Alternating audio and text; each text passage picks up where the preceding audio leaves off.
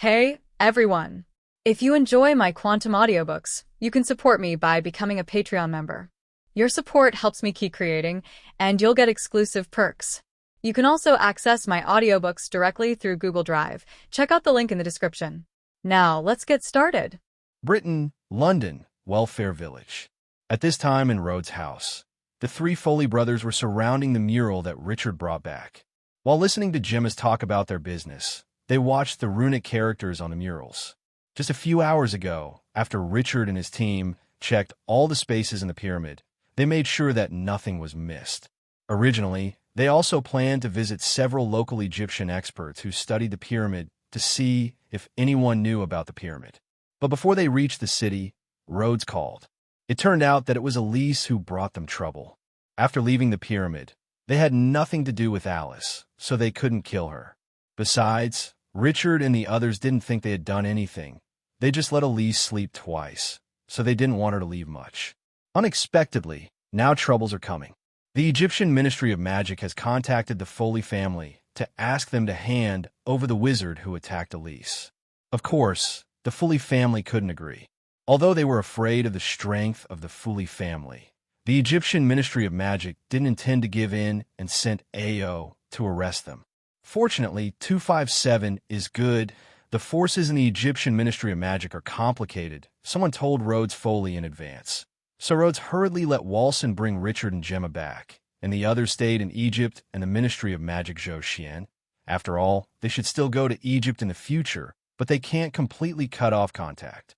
After listening to Gemma's explanation of this trip to Egypt, before the three Foley brothers had time to say anything, Richard said directly to Rhodes, "Chief Rhodes, there are some things I want to talk to you about." On the way back, Richard thought about it carefully.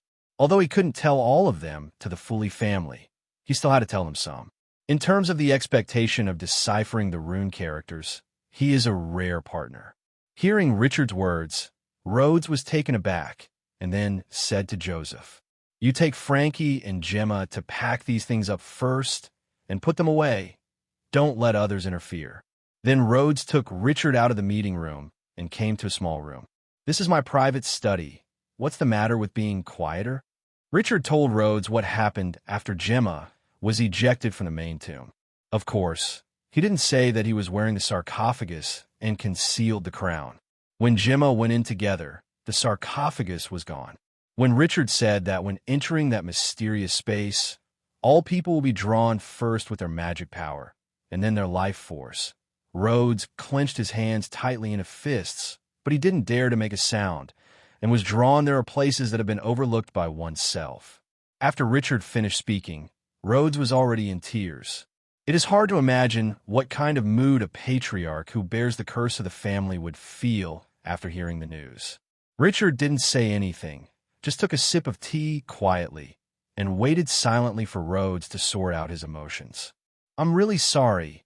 At such an age, you still make such a gesture. It makes you digest it." Without making Richard wait for a long time, Rhodes quickly recuperated himself, and then said to Richard, "Thank you so much this time. Without you, we might die without knowing these things." Rhodes stood up and bowed deeply to G. Richard didn't stop Rhodes either. After all this time, he really helped the Foley family a lot. "Chief Rhodes, I wonder if you know the magic of Horcruxes." "Horcrux? Is that the evil spell invented by High Herbois?" Rhodes was not surprised when he heard Richard's words. After all, Richard also said just now that High Herbois also went to the pyramid and escaped. "That's right, it's the curse.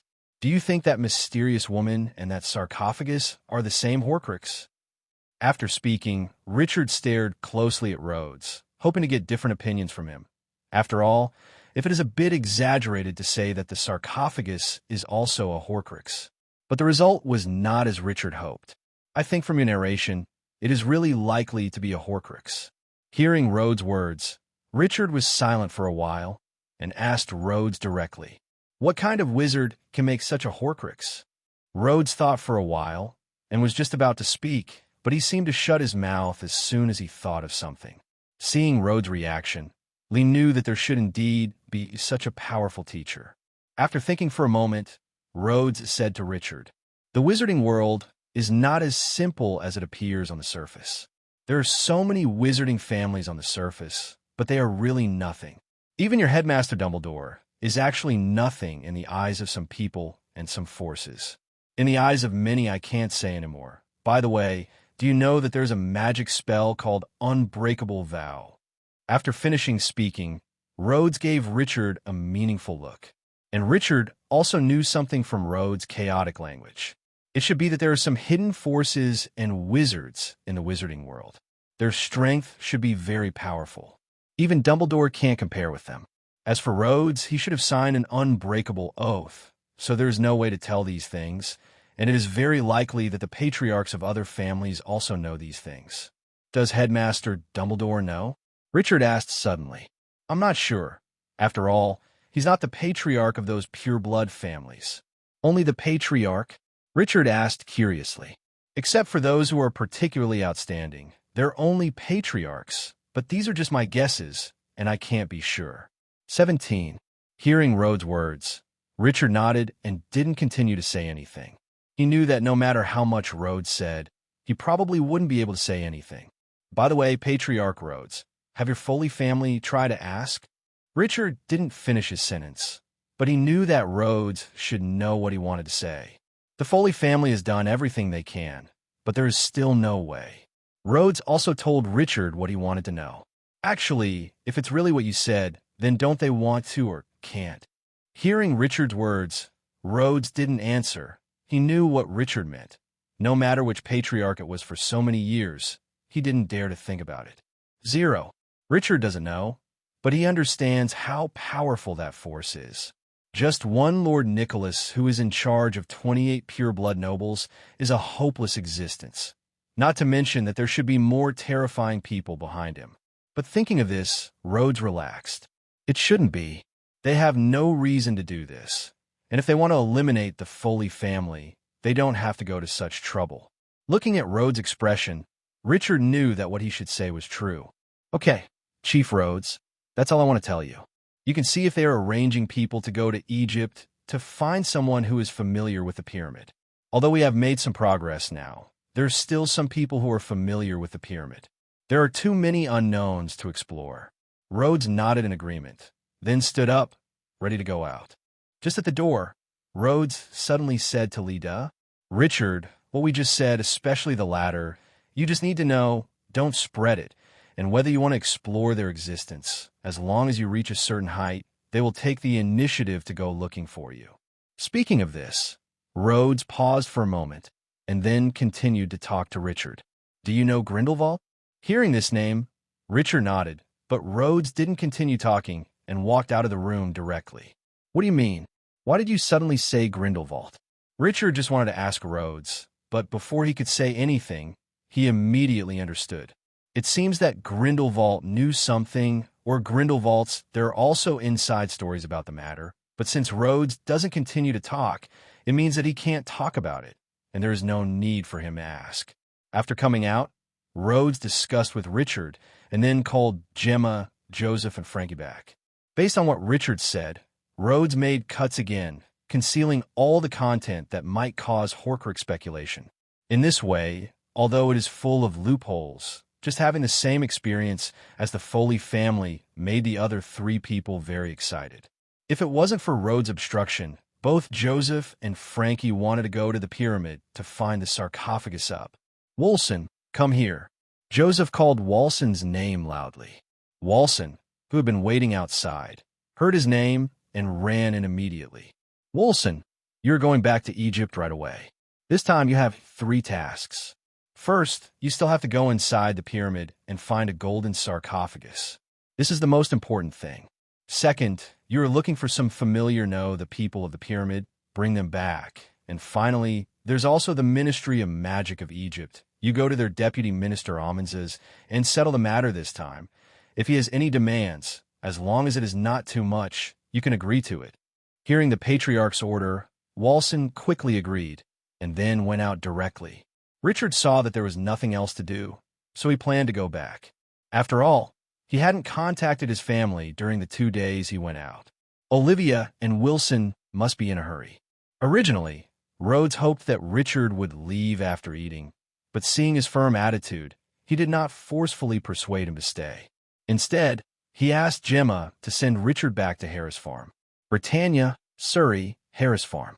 After a crackling sound, two figures appeared about 3 kilometers away from the racecourse. Sorry, I'm not very proficient in the appearance of followers, and I haven't mastered it well, Gemma said with a red face. No, elder sister, you should have said it earlier, and it would be fine to let Thatcher send me back earlier.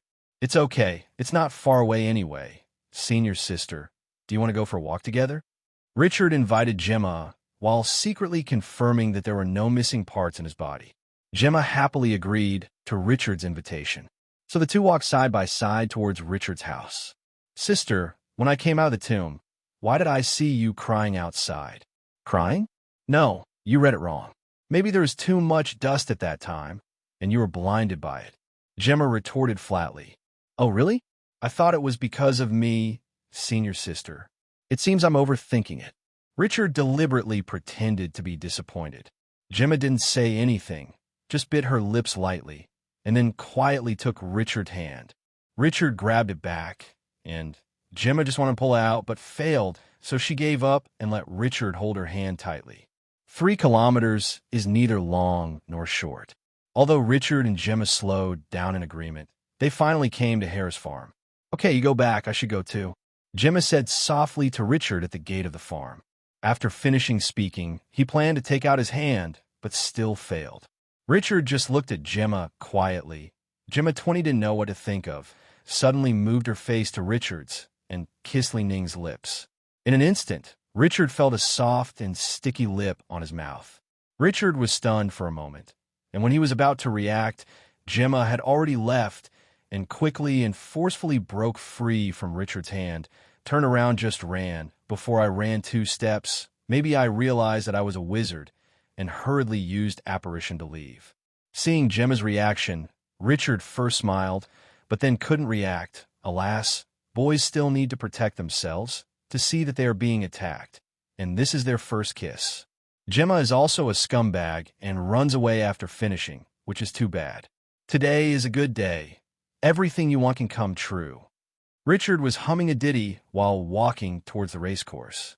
It was about 3 o'clock in the afternoon. Olivia should still be sleeping with Ariana, so he decided to go to the racecourse to see Wilson first.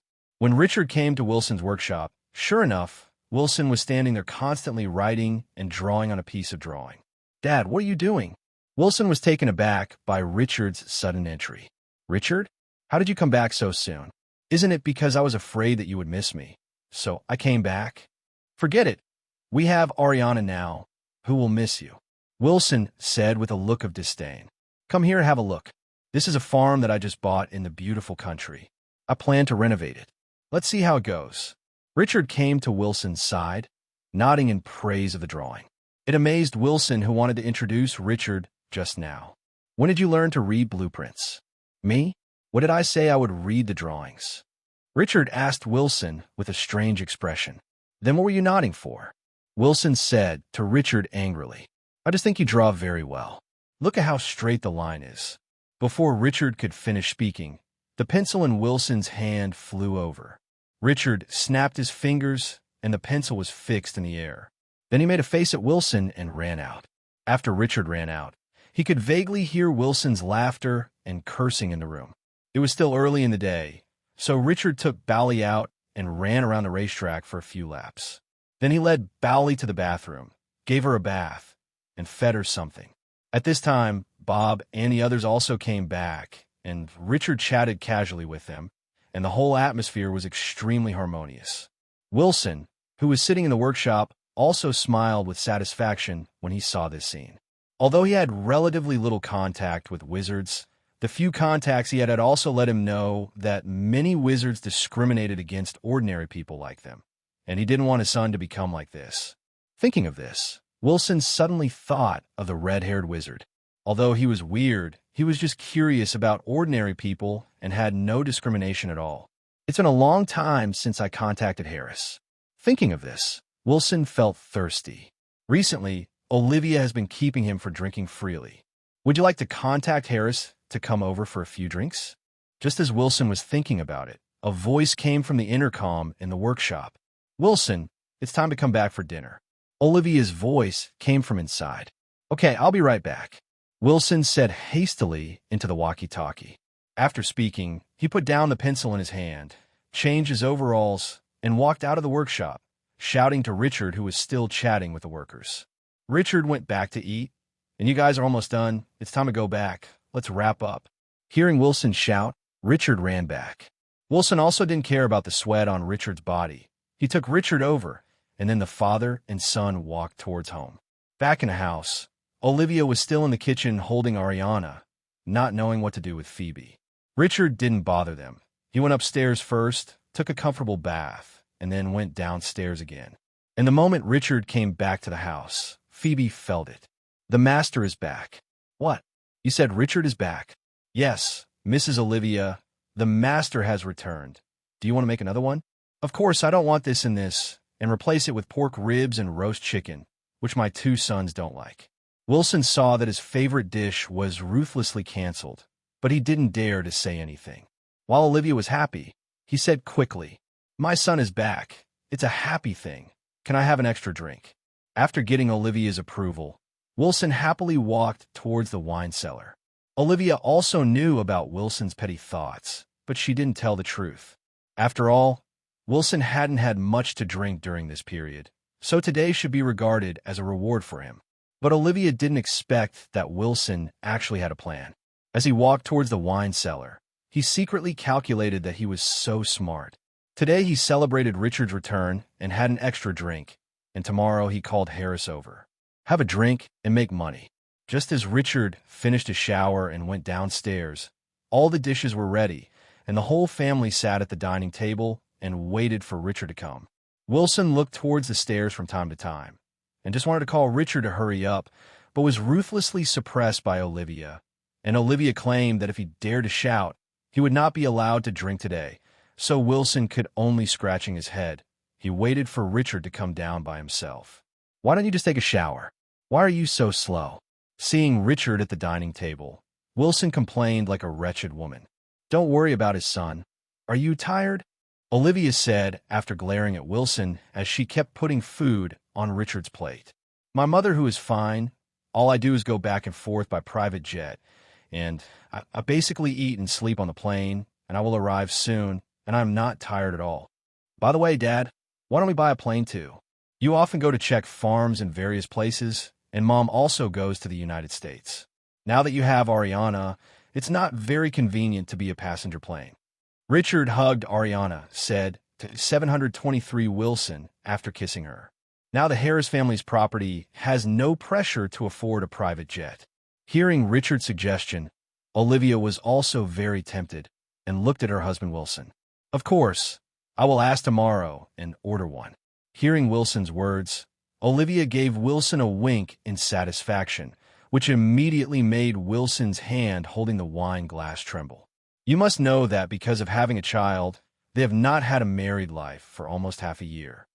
Seeing the signal from Olivia at this time, Wilson's heart immediately warmed up, and he stopped drinking for fear of affecting his state. After dinner, Richard watched TV with Olivia for a while and was chased away by the distraught Wilson. Richard is no longer a child. He knew what Wilson meant, and he didn't bother Olivia and ran back to his room in a dizzy manner. In the bedroom, after thinking for a while, Richard came to the desk and carefully recalled all kinds of earthy love stories circulated on the internet in his previous life, such as the rumor that I like you recently. I want to clarify that it is not a rumor. Don't let I see you, or I like you once I see you, and so on. Richard integrated them to form a masterpiece. Even the author Richard dared not read it a second time. Then I copied the letter into 2 copies and still muttered the words there. It is necessary to ensure that the rain and dew are evenly covered, and it cannot be biased. Thinking of the rain and dew, Richard pondered for a moment. Is he a bit scumbag? How can he be like this? After careful consideration, Richard made another copy. One for Hermione, one for Gemma, and one for Penello. That's right, Richard called Phoebe over contentedly and asked him to send it according to the name on the envelope, and it must not be sent by mistake. After finishing, Richard went to sleep contentedly. The holiday life is always so pleasant. Richard lives from 11 to 11 every day, a muddle-headed life. Well, I just get up at 11 o'clock every day, and then I don't go to bed until 11 o'clock in the evening. As for the early exercise, because the effect is not very obvious, he was ruthlessly abandoned by him. It is more appropriate to extract it from magical animals, and the effect is more significant, but the chance is smaller. It was a day in the first week of August when Richard was playing with little Ariana in the living room after dinner. Suddenly, there was a sound of thunder and explosions coming in from outside. Richard ignored Ariana's babbling dissatisfaction and handed her back to Olivia. He walked out of the room with Phoebe, who had teleported over. "Oh, I'm so sorry, Richard, for coming here without telling you." Dumbledore's voice came over. "Professor Dumbledore, are you here for dinner so late?" "I'm sorry, we just had dinner. How about some leftovers for you?" While teasing, Richard came to Dumbledore's side and hugged him. "What a bad boy. Can't you just watch your poor professor do it all over again at his age?"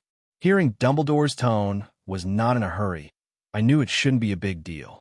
Sure enough, Dumbledore then said to Richard in a playful tone, "Harry, he accidentally blew his aunt into the sky at home. I hope you can go and see him." "I'm not his nanny. Why run away from home? Won't it be fine in 2 days? It's such a late day. Richard doesn't want to wander around and suck babies at home. Isn't he good? Oh, by the way, Richard, you may not know that Sirius Black has escaped from prison, and there is evidence that he came after Harry.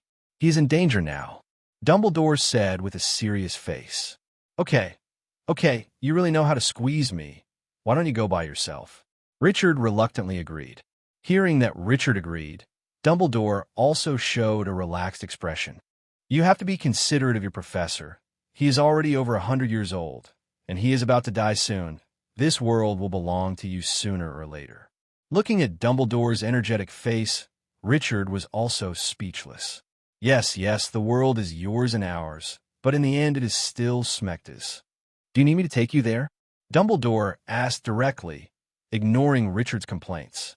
"Wait a minute, I'll go back and tell you. Do you want to come in?" Richard walked into the room.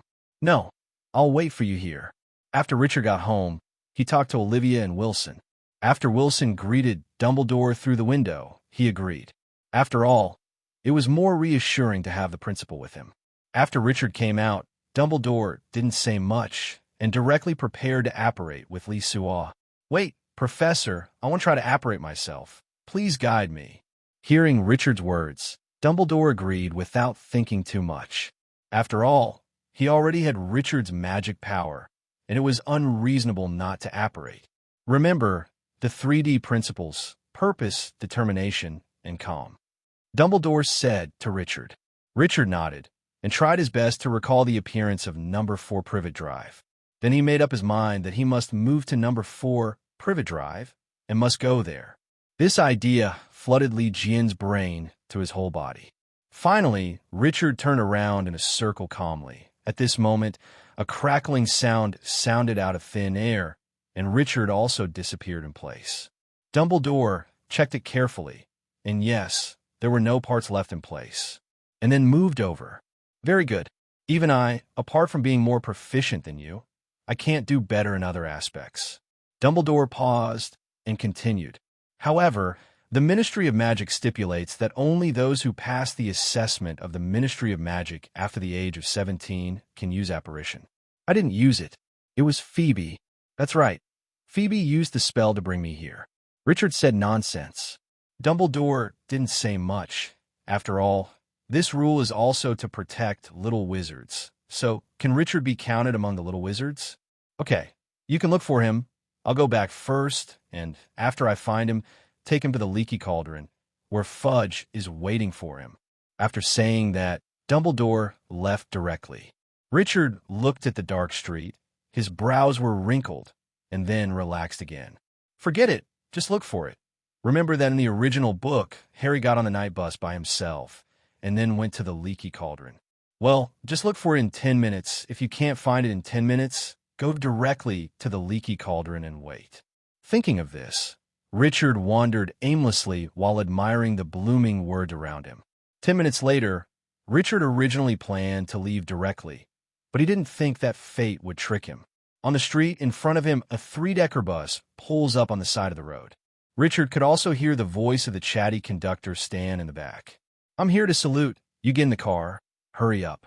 "Harry," Richard called to the thin, bespectacled wizard. When Harry heard someone calling him, he quickly turned his head and looked over. "Richard." Seeing that it was Richard, Harry immediately ran over. "Why are you here?" "I said, can you come up and chat? If you stop here, you'll be seen by muggles," Stan said to the two. Richard pulled Harry onto the bus. All the seats on the first floor have been removed, and several beds have been replaced. Urged by Stan, Richard and Harry walked straight inside and sat down on two empty bunks. "Where are you going?" "The Leaky Cauldron, 11 silver sickles, no chocolate." Richard took out a gold galleon plus 5 silver sickles. "How do you know?" "No, I seem to have seen you." "Yes, last year, you were the last passenger who took the night bus during the day. Right, Ern? Do you remember?" Stan turned to the old driver and said, "I think we should go." Richard said to Stan, pointing to the lights in a nearby house. That's right, that's right. If you're seen again, you will be fined. Do you hear me? Ern, London, the Leaky Cauldron." As soon as Stan's voice fell, the bus rushed out like a rocket. Richard and Harry sat on their respective beds and chatted. "It's over this time. I'm definitely going to be fired," Harry said to Richard in frustration. "Why? Is it because you blow up your aunt?" "I used magic outside of school. By the way, how did you know?" Harry looked at Richard in surprise. "It was Dumbledore who told me that he specifically found me and asked me to come and watch you." "What?" "The principal also knows. He must have asked you to watch me so that I don't cause trouble anymore, right?" "What are you thinking?" "Of course not. The main reason is that a Death Eater escaped from Azkaban. They all agreed that the Death Eater escaped for you." At this moment, Stan seemed to have heard something, walked over, took a copy of Daily Prophet, and said to the two of them, "Death Eaters? Are you talking about this serious?" Seeing Stan approaching, Harry quickly brushed his hair back, trying to cover the scar on his forehead with his bangs. There were enough things to do this night, and he didn't want to be visited like an animal in a zoo. Harry looked at the newspaper in Stan's hand. There was a big picture on the front page of a man with a sunken face and long, tangled hair. He blinked slowly at Harry. He looked familiar. "That man. The Muggle papers also featured him," Harry said. "Of course, this is Sirius Black." Seeing Harry staring at the newspaper in his hand, Stan simply tore off the first page and threw it to Harry. While Harry was carefully watching the relevant reports, Stan kept staring at the two of them and said suddenly, "I know you." Harry was taken aback immediately, and when he hurriedly refuted, he didn't expect Stan to say it to Richard. "You are Richard Harris, the most recent recipient of the Order of Merlin Second-Class Medal. Ern, look at our car today. There's a big man here." Ern, the old driver in front, turned his head when he heard the words. At this moment, an elderly woman staggered towards the middle of the road by Danaw. Richard quickly and firmly grasped the armrest beside the bed, and then said to Harry, "You had better." Before Richard could finish speaking, the bus stopped instantly, and the huge inertia caused Harry to fly onto the windshield unexpectedly. "Hold up." Richard slowly said the remaining 2 words. "What did you just say?" Harry limped back to Richard's side. Richard saw that Harry still had some scrapes from just getting in the car and a hole in his trousers. First a healing charm, then a restoration charm flew at Harry. "It's nothing, just sit down, I'm going to drive again soon." Hearing Richard's words, Harry quickly sat down, firmly grasped the armrest, and continued to pick up the newspaper and read it. Soon, Harry finished reading Sirius' report, then swallowed dryly, and said to Richard, "You said this person came after me?" "That's right. They say that Sirius is Voldemort's most loyal subordinate, and you're the one who stopped Voldemort, and now he escaped from prison, and most likely he is targeting you." Oh my God! Harry felt like it wasn't such a bad thing to get caught using magic outside of school. At least there were worse things waiting for him, a super murderer. Soon, the night bus stopped at the door of the Leaky Cauldron. Richard used the levitation charm to control Harry's suitcase and walked under the car. "There you are, Harry." A voice sounded from the side. "Richard? You're here too. Did Albus send you?" "Good evening, Minister Fudge. Yes, Headmaster Dumbledore was worried about Harry being alone and let me go, Richard said to Fudge. At this moment, before Harry could turn around, he felt a hand on his shoulder. Meanwhile, Stan yelled, "Oops! Ern, come and see! Come and see! I knew it all along! Ern, he's Harry Potter! I can see his scars!" Fudge ignored Stan and the others, but increased the pressure on Harry's shoulders and pushed Harry into the broken axe. A hunched figure with a lantern in his hand emerged from the doorway behind the bar. "This is Tom, the wrinkled, toothless boss." "You found him, Minister," said Tom. "Yes, Tom. Is the room ready?" "Of course it's ready. It's room 11 on the second floor." Tom said to Fudge, "Good evening, Richard. I didn't expect you to come with Harry." "Good evening, Mr. Tom, as it happens." "Okay, don't talk about it yet. Let's go up first. I have something to talk to Harry about. Richard, do you want to come together?" Originally, Richard didn't really want to go, but Harry kept looking at him with pitiful eyes, so Ji-ing had no choice but to follow them. Under Tom's guidance, the three of them came to the second floor and walked into a room that had been prepared a long time ago. Tom flicked his fingers, and a fire was lit in the fireplace, and then he left directly. Fudge was a little dissatisfied with this. He felt that Tom didn't respect him enough, but after thinking about it, Tom was the patriarch of the 28 pure-blooded aristocratic Abbott family, and their family had controlled the Leaky Cauldron, the entrance to London's wizarding world for hundreds of years. He didn't dare to offend Tom. "You all sit down, Richard. You wait a moment. I have a word with Harry," Fudge said while pointing to the chair by the fire. Richard nodded indifferently, then took a small sip of the black tea he had prepared earlier. It was a bit cold. Richard snapped his fingers directly at the teacup and took a sip. It was not bad. Harry sat by the fire, watching Richard's behavior, a little worried. After all, this is not Hogwarts. They can't use spells, but for some reason Minister Fudge didn't say anything as if he didn't see it. Doesn't this minister know that Richard used a spell? Fudge took off his pinstripe robes, threw them aside, then hastily pulled up the trousers of his dark green suit and sat down across from Harry. "I'm Cornelius Fudge, Harry, Minister for Magic." "Okay, Harry," said Fudge, pouring out the tea. "I'm not afraid, you know. You've got us in a panic. Running out of your aunt and uncles like that. I thought. But you're okay. That's all that matters." Fudge toasted himself, buttered the pie, and pushed the plate towards Harry. "Eat some. Harry, you look lifeless. Richard, would you like it?" Seeing Richard shake his head, Minister Fudge continued. "What you want to know most now is how we solved the unfortunate incident of Miss Maggie being inflated.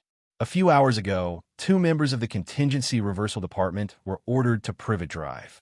Miss Maggie recovered. Her memory has also been adjusted.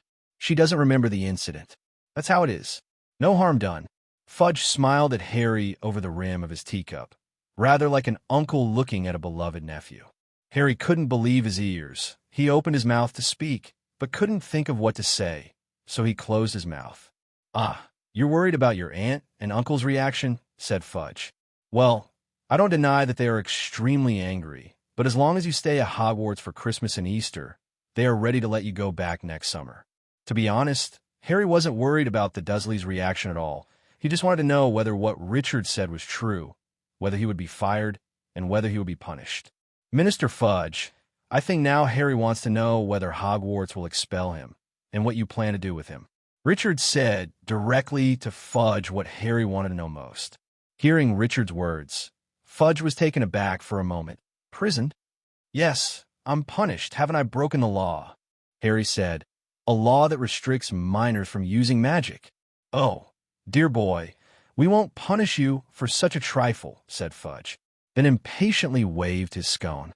"That was an accident. We don't send people to Azkaban just to blow up their aunt. But last year, I got a formal warning just because my uncle's goblins spoiled the pudding." Harry frowned and said, "The Ministry of Magic said that if I perform any more magic there, I will be expelled from Hogwarts." Hearing Harry's words, Fudge was instantly embarrassed. "Circumstances change, Harry, in the present situation. What we have to consider is, surely you don't want to be fired." I don't know why Fudge stuttered. "Of course not," Harry said. "Then that's fine. Well, don't dare so much. Now you live here first, and you can go directly to Hogwarts when school starts. Fudge said impatiently. Okay, let's do this first. You have a good rest? Can Richard come out and have a chat? Hearing Fudge's words, Richard, Caffch, shrugged helplessly. What a trouble. Richard followed Fudge to the first floor of the leaky cauldron. Tom, give us a private room. After speaking, Tom took out a lantern and winked at the two of them. Fudge and Richard followed Tom's lantern down the narrow passage, and they entered a small booth. Tom still snapped his fingers, and the fire in the fireplace lit up. Minister, would you like something to drink, Richard? Both of them refused. After all, they had already had a drink upstairs. Seeing that neither of them planned to drink anything, Tom left the box and closed the door behind him. Minister Fudge, I don't know what you want from me. Richard, it's just the two of us now, and I won't play around with you anymore. Do you know why Harry wasn't punished this time? Isn't it because of Sirius Black? Because he escaped, and this is the first time in years that someone has escaped from Azkaban. It must have affected you, and everyone knows that Black will definitely go to Harry. If Harry Potter, the Savior, encounters any problems, I am afraid that you, the Minister of Magic, will be even more unstable, and I heard that Barty Crouch, the director of the Department of International Magical Cooperation, seems to want to run for the Minister of Magic. You know the Crouch family is a 28 pure blood family. You are under a lot of pressure right now. 17. Dumbledore told you? At this moment, Fudge looked rather ugly, and he held his hands tightly.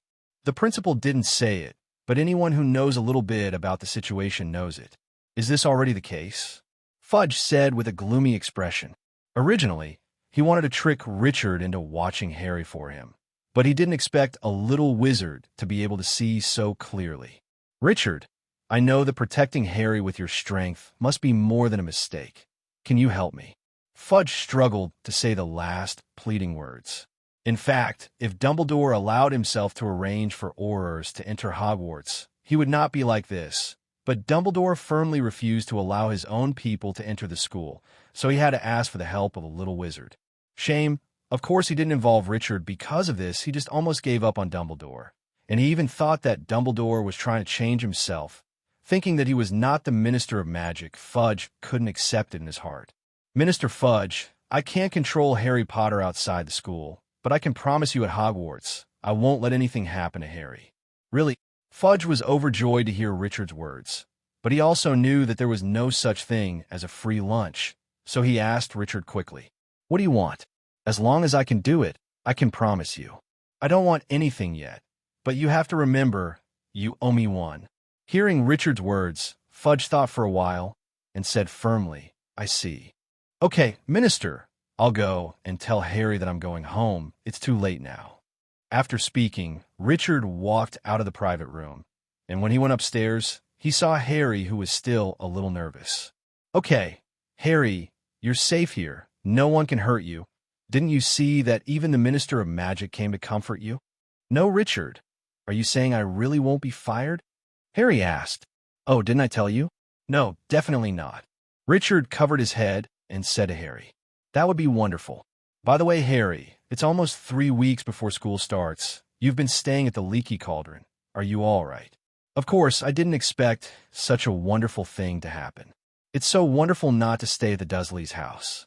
Seeing the smirk on Harry's face, Richard didn't want to say anything more and said goodbye to Harry directly and went home directly using apparition.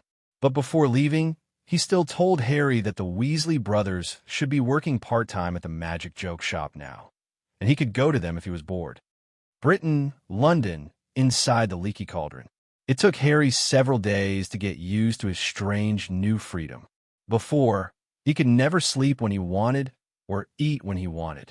Now he could even go anywhere he wanted, as long as it was inside Diagon Alley, the long cobbled street lined with the most fascinating magic shops in the world.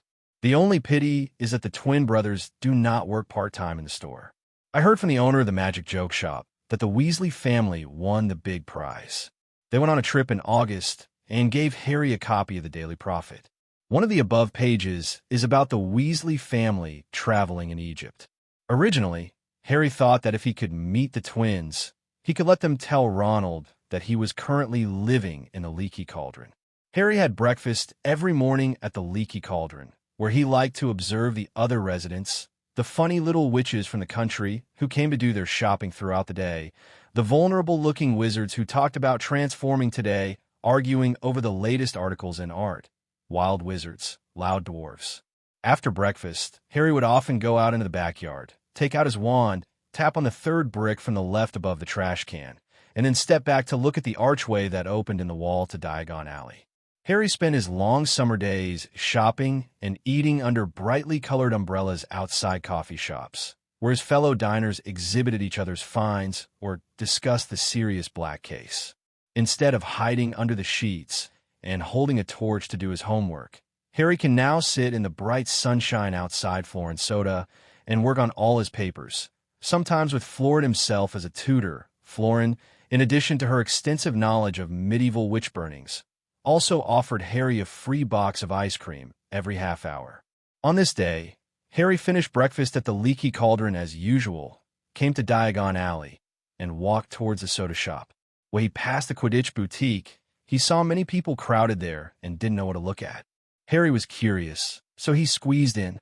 He asked among the excited witches and wizards, until he saw on a newly erected podium a broom, the most astonishingly beautiful broom he had ever seen in his life. Ireland International just ordered 7 of these beautiful brooms. The owner told everyone, "This product is the darling of the World Cup." Wait until a tall witch in front of Harry walks away, so he can read the instructions next to the broom. Broomsticks, such as the Firebolt, represent the highest level of craftsmanship at present.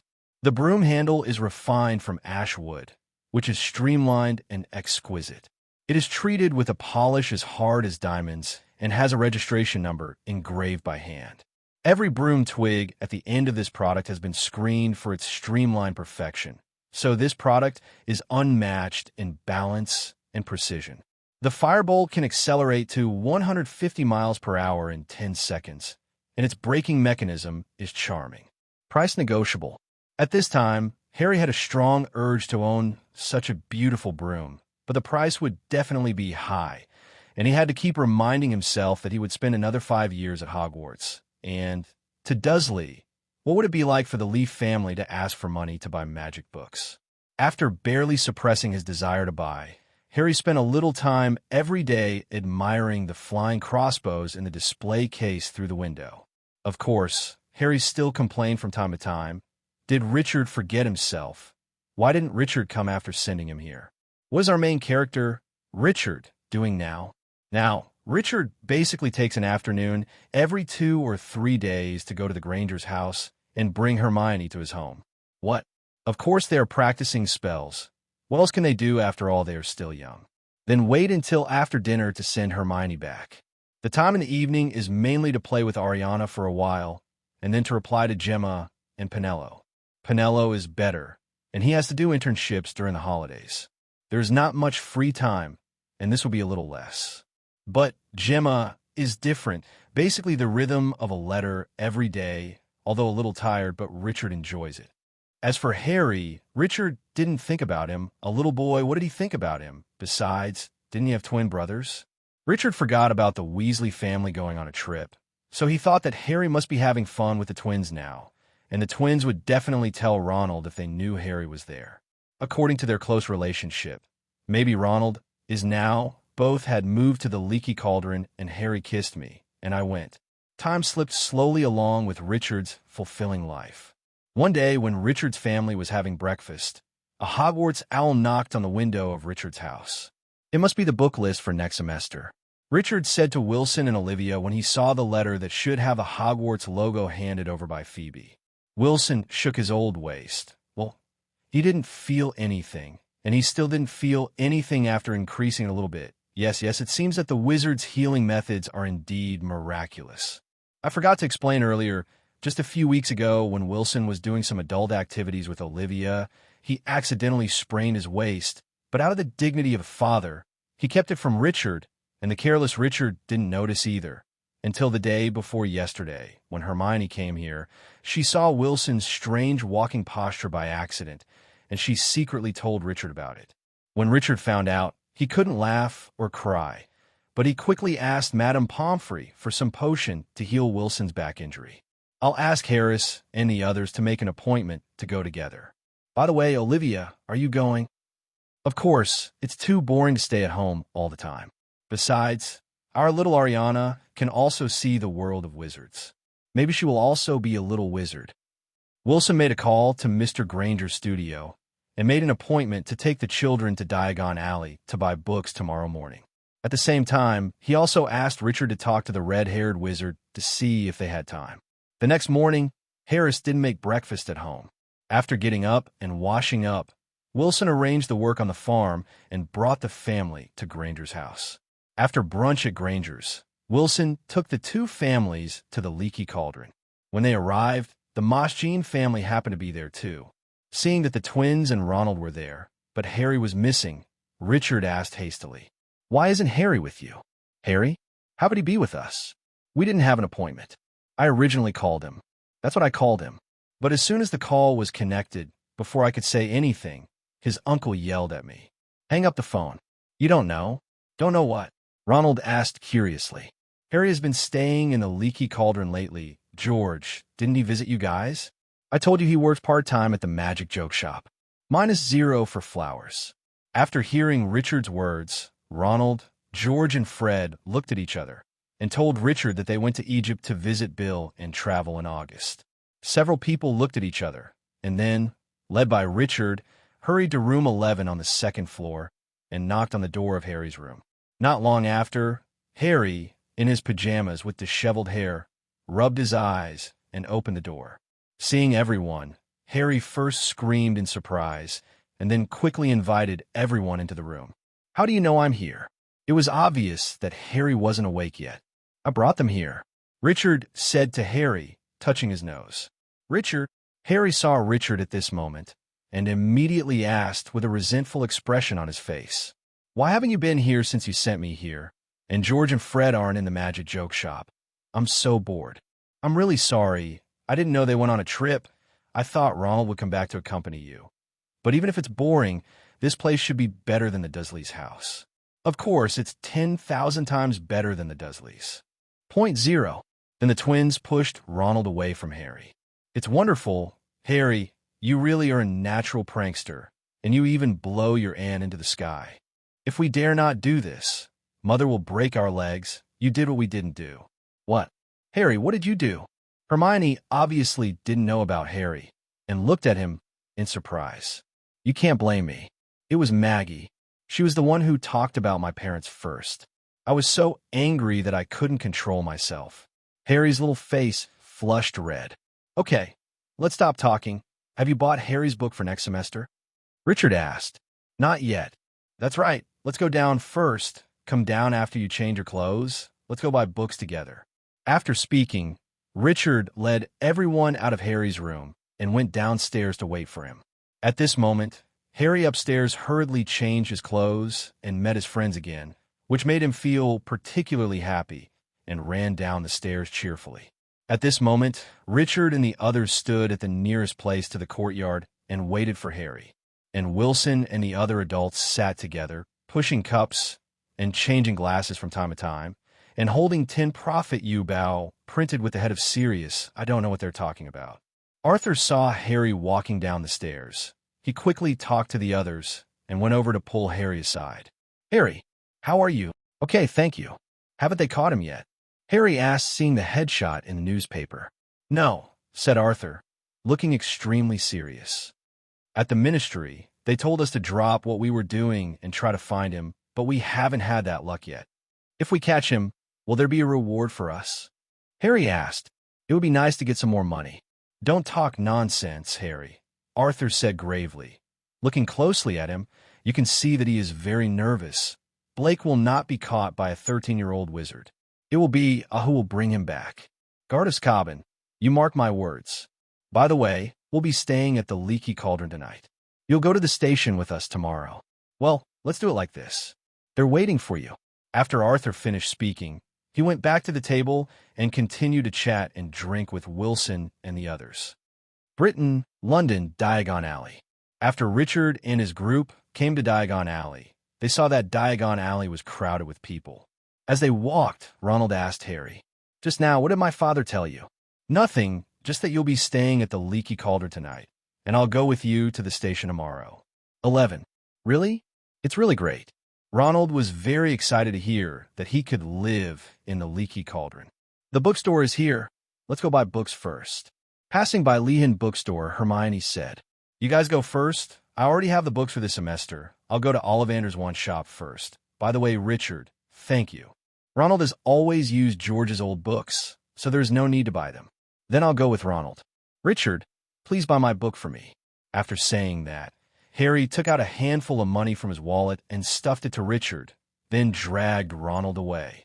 Richard and Hermione turned around and walked towards the bookstore. When they reached the door of the bookstore, they looked at the window of the bookstore and felt startled. Is a battle about to begin? None expected the Heart Inquiry Sword to be so domineeringly direct, allowing no room for negotiation.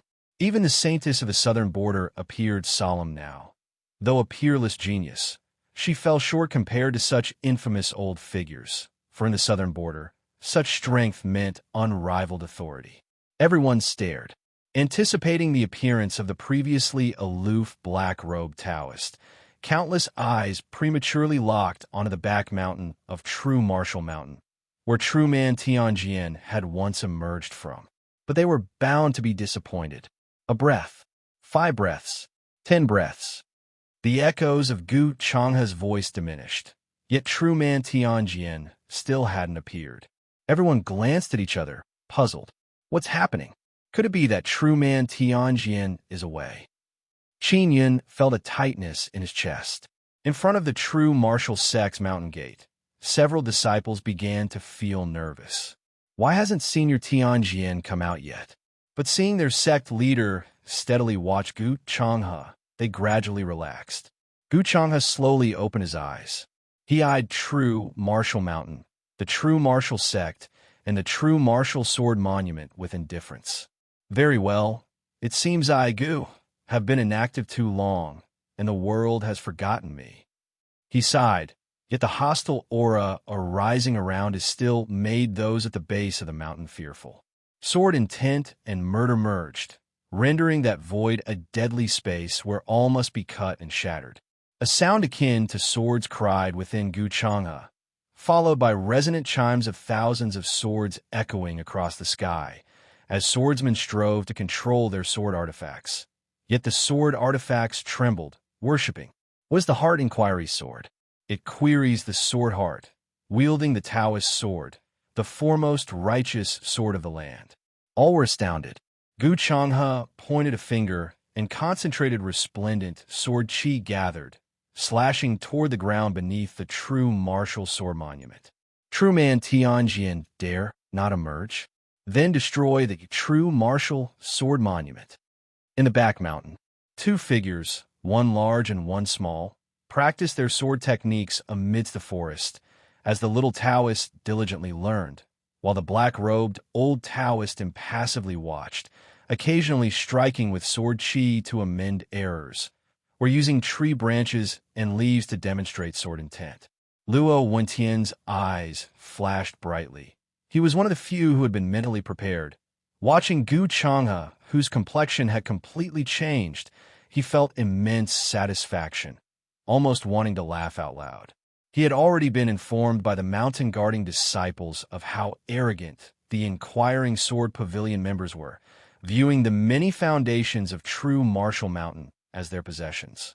Gu Changhe's white hair fluttered wildly, holding nothing back, Heart Inquiry Sword intent activating 10,000 swords. The power of heaven and earth swept in, turning into mighty sword chi, each capable of splitting mountains and severing rivers. He shouted angrily, some skills, but wanting old me to retreat before lifeless objects, impossible. He was extremely furious, feeling insulted. True Man Tianjin disdained to show up, which was looking down on him. Since that was the case, he had to make him pay a heavy price. Gu Changhe gazed at the people of True Martial Sect. A monstrous killing intent rose for the first time. Only blood could wash away the shame he suffered. Sword chi densely manifested around Gu Changhe. making him look like an immortal of sword. His might was incredibly frightening. The sword chi aimed at the entire true martial sect, rushing downward, making everyone's scalp tingle at the foot of the mountain. But Luo Wentian stood unafraid in front of the sword chi. He believed in Ning Chi. Everyone vaguely heard a cold snort.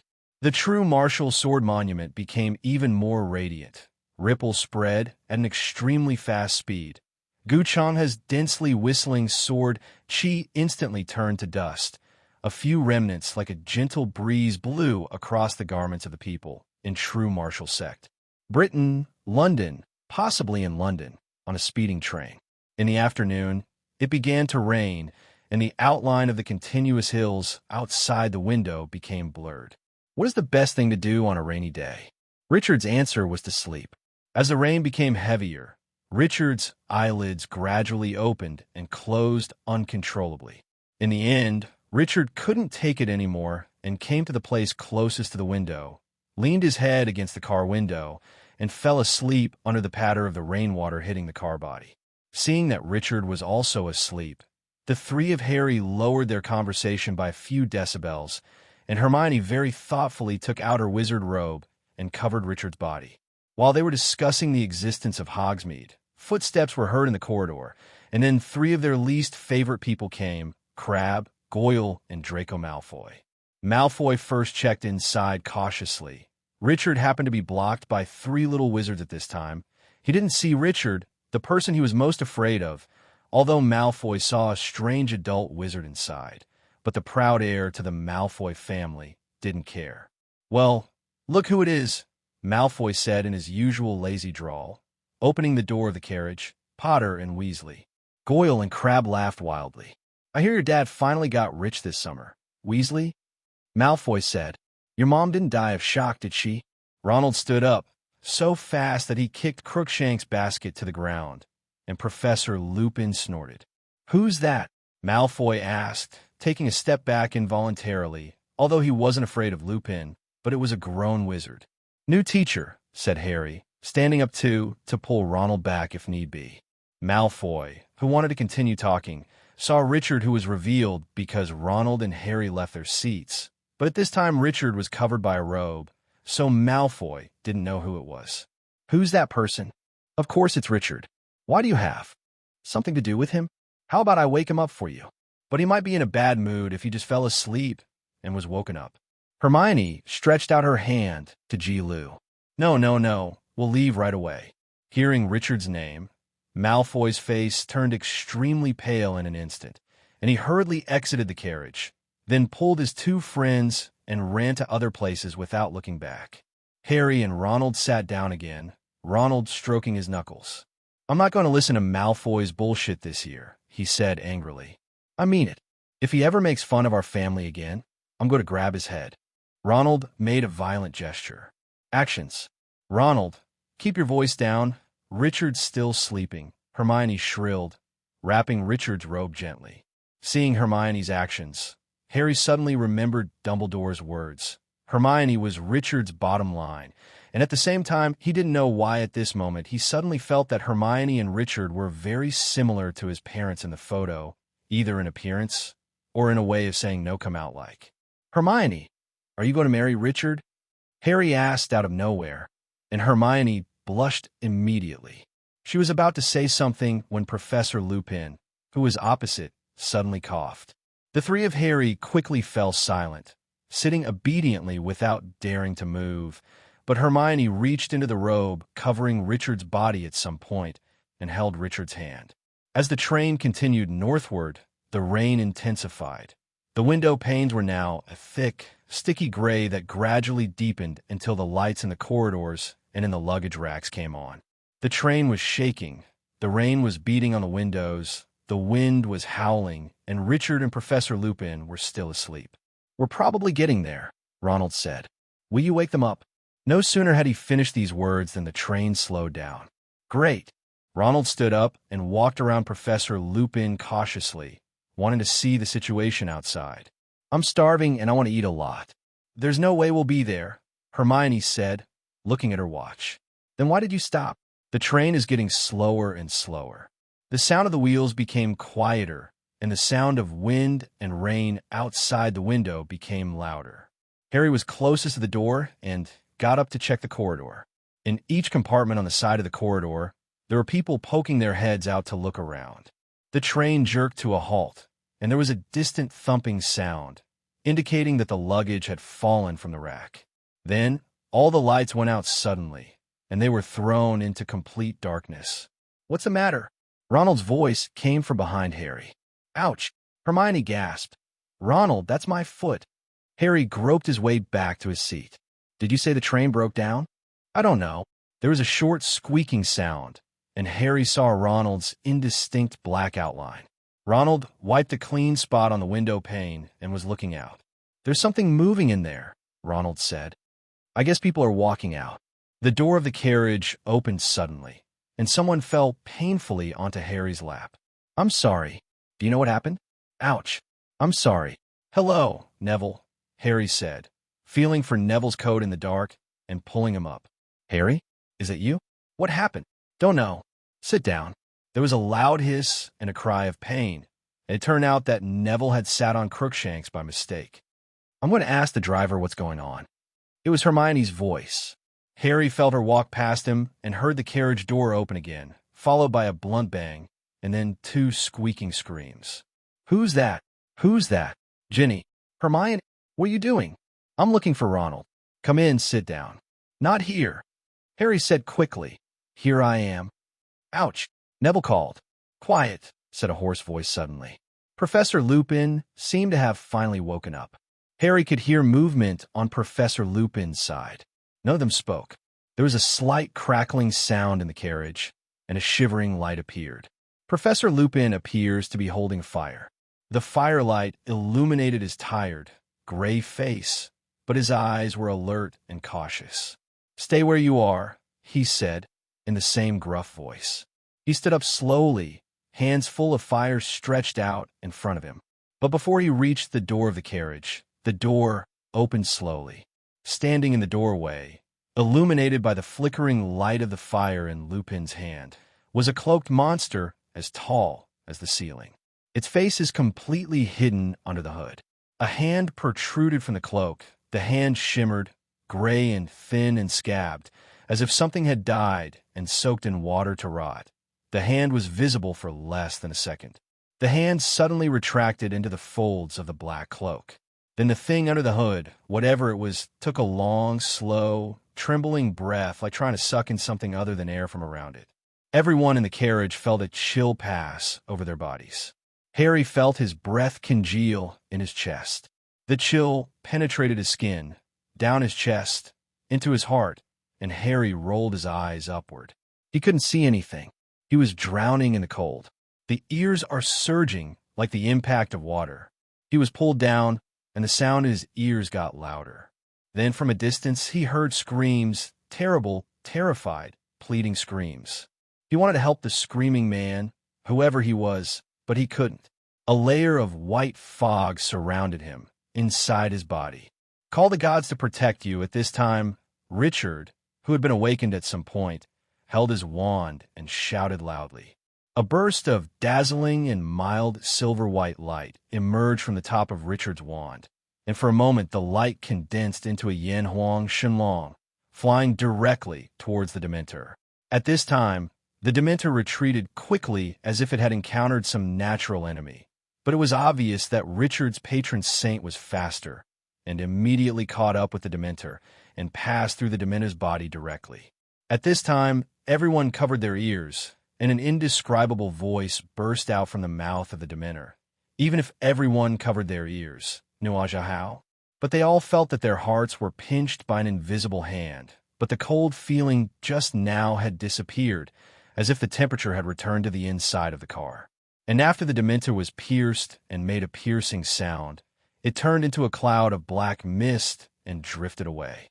"Wonderful Patronus charm. You are a little wizard in several grades." Lupin's voice sounded from his side. "Hi, Professor Lupin. I'm Richard Harris from Ravenclaw's 3rd year." Hearing Richard's words, Lupin didn't want to talk anymore. The level of the 3rd grade is higher than his own, so why should he teach by himself? but the name Richard is a bit familiar.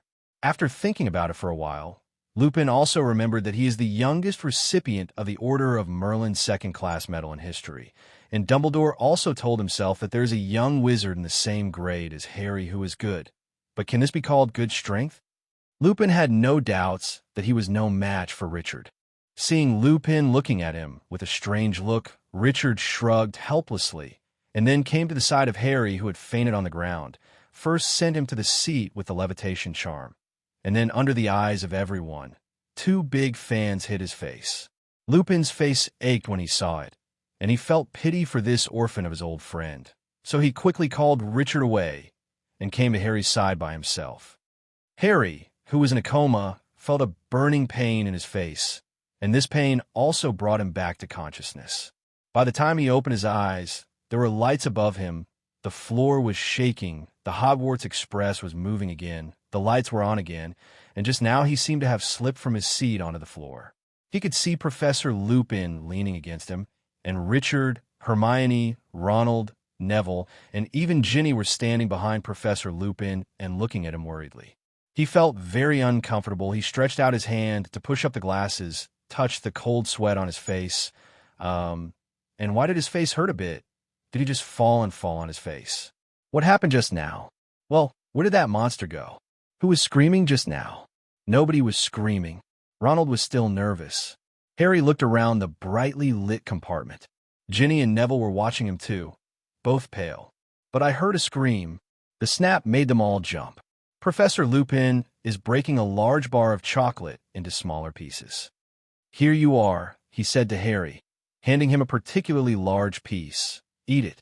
It's good for you. Harry took the chocolate but didn't eat it. What was that just now? Asked Lupin. A Dementor, he said, handing out chocolates to everyone. A Dementor from Azkaban. Everyone stared at him. Professor Lupin crumpled up the empty chocolate wrapper and put it in his pocket. Eat it, he said again. It's good to eat.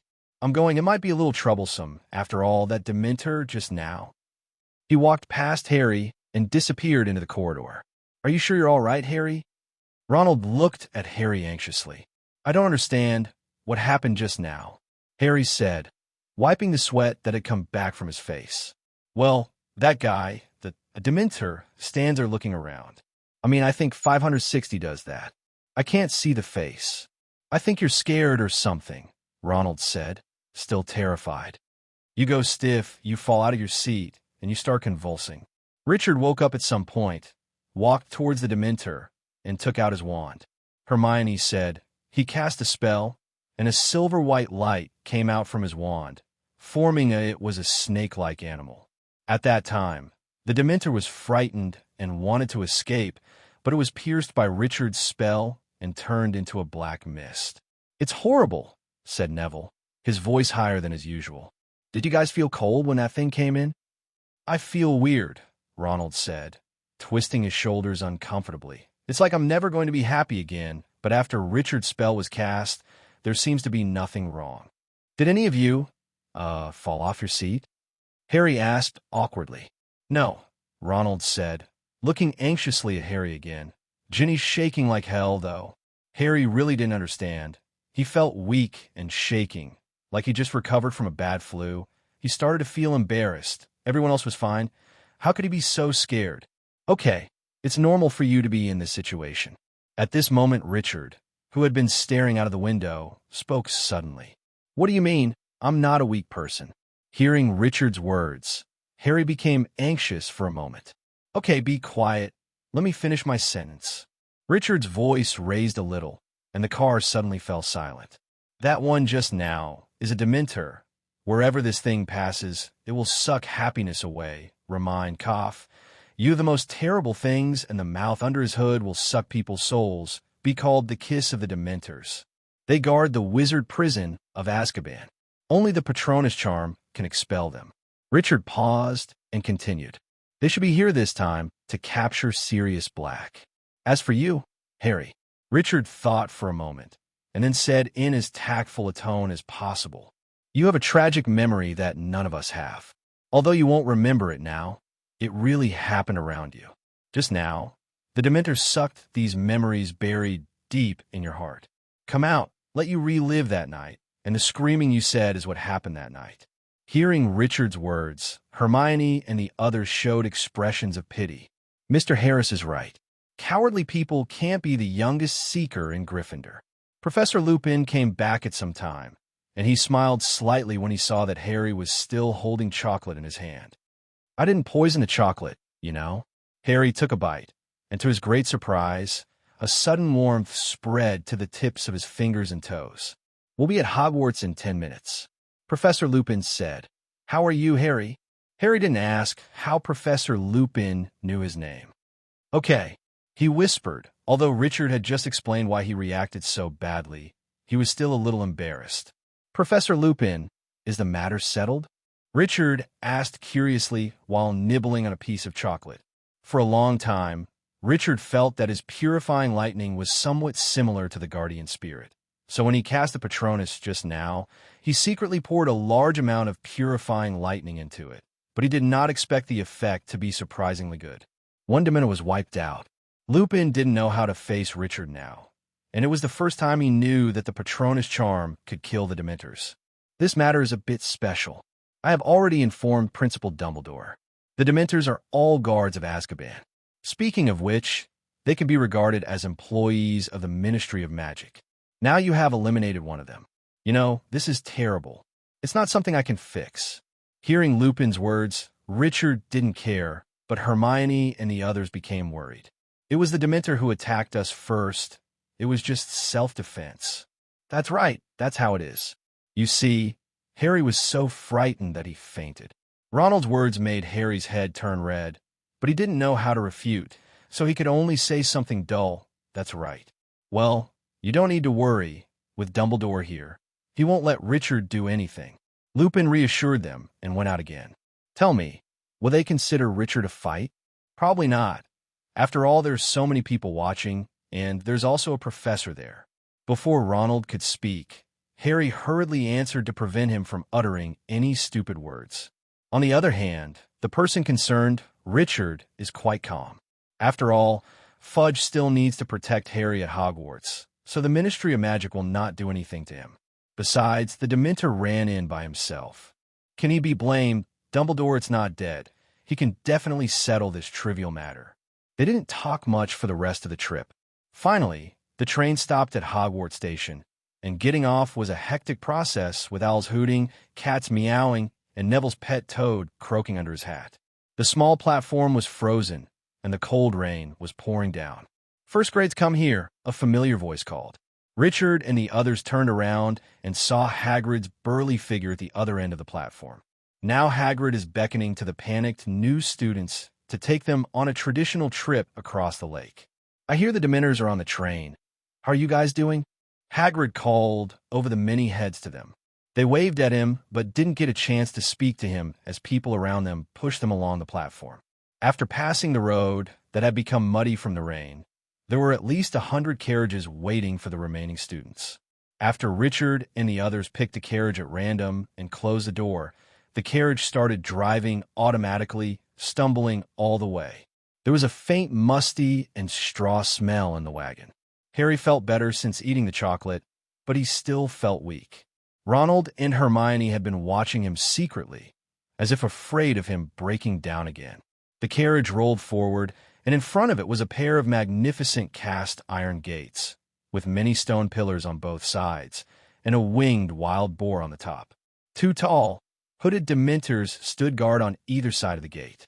Instantly Harry felt as if another wave of cold was hitting him, and he shrank back into the bumpy seat, closing his eyes until they walked through the door. The carriage picked up speed on the long, sloping drive until it reached the castle. Hermione leaned out the window, watching the turrets and turrets approaching them. Finally, the carriage wobbled to a stop and Ronald got out. When Harry got out of the car, a drawn-out, slow voice rang in his ears. "You passed out, Potter?" Was Longbottom telling the truth? "Did you really pass out?" Malfoy blocked Harry's path through the stone steps into the castle, his face smug. The pale eyes gleamed maliciously. "Go away, Malfoy," Ronald said through gritted teeth. "Did you pass out too, Weasley?" Malfoy called out. "That creepy old guy scares you too, Weasley?" "What's the matter?" asked a gentle voice. Professor Lupin just got out of the carriage behind him. Malfoy gave Professor Lupin a haughty look, seeing both the patch on Professor Lupin's robes and the tattered box. There was a hint of sarcasm in his voice. "Oh no, Professor." Then he smirked at Crabbe and Goyle, at which point Richard dismounted from his horse. Malfoy stopped quickly and even bit his own tongue because he stopped so suddenly. "Why don't you keep laughing?" Richard said to Malfoy blankly. He faltered and covered his mouth and dared not answer. "If it's okay, just get out of the way and don't block the way of others." Hearing Richard's words, Malfoy ran to the auditorium with two little followers. Britain, Hogwarts School of Witchcraft and Wizardry Great Hall. Richard and they went up the stone steps, past the huge oak door, and into the deep vestibule, brightly lit by torches. In the hall there is a magnificent marble staircase leading upstairs. The door on the right leading to the auditorium was open, and several people followed the crowd towards the hall when they heard a voice shouting, "Potter! Granger! I want to see you too." Harry and Hermione turned around, surprised. Professor McGonagall, head of Gryffindor House, was greeting them across the crowd. She was a stern-looking witch with hair pulled back in a tight bun, square glasses over sharp eyes. Harry squeezed in front of her, feeling that something was about to happen. Professor McGonagall always made him feel like he was doing something wrong. "Don't be so sad. I just want to talk to you in the office," she told them. After Richard bid farewell to the two, he went directly to his college's dining table, leaving Ronald alone in a daze, not knowing what to do. When Richard came to Ravenclaw's table and sat down, there was a burst of fragrance, and Penelope sat beside Richard. "Are you okay just now?" Penelope asked Richard. "Me? Sister, you should worry about those Dementors." "Yes, Richard is the best." Then Penelope glanced at Richard charmingly. Just this one look made Richard's heart itch. At this moment, Professor Flitwick's voice came from the professor's chair. "Because Professor McGonagall has something to do, I will preside over the sorting ceremony this year."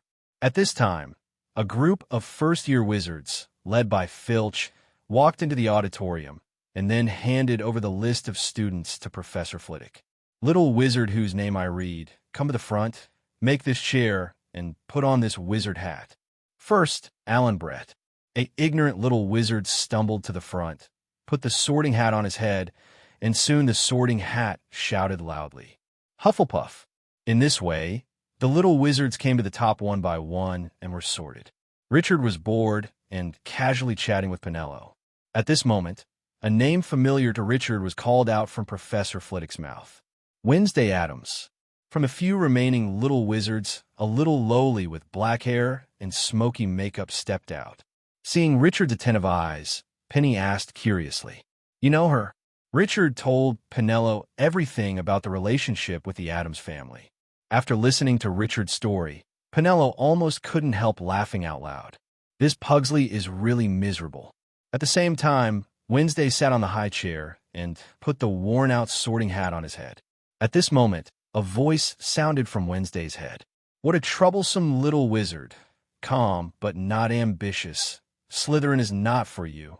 Brave and stubborn, but not adventurous, and neither is Gryffindor." "Well, how about Ravenclaw?" "Ravenclaw? Isn't this the academy where the sinister Richard is?" "No, don't Ravenclaw. You can go anywhere."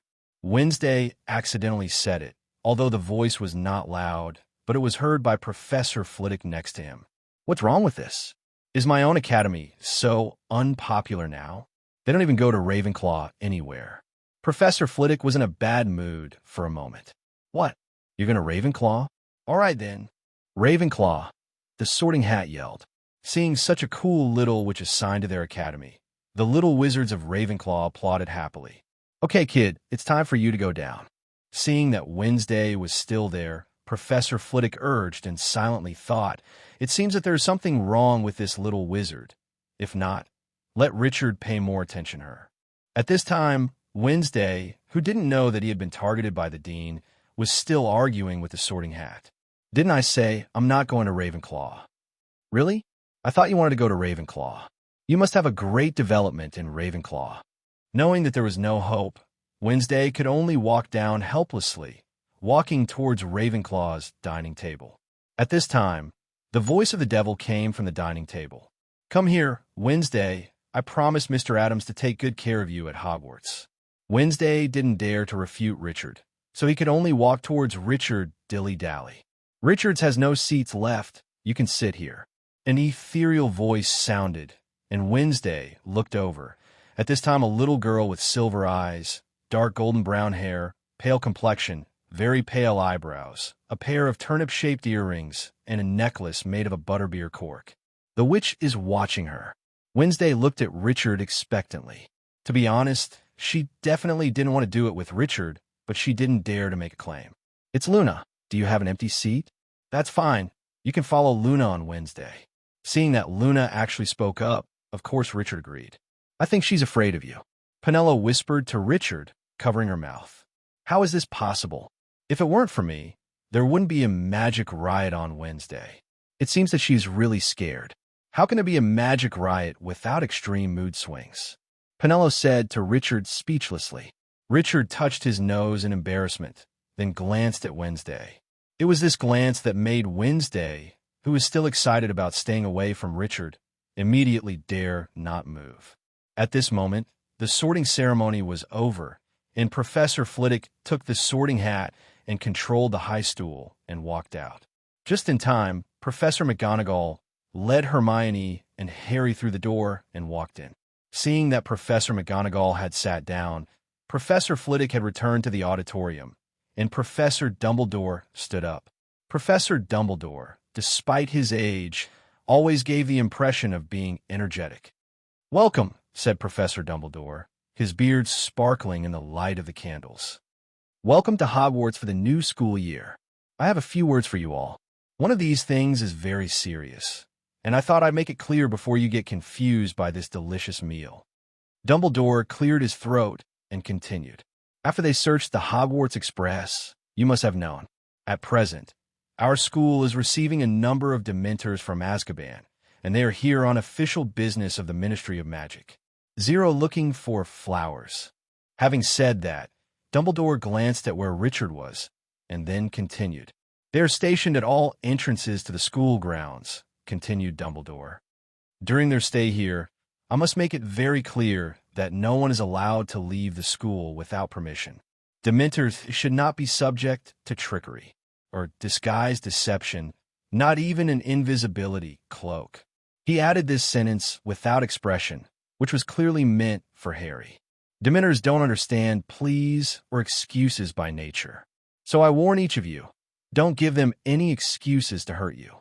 I count on the prefects and our new head boys and girls chairman. You must ensure that no student will have a conflict with a Dementor. More pleasingly, he continued, this year, I am delighted to welcome 2 new teachers to our team. The first was Professor Lupin, who graciously agreed to fill the gap in defense against the dark arts. There was some sporadic, less enthusiastic applause in the auditorium. Only those students who had been in the same car as him on the train clapped hard, and Harry was one of them. Sitting among all the well-dressed teachers, Professor Lupin looked very shabby. As for our second faculty appointment, said Professor Lupin after the half-hearted applause died down. Dumbledore continued, well, I regret to inform you that Professor Kettleburn, our Care of Magical Creatures teacher, retired late last year in order to spend more time with his remaining little rascals. However, I'm glad to say no one but Rubius Hagrid to fill his vacancy. Hagrid has agreed to be a teacher in addition to being a gamekeeper. At first, only the Gryffindor table erupted in applause, and soon, under Richard's leadership, the Ravenclaw table also erupted in warm applause. Richard looked over to Hagrid's place on the professor's bench and saw him flushed, staring at his big hands, his smile hidden in his shaggy black beard. When Professor Dumbledore started talking again, Richard vaguely saw Hagrid wiping his eyes with the tablecloth. Well, I think the important things have been said Dumbledore. Let's start the meal. The golden plates and goblets before them were suddenly filled with food and drink. Richard, who was not hungry at first, looked at the food and suddenly felt a little hungry, so he took some food that he could reach and started to eat. It was a sumptuous meal, and the auditorium echoed with laughter and the clash of knives and forks. Until the last piece of pumpkin pie disappeared from the golden plate, Dumbledore said that everyone should go to bed. At this time, Harry came over. Whole quarter prison came. Chair. Congratulations, Hagrid. Hermione screamed as they walked towards the teacher's table. It's all thanks to you guys, Hagrid said, looking up at them, wiping his glowing face with a napkin. Couldn't believe it. What a man, Dumbledore. Professor Kettleburn came straight to me after he said he'd had enough. And of course, that's what I've always wanted. He was emotional, covering his face with his napkin. At this moment, Professor Flitwick came over and called Richard away. Professor Flitwick did not take Richard to his office, but came to the 8th floor.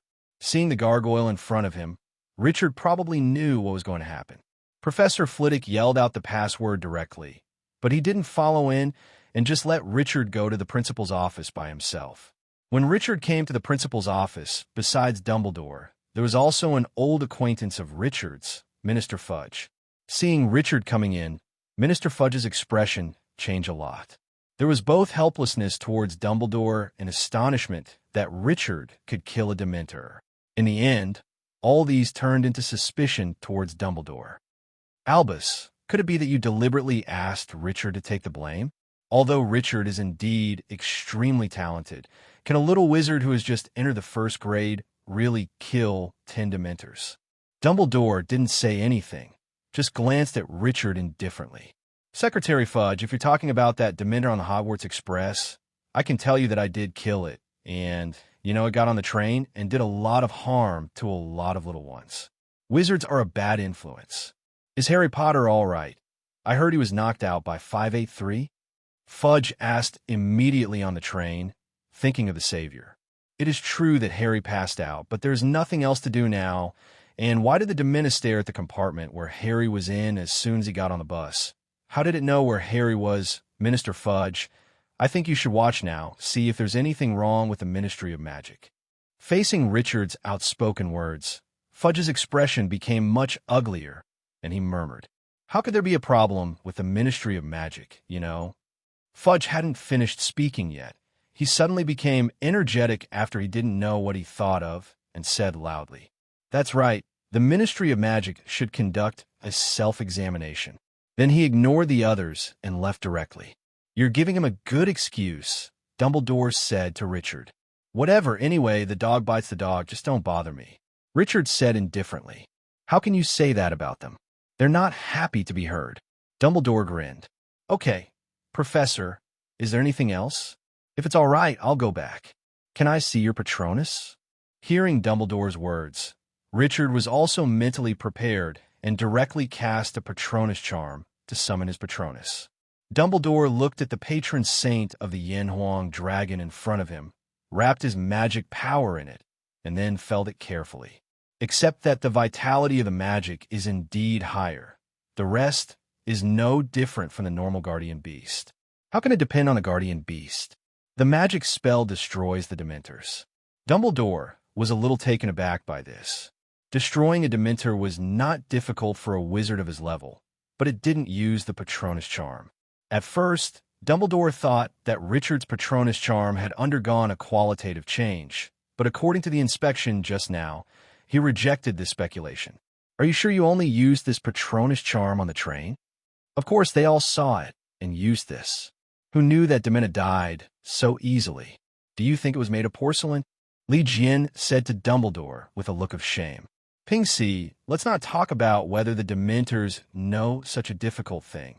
Even if it is Pingxi, they will not use their lives to touch it."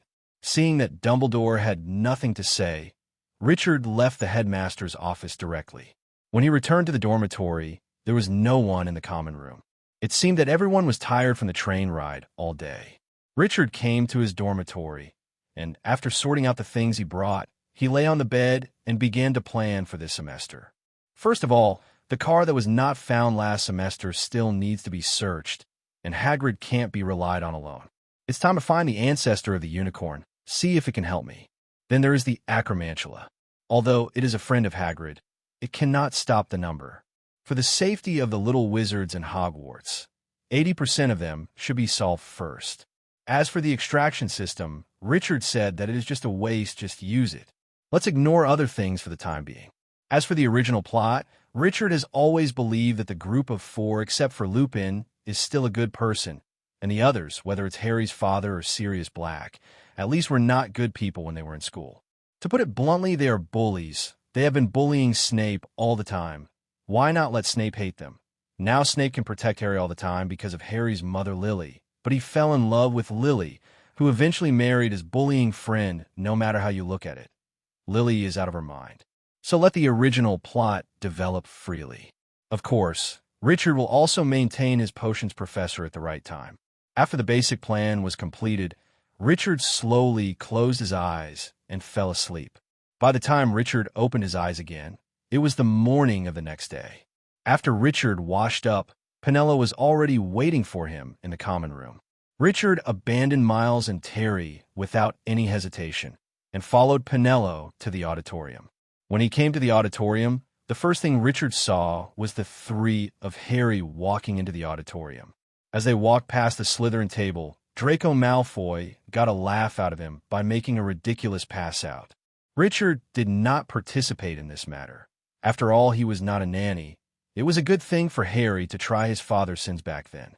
When Richard sat in Ravenclaw's seat, Penelope took the initiative to walk to the professor's seat and took the class schedule of all the staff in the college from Professor Flitwick.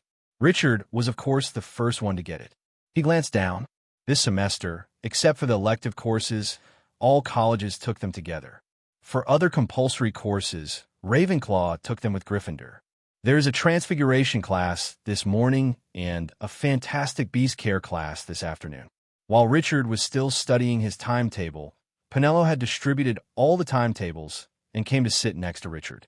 Seeing that Richard was still studying the timetable, she took the initiative to get some of Richard's favorite early to Richard. In front of him, he started to eat his own breakfast. Just then, Hagrid walked into the hall. He was wearing a moleskin coat, waving a dead polecat absently with one large hand. "Is everything all right?" Hagrid stopped halfway to the teacher's table and walked over to Harry's side. "You're going to have my first class. It's after lunch. Woke up at 5 o'clock. Everything is done. I hope I'm a normal teacher, to be honest." He grinned at them and walked to the teacher's desk, still waving the dead polecat. Professor McGonagall, who was sitting by the side, saw Hagrid coming and came to Hagrid, and then didn't know after saying something. Hagrid was stunned for a moment, then looked towards the little wizard below, and finally his eyes fixed on Richard.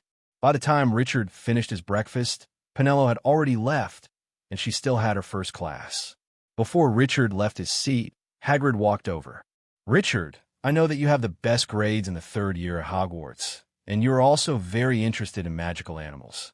I wonder if I can ask you to be my teaching assistant, but I only need you in the third year."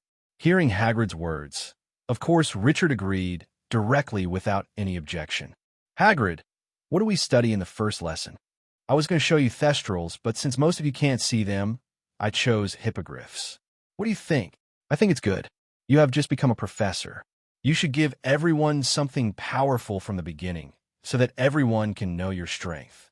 Originally, after Hagrid told Professor McGonagall about his class content, Professor McGonagall objected, but as a new colleague, she can't interfere too much with other people's courses, so Professor McGonagall asked Hagrid to find a student to communicate with, see what they like, and then determine how it should be corrected. It turned out that Hagrid approached Richard, and the two foolish and bold decided on the hippogriff so hastily. In fact, Richard knows that there may be some problems with this decision, but Richard has 100% confidence in his own strength in 2.9, and isn't Malfoy suffering a slight injury in the original book? I believe that he will not let him do anything now it's a moth thing. After discussing with Hagrid, Richard followed Hagrid to the hippogriff's captivity on the outskirts of the Forbidden Forest.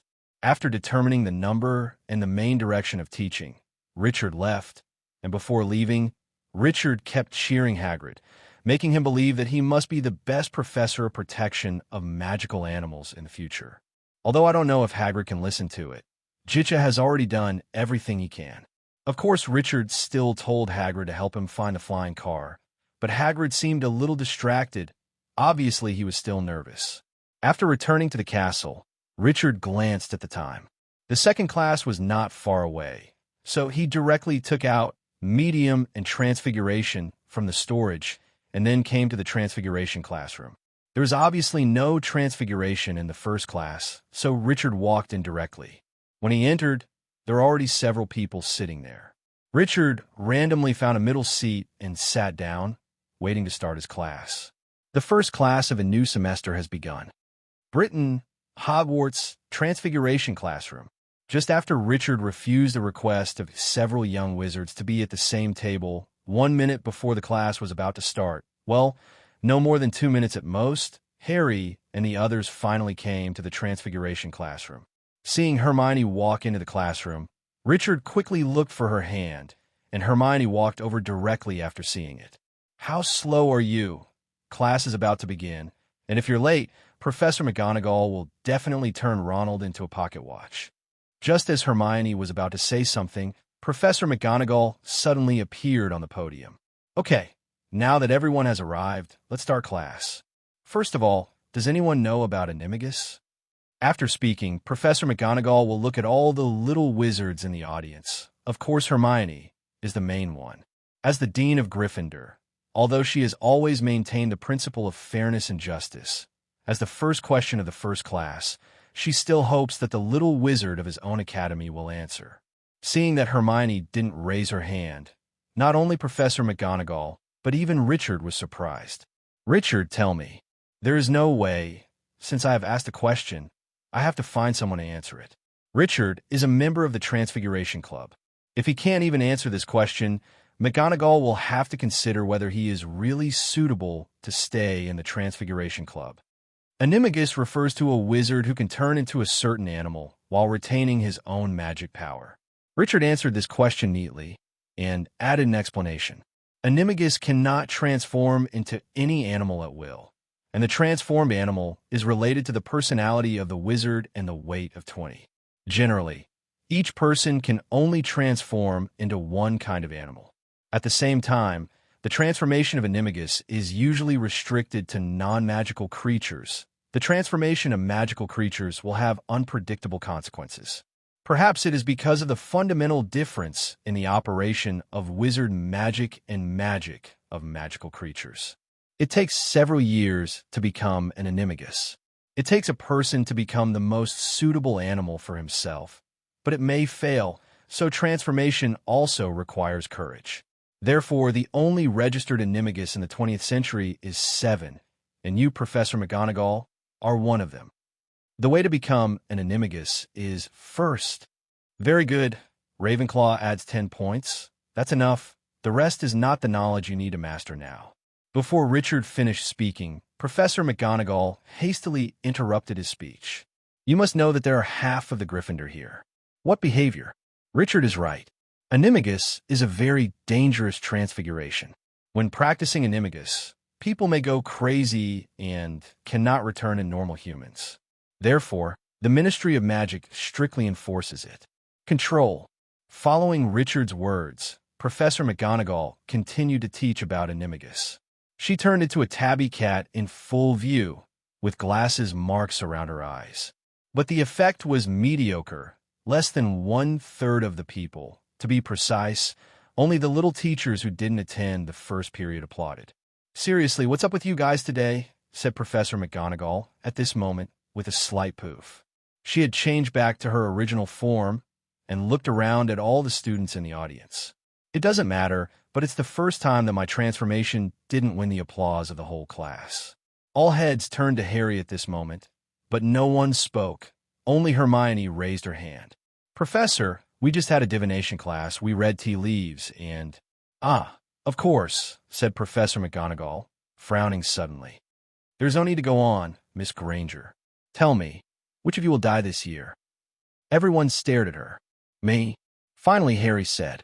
"Understood," Professor McGonagall said, staring at Harry with her small round eyes. "So, Potter, you should know that Sybil Trelawney has predicted the death of a student every year since he came to this school. Until now, not a single one of them is dead yet. Foreseeing the signs of death is her favorite way of welcoming a new class.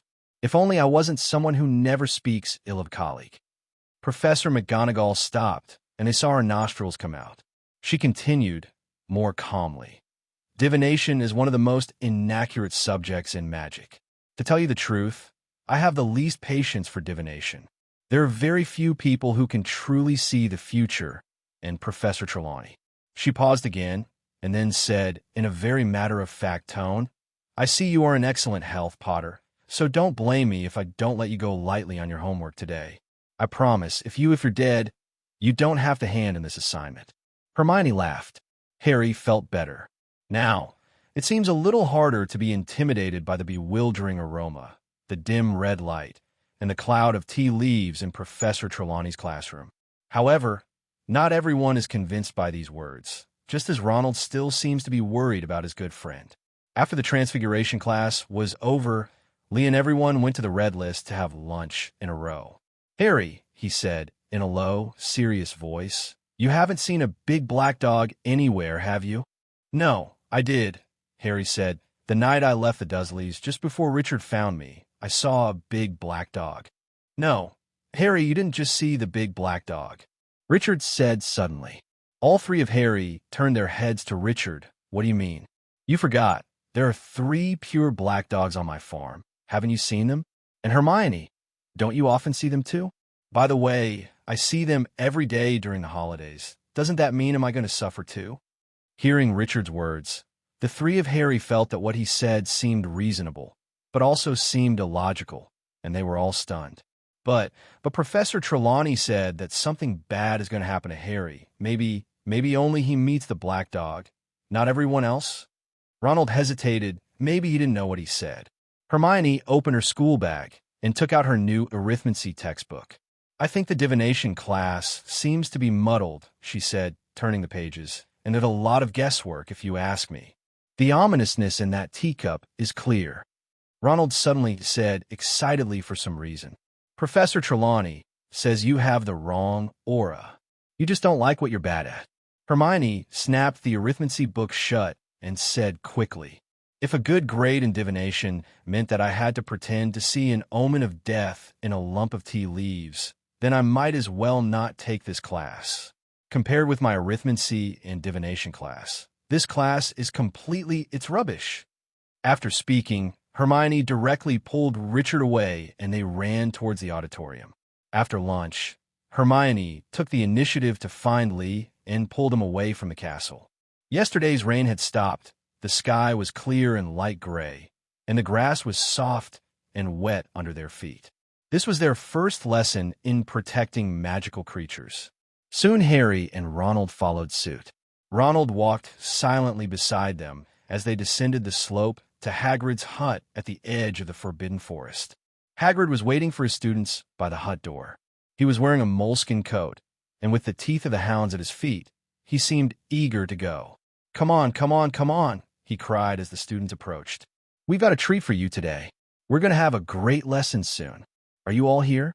Well, come with me. Hagrid led everyone along the perimeter of the Forbidden Forest for about 5 minutes, and then they were already outside 10 paddocks. There is nothing there. Everyone come up to this fence, he called 120. That's right. Stand where you can see. Now, the first thing you have to do is open your books. Ow, said Draco Malfoy in his cold, drawn voice. Before Hagrid could speak, Richard took the initiative to stand up. After all, he was a teaching assistant in the care of Fantastic Beasts class. I, Richard Harris, is Professor Hagrid's teaching assistant. If you have any questions, you can ask me. And Mr. Malfoy, if you can't speak, please shut up. If you're not honest, believe me, you will regret it. After finishing speaking, Richard ignored Malfoy, who was already blushing, Harry and Ronald, who were extremely excited, and Hagrid, who was immersed in the name of Hagrid's teaching, directly tore off the tape that bound the book. The book wanted to bite, but Richard's index finger slid up and down the spine, and the book shuddered, then opened, and lay quietly in his hand. Have you seen everything? That's how it was opened. Professor Hagrid, you can continue. Okay. Have you all seen Richard's action? It's very simple, and you can try it. Hagrid said with a big grin. You open the book to page 40 and get acquainted with them first. Here, Richard, please help me to see that they don't let them wander. I'm going to bring those little guys here. Saying this, Hagrid left the students and walked into the woods. After 10 or so children, he was out of sight. Everyone, take a good look and discuss it properly. Don't wander around. This is the outskirts of the Forbidden Forest. Maybe some magical animal will come out of the Forbidden Forest. At that time, I can't help you. Richard took the initiative to speak to all the little wizards. In the same grade or in the entire Hogwarts except for some senior Slytherin Richard, the prestige is relatively high, so everyone is quite convinced by his words. I dare say that Hagrid's hiring you as a teaching assistant is the most correct choice he has ever made. Hermione said to Richard proudly. Hogwarts, outside the Forbidden Forest, just when all the little wizards were chatting and discussing. Oh. Suddenly Lavender Brown of Gryffindor exclaimed, pointing ahead. All the little wizards looked in the direction of Lavender's finger. I saw Hagrid pulling 12 weird guys they had never seen before walking towards them. Soon Hagrid brought his little guys to the crowd. Well, said Hagrid, rubbing his hands together and smiling at the class, if you want to get closer. 11. But it was clear that no one seemed to want to do this, and only Harry, except Richard, walked cautiously towards the fence. Well, the first thing you have to know about hippogriffs is that they're proud, said Hagrid, and it's easy to offend them. Never offend a hippogriff, because it's probably the last thing you want to do. You always wait for the hippogriff to make the first move, Hagrid continued. It's polite, you know. You walk up to it, you bow, and you wait. If it salutes you back, you can touch it. If it doesn't bow, then get away from it quickly, because these claws will hurt people. Okay, who's first? In response, most of the students, except Richard, backed away. Even Harry, Ronald, and Hermione were terrified. The monsters were shaking their heads angrily, spreading their powerful wings, and they seemed unwilling to be restrained like this. But as Richard walked towards the hippogriff step by step, they all stomped back and forth restlessly, and even Hagrid struggled to pull them. Wait, Richard, it seems that they're still a little afraid of you. It's better to change someone. Hagrid hastily stopped Richard from approaching. Anyone else? Hagrid asked, asking. I'll do it, Harry said. Someone behind him took a deep breath, and both Lavender and Parvati whispered, Oh no, Harry, think about your tea. Harry ignored them. He climbed over the fence of the paddock. Soon Harry gained Buckbeak's friendship, just like in the original book. He walked slowly towards the monster, reached out his hand to it, and patted its beak several times. The monster closed its eyes lazily, as if it liked it very much. The whole class applauded, except for Malfoy, Crabbe, and Goyle, who looked disappointed. Well, Harry, said Hagrid, I thought he might be willing to let you ride him. This was beyond Harry's wishes. He's used to riding a broomstick, but he's not sure if riding a monster is the same as riding a broomstick. You climb up here just behind the wing joints, said Hagrid. Be careful not to pull off its feathers. It doesn't like you doing it. Harry put one foot on Buckbeak's wing and climbed onto its back. Buckbeak stood up.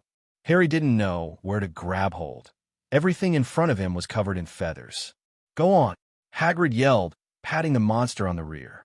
Buckbeak then flew him around the paddock before returning to the ground. Well done, Harry, Hagrid called, to cheers from everyone except Malfoy, Crabbe, and Goyle. Okay, who wants to try it? All the students got encouragement from Harry and entered the paddock cautiously. Hagrid unchained them one by one, and soon there were nervous bows all over the paddock. Several times, Neville fled back from his monster, which didn't seem to want to bend its knees. Hermione bowed to a maroon monster. Lucien was watching her not far away. Malfoy, Crabbe, and Goyle take Buckbeak. It bowed to Malfoy, who was slapping its beak in disgust. You're not dangerous, you big, ugly beast. At that moment, Buckbeak swung at Malfoy with his steel-gray claws. Malfoy let out a shriek, and Hagrid immediately tried to put Buckbeak back into his collar as he struggled to pounce on Malfoy, who curled up in a ball on the grass. There were blood spots on the robe. I'm dying, Malfoy yelled, and everyone panicked. I'm dying, look, it's killing me. You're not going to die now. Richard came to Malfoy's side and said at some point, but if you keep yelling, I'll give you a certificate and you'll die so ugly. Hearing Richard's words, Malfoy didn't dare to shout anymore. but he still rolled on the grass with his bleeding arm. Heal quickly. Richard cast a healing spell directly at Malfoy, and soon his arm stopped bleeding. How about it, Richard? Hagrid joined them. It's okay, Hagrid. You continue with the class first. I'll take him to Madame Pomfrey to have a look. Hagrid was just about to retort. After all, he was injured in his own class. How could he let Richard take Malfoy there? Listen to Richard. He knows how to communicate with Malfoy better than you. And there are so many students here. The first class can't be disrupted by one person. Hermione hurriedly turned to Hagrid said. After hearing this, Hagrid ignored Malfoy's pleading eyes and decided to let Richard take him away. Hermione was right. There are still many little wizards here. Okay, Malfoy, will you stand up by yourself? Or will I knock you out and use the levitation charm to take you away? Hearing Richard's words, Malfoy stood up with a grunt. I'll go by myself. The protection of magical creature students were all shocked by Malfoy's injury, especially the Slytherin students who were shouting about Hagrid together. They should fire him immediately, said an unnamed Slytherin. Okay, you all go to class. Well, Malfoy is his own fault. No one else is to blame. If someone is still talking nonsense, I will talk to him personally. Harry, Ronald, help me remember who is talking nonsense. Okay, I will definitely remember it well. Ronald immediately replied loudly. Seeing the people who had completely quieted down, Richard led Malfoy directly towards Hogwarts Castle. Soon the two came to the infirmary of Hogwarts. Ms. Pomfrey was preparing some kind of potion inside. When she saw Richard and Malfoy coming together, she stood up. Richard, Malfoy is this? Although Pomfrey didn't finish, her meaning was obvious. She wanted to ask if Richard beat Malfoy like this. Of course it wasn't me. He was looking for trouble in class, but he didn't think he was the Hippogriff's opponent. I don't know who gave him the courage. Upon hearing Richard's words, Madame Pomfrey exclaimed, Hippy? How can a little wizard in the 3rd grade get in touch with such a dangerous magical animal? Ms. Pomfrey muttered to herself as she began to check Malfoy's injuries. Isn't it because you are here? I believe that no matter what the injury is, as long as you are here, it will not be a problem. Richard quickly flattered him. Madame Pomfrey's complexion became ruddy visible to the naked eye. Although I can indeed come out, it's not good to be injured all the time, but Richard, your healing spell is still progressing very well, and the bleeding can be stopped quickly. Now I just need to suture it. Will it leave a scar? Malfoy asked Ms. Pomfrey hurriedly, not daring to pretend to be dead when he heard that it was going to be stitched up. How come? There will be no scars with me. That's the best. Otherwise I will tell my father. I have to say that Malfoy has gone farther and farther on the road of death, and he dared to threaten Ms. Pomfrey in the infirmary. Something even Dumbledore wouldn't dare to do. At this point, Richard was completely speechless to him. Malfoy regretted it a little as soon as he finished, but what he regretted was saying those words in front of Richard. So he closed his eyes as soon as he finished speaking, waiting for Richard's violent storm, but after a while he found that Richard didn't speak. He opened his eyes cautiously to look at Richard, and found that Richard ignored him. At this moment, a thought suddenly appeared in Malfoy's little head. Could it be that Richard was afraid of his father, Lucius Malfoy? That's right, it must be so, otherwise Qian Zhao, didn't scold him so much just now? He must have seen that he was going to tell his father, so he didn't dare to offend him anymore. It must be like this. I must tell my dad. I will tell him everything about today's class, and let him fire that stupid guy.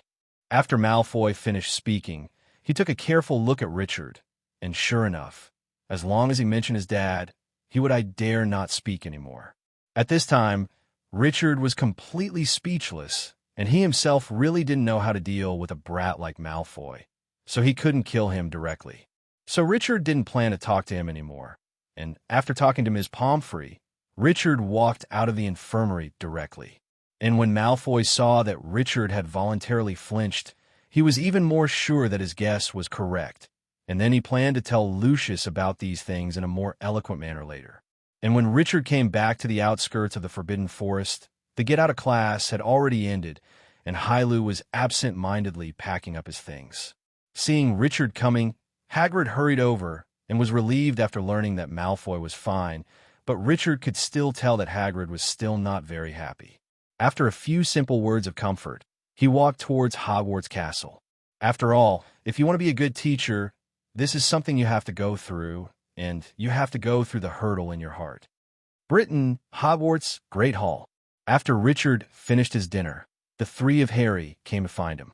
"Richard, have you seen Hagrid?" Harry asked directly. "Hagrid? No, but it's time for me to go over after class and tell him Malfoy has nothing to do." "Then why didn't he come to eat?" Ronald asked strangely. "Actually, Hagrid doesn't come to the auditorium much to eat. Doesn't he eat in his cabin all the time?" Richard said indifferently. "No, Hagrid has been eating in the auditorium since he became a professor. There must be something wrong if he didn't come today. Why don't we go and see him?" Richard was shocked. "How did you know Hagrid was just announced as a professor yesterday?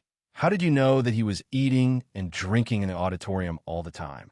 Richard, who just wanted to refuse, was dragged out of the castle by Hermione and walked towards Hagrid's hut. The grass was still wet and looked almost black in the twilight. They walked to Hagrid's cabin, knocked on the door, and a voice barked, "Come in." Hagrid sat in his shirt beside his scrubbed wooden table, his hound gnashing, his head resting on Hagrid's lap. Watching go to them and know that Hagrid has drunk a lot of wine. There is a single-stemmed wine glass as big as a bucket in front of him, and it seems difficult for him to see them clearly. "I'm afraid it's a new record," he said inarticulately when he recognized them. "I don't think they've ever had a one-day teacher." "Didn't fire you, Hagrid?" Hermione gasped. "Not yet," said Hagrid mournfully, taking another sip of something from the tankard. "But it's only a matter of time, isn't it, after Malfoy?" "How is he now?" Ronald said as they all sat down. "Richard just told me he wasn't badly hurt. I went over to look at him," said Hagrid dully. "But he still said it was in pain, bandaged and moaning." "He's faking it," Harry said quickly. "Madame Beavery can cure anything. Last year, she made half of my bones grow back, and Malfoy will try to take advantage of it." "Of course the school administrators know about it," said Hagrid mournfully, "and they think I'm taking the plunge. Should have put the hippogriff in later, after finishing the flobberworm or whatever. Besides, I thought I could get the first lesson well, and it was all my fault." "No, Hagrid, this is also my problem. We discussed it together at the time, and I will tell them that I must use the hippogriff." Richard said at the right time. "It's all Malfoy's fault, not you." Hermione said sincerely. "We are all witnesses," said Harry. "You said that if you insulted the monster, it would attack. Malfoy didn't listen, and it was his own fault. We'll tell Dumbledore the truth." "Yes, don't worry, Hagrid. We will support you," Ronald said. Tears streamed from the creases of Hagrid's dark eyes. He grabbed Harry and Ronald and pulled them towards him so that their bones almost broke, and seeing this, Richard was pretty sure he had just dodged. "I think you've had enough, Hagrid," Hermione said firmly, and she took the tankard off the table and went outside to pour it out. "Ah, maybe she's right," said Hagrid, letting go of Harry and Ronald, who both staggered back and rubbed their ribs. Hagrid struggled to get up from his chair and followed Hermione outside with unsteady steps. They heard loud splashing.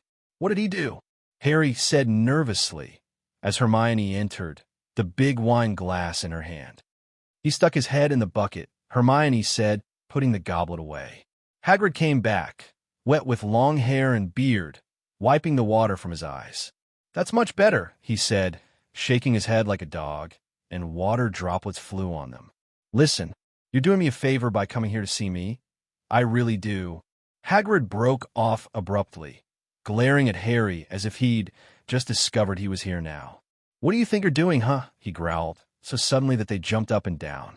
"You're not supposed to be wandering around after dark, Harry. And you three, let him do that." "It's okay, Hagrid. Richard is here," Harry explained hastily. "That's not okay. Richard is a kid too, that's—" Although Hagrid didn't finish his sentence, everyone knew what he wanted to say. Hagrid walked over to Harry, grabbed his arm, and pulled him toward the door. "Come on," said Hagrid angrily. "I'll take you back, but don't let me see you coming here after dark to see me. I don't deserve it." Malfoy did not appear at the Slytherin table again until Thursday morning. At this moment, the three of Harry happened to pass by Slytherin's dining table. "Have you seen your mate Hagrid lately?" Malfoy stopped Harry and asked him quietly. "It's none of your business." Ronald walked forward hurriedly, as if there was something dirty. "I'm afraid he won't be able to be a teacher again," said Malfoy, with feigned distress. "My dad wasn't too happy about my injury." "Go on, Malfoy. I'm going to give you the real deal," Ronald growled. "He's complained to the school administrators. He's complained to the Ministry of Magic. My dad is a man of influence, you know, and it's a bad old wound like that."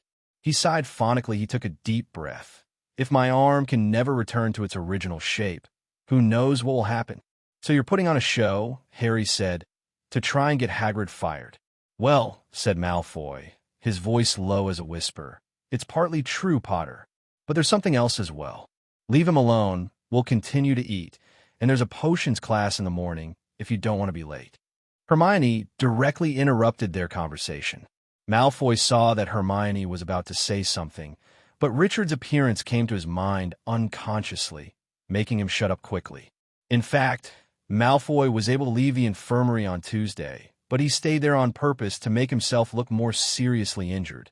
And then, he wrote a letter to tell Lou about everything that happened to Hughes Malfoy. This time Lucius replied quickly. He first warned Draco not to provoke Richard, but the pride of being the patriarch of the Malfoy family prevented him from writing too bluntly. And Draco obviously only understood the superficial meaning, so he didn't take it too seriously. Also in his mind, tell Malfoy to be honest at Hogwarts, and he'll take care of Hagrid. Obviously, our Malfoy classmate only saw half of it again. He only knew that Lucius would solve Hagrid, but he didn't see it, to be honest. After breakfast, Richard and Hermione came to the potions classroom together. The gloomy basement Richard didn't want to complain about anything anymore. He took out his potions textbook and casually flipped through it. As the class bell rang, Professor Snape floated from the back of the classroom to the podium like a black bat. Today, they're working on a new potion, the shrinking solution. Richard had successfully refined this potion as early as the first year of school, so Snape did not let him continue to refine it, but asked Richard to guide the little wizards of Ravenclaw to refine the potion. As for Gryffindor, that was the fun part of Snape's class, and of course he had to do it himself. Sure enough, after a while, the venomous Snape started to exert his skills. "Potter, use your troll's brain to figure out how to peel a fig," Gryffindor snaps it. "Weasley, if you can't cut a daisy root to even size, put your hands directly over the fire and roast it. I'm sure it will help you." Of course, the problems of these two people pale in comparison to Neville's. A few seats away from them, Neville was in trouble. Neville always had a nervous breakdown in potions, potions being his worst subject, and since he was terribly afraid of Snape, things were 10 times worse. His potion was supposed to be a bright green acidic substance, but instead, "Orange, Longbottom," Snape said, spooning a little out and letting it splash back into the cauldron so everyone could see it. "Orange, tell me, boy, has something penetrated this thick skull of yours? Didn't you hear me say, plainly, that only a drop of rat bile was needed? Didn't I say, is a little leech sap enough? How can I explain it to you, Longbottom?" Neville's face was pink, and he was shaking. He looked like he was going to cry. "Sir," said Hermione, "sir, with your permission, may I fix it for him?" Because of Richard, Snape didn't do anything to Hermione, just ignored Hermione. "Longbottom, before get out of class is over today, we're going to give your toad a few drops of this potion and see what happens. Maybe doing so will encourage you to make this potion well." Snape walked away, leaving Neville terrified. "Help me," he pleaded to Hermione. As for Richard, Ravenclaw is worthy of being a school of high school masters. Basically, there is no need for Richard to say anything. Just simply check the color and see if there is no problem. Get out of class was about to end, and Snape strolled over to Neville, who was cowering next to his cauldron. "Come over here, everybody," said Snape, his dark eyes glowing, "to see what happens to Longbottom's toad. If he makes a shrinking potion, his toad will shrink into a tadpole. If he does it wrong now, I have no doubt of it, the toad will be poisoned and die." Snape held Rifle the Toad in his left hand and put a small spoon into Neville's stinger, which was now green. He poured a few drops down Life's throat. There was a moment's silence, when Raffles gasped for air. Then, with a soft pop, Raffles the tadpole writhed in Snape's palm. The students of Gryffindor applauded. With a sour look on his face, Snape took a small bottle from his robe pocket and poured a few drops on Raffle, who suddenly reappeared, completely adult Toad. Snape's complexion turned bad instantly, like a child whose toy has been robbed. He immediately stared at Hermione, and then left the classroom without saying anything, talking while walking. "Richard, get the classroom in order." Immediately Richard was dumbfounded. Is this himself? Fortunately, with the help of all Ravenclaw little wizards and Harry and others, it was quickly cleaned up. Britain, Hogwarts. After Richard and the others packed up the potions classroom and came out, originally Hermione was still embarrassed to apologize to Richard, but around the corner Hermione suddenly disappeared. Where has she gone? Harry turned around. Now they stand at the top of the stairs and watch as the rest of the class walks past them on their way to the hall for lunch. She was just behind us, Ronald said, frowning. Maybe there's something urgent. Let's go to dinner. Richard knew about the time converter, so he prevaricated the two of them. But unexpectedly, Hermione suddenly appeared near them again. There she is, Harry said. Panting slightly, Hermione hurried up the stairs, clutching her school bag with one hand, and seemed to be stuffing something under the front of her robe with the other. How did you do that? Ronald asked. What? Said Hermione, walking with them. 1 minute you were behind us. Now you're under the stairs again. What? Hermione looked a little confused. Oh, I have to go back and get something. Oh no. There was a crack in Hermione's bag. Harry wasn't surprised. He could see at least a dozen big, heavy books in her bag. Why do you carry so many books with you? Ronald asked her. You know how many classes I have? Hermione said breathlessly. Bring me a few, will you? Richard took what Hermione handed over and asked curiously. Didn't I give you a bag last time? Why not use that? I put it in the house, Hermione said sheepishly. Richard was very speechless and took out an ordinary handbag with a traceless expansion spell. First put the books he took in it, then put all the books in Hermione's school bag in it, and then handed the handbag to give it to Hermione. Oh my God, that's awesome. Thank you, Richard. This solves a huge problem. At this time, Harry suddenly asked curiously, You don't need to take these classes today. There is only defense against the dark arts class this afternoon. Oh, yes, Hermione said vaguely. I hope there's something good for lunch. I'm starving, she added, and strode down the hall. Do you feel there's something Hermione hasn't told us? Harry said to Richard and Ronald. After lunch, Ravenclaw and Gryffindor came to the defense against the dark arts classroom together. When they got to the classroom, Professor Lupin wasn't there. They all sat down and produced books, quills, and parchment. Soon as the bell rang, Professor Lupin came to the classroom. Lupin smiled and put his battered suitcase on the desk. He was as shabby as he had arrived, but looked healthier than on the train, as if he had eaten a few solid meals. Good afternoon, he said. Put your books back in your bag, please. Today is practical, and all you need is your wand. The whole class put the books back in their school bags, and several students exchanged surprised glances.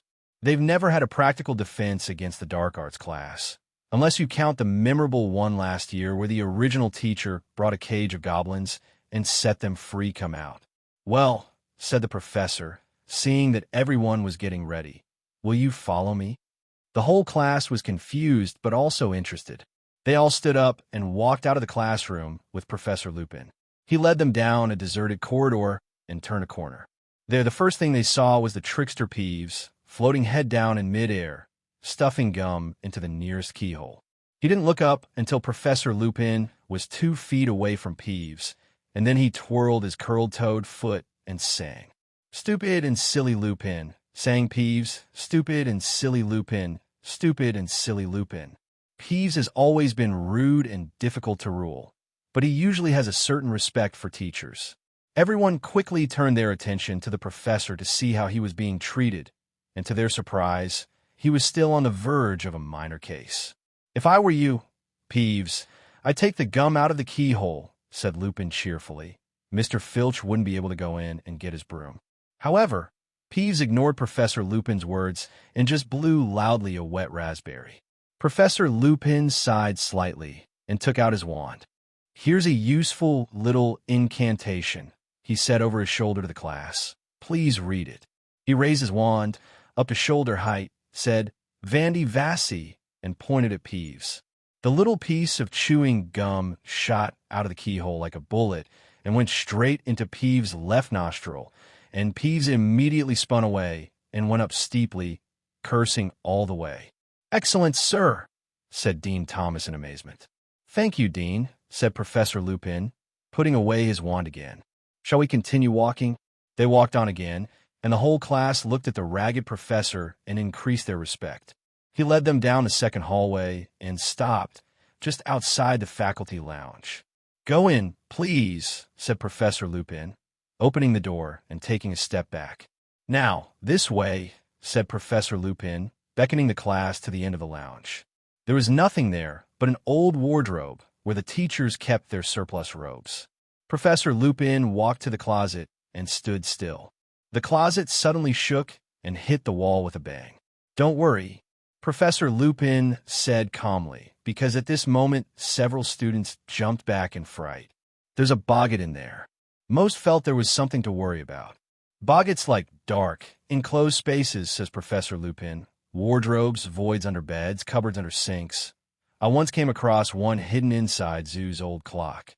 This one was moved in yesterday afternoon, and I asked the headmaster if the teachers could leave it alone and give my main grader some practice. So, the first question we have to ask ourselves is, what is a boggart?" Hermione immediately raised her hand. "It's a shape-shifting thing," she said, "that can take on whatever image it thinks most frightens us." "I couldn't have said it better myself," Professor Lupin said. Hermione gave Richard a smug look. So, in the closet, the boggart sitting in the dark has not yet manifested any form. It doesn't know what can scare people outside the door. No one knows what a boggart looks like when he is alone, but as soon as I let it out, it immediately becomes the thing that each of us fears the most. 0 for flowers. The spell to repel a boggart is simple, but it takes willpower. You know that what really scares a boggart is laughter. What you have to do is force yourself into what you think is ridiculous. Let's say this spell without a wand first. Please tell me it's funny. "Funny, funny," the whole class said in unison. "Okay," said Professor Lupin. "Very well. But I'm afraid that's the easy part. Saying the incantation isn't enough, you know. Who's going to show us now?" At this time, basically wizards of all sizes became interested, and they all raised their hands. It seems that everyone is very confident, so I'll just pick one at random, Neville Longbottom. Hearing Professor Lupin's words, Neville shuddered and flinched back. "Teacher, Professor, I didn't raise my hand." "It's okay, kid. I believe you can do it. You need to know your parents." Lupin stopped before finishing his sentence, and Neville knew what Lupin was going to say. He gritted his teeth and walked out trembling. At this moment, the cabinet also started to shake, but not as much as Neville. When Neville walked forward, it was like going to the gallows. "Okay, Neville," said Professor Lupin. "First things first, tell me, what are you most afraid of in the world?" 0. Notching's lips moved, but no sound came out. "I didn't hear that.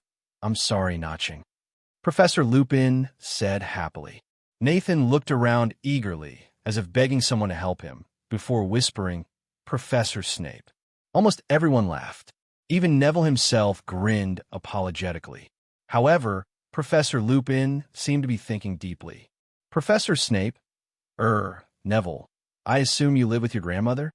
"Oh, yes," said Neville nervously. "But I don't want boggarts to be like her either." No, but didn't understand me," said Professor Lupin, smiling now. "I don't know. First you think about what your grandmother always wore, what jewelry she wore, and then you imagine Snape the Professor is wearing your grandmother's clothes." "Is everyone ready?" Professor Lupin asked. "Neville, we're going to back off," Professor Lupin said. "Give you a clear space, okay? I'll call the next person up. Now, everyone, get back and let Neville have a clear space." "I'll count to 3, Neville," said Professor Lupin, pointing his wand at the wardrobe as well. 1, 2, 3, go. A burst of sparks shot from the end of the professor's wand, and the spark hit the wardrobe door handle. The closet door burst open. Professor Snape, with his hooked nose and menacing expression, stepped out, staring at Neville with piercing eyes. Notching stepped back, his wand raised, tongue-tied, and speechless. Snape moved towards him aggressively, slipping his hands into his robes. F asterisk asterisk asterisk asterisk asterisk G. Funny, funny. Neville screamed. There was a noise, like the cracking of a whip. Snape stumbled, wearing a long, lace-embroidered dress and a tall hat with a moth-eaten stuffed old vulture on top, dangling a huge scarlet handbag. The whole class burst into laughter. At this moment, Richard couldn't stand it any longer and snapped his fingers at Boggett under the suspicious eyes of others. In an instant, Boggett was hit, flew back upside down, and returned to the knife inside the cabinet. Britain, Hogwarts, staff room. Neville stood at the front in a daze, not knowing what happened. Professor Lupin, respecting your colleagues is also respecting yourself. I don't think your behavior just now is what a Hogwarts professor should do. Or are you planning to finish what you didn't finish when you were in Hogwarts? Matter. Richard looked at Professor Lupin blankly. Hearing Richard's words, Lupin was taken aback for a moment, then looked at Richard thoughtfully.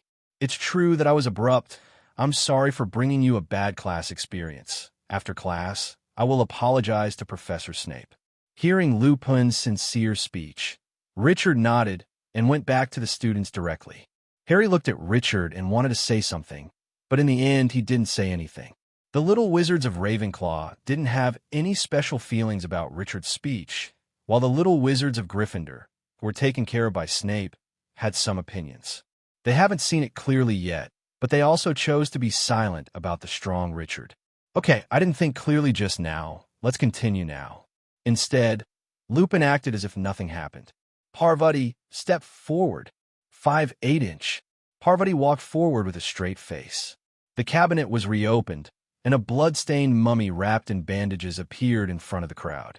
Its blind eyes turned to Parvati and began to walk towards her, very slowly, shuffling, stiffly. Raised his arms. Funny, funny, Parvati exclaimed. The bandages on the mummy's feet were untied, and as it stumbled from the unraveled bandages, it fell face forward on the ground, its head rolling off. Seamus, Professor Lupin called. Seamus hurried forward past Parvati. Crack. The place where the mummy stayed is now a woman with black hair dragging to the ground, a skeleton face, and a green ghost. She opened her mouth wide. An inhuman voice filled the entire room, and a long and shrill cry made everyone's hair stand on end. Funny, funny, Seamus yelled. The female ghost made a tearing sound, grabbed her throat, and her voice was gone. Crack. The ghost turned into a mouse, circling around to find its own tail, and then, crack, turned into a rattlesnake, slithering and twisting, and then it turned into a bloody eyeball. It's out of its head, Professor Lupin exclaimed. We've gone one step further. Dean hurried forward. Crack. The eyeball turned into a severed hand, and the hand jumped up and down and began to crawl along the floor like a crab. Funny, funny, Dean exclaimed. With a crisp sound, the hand was clamped by the quilt. Great.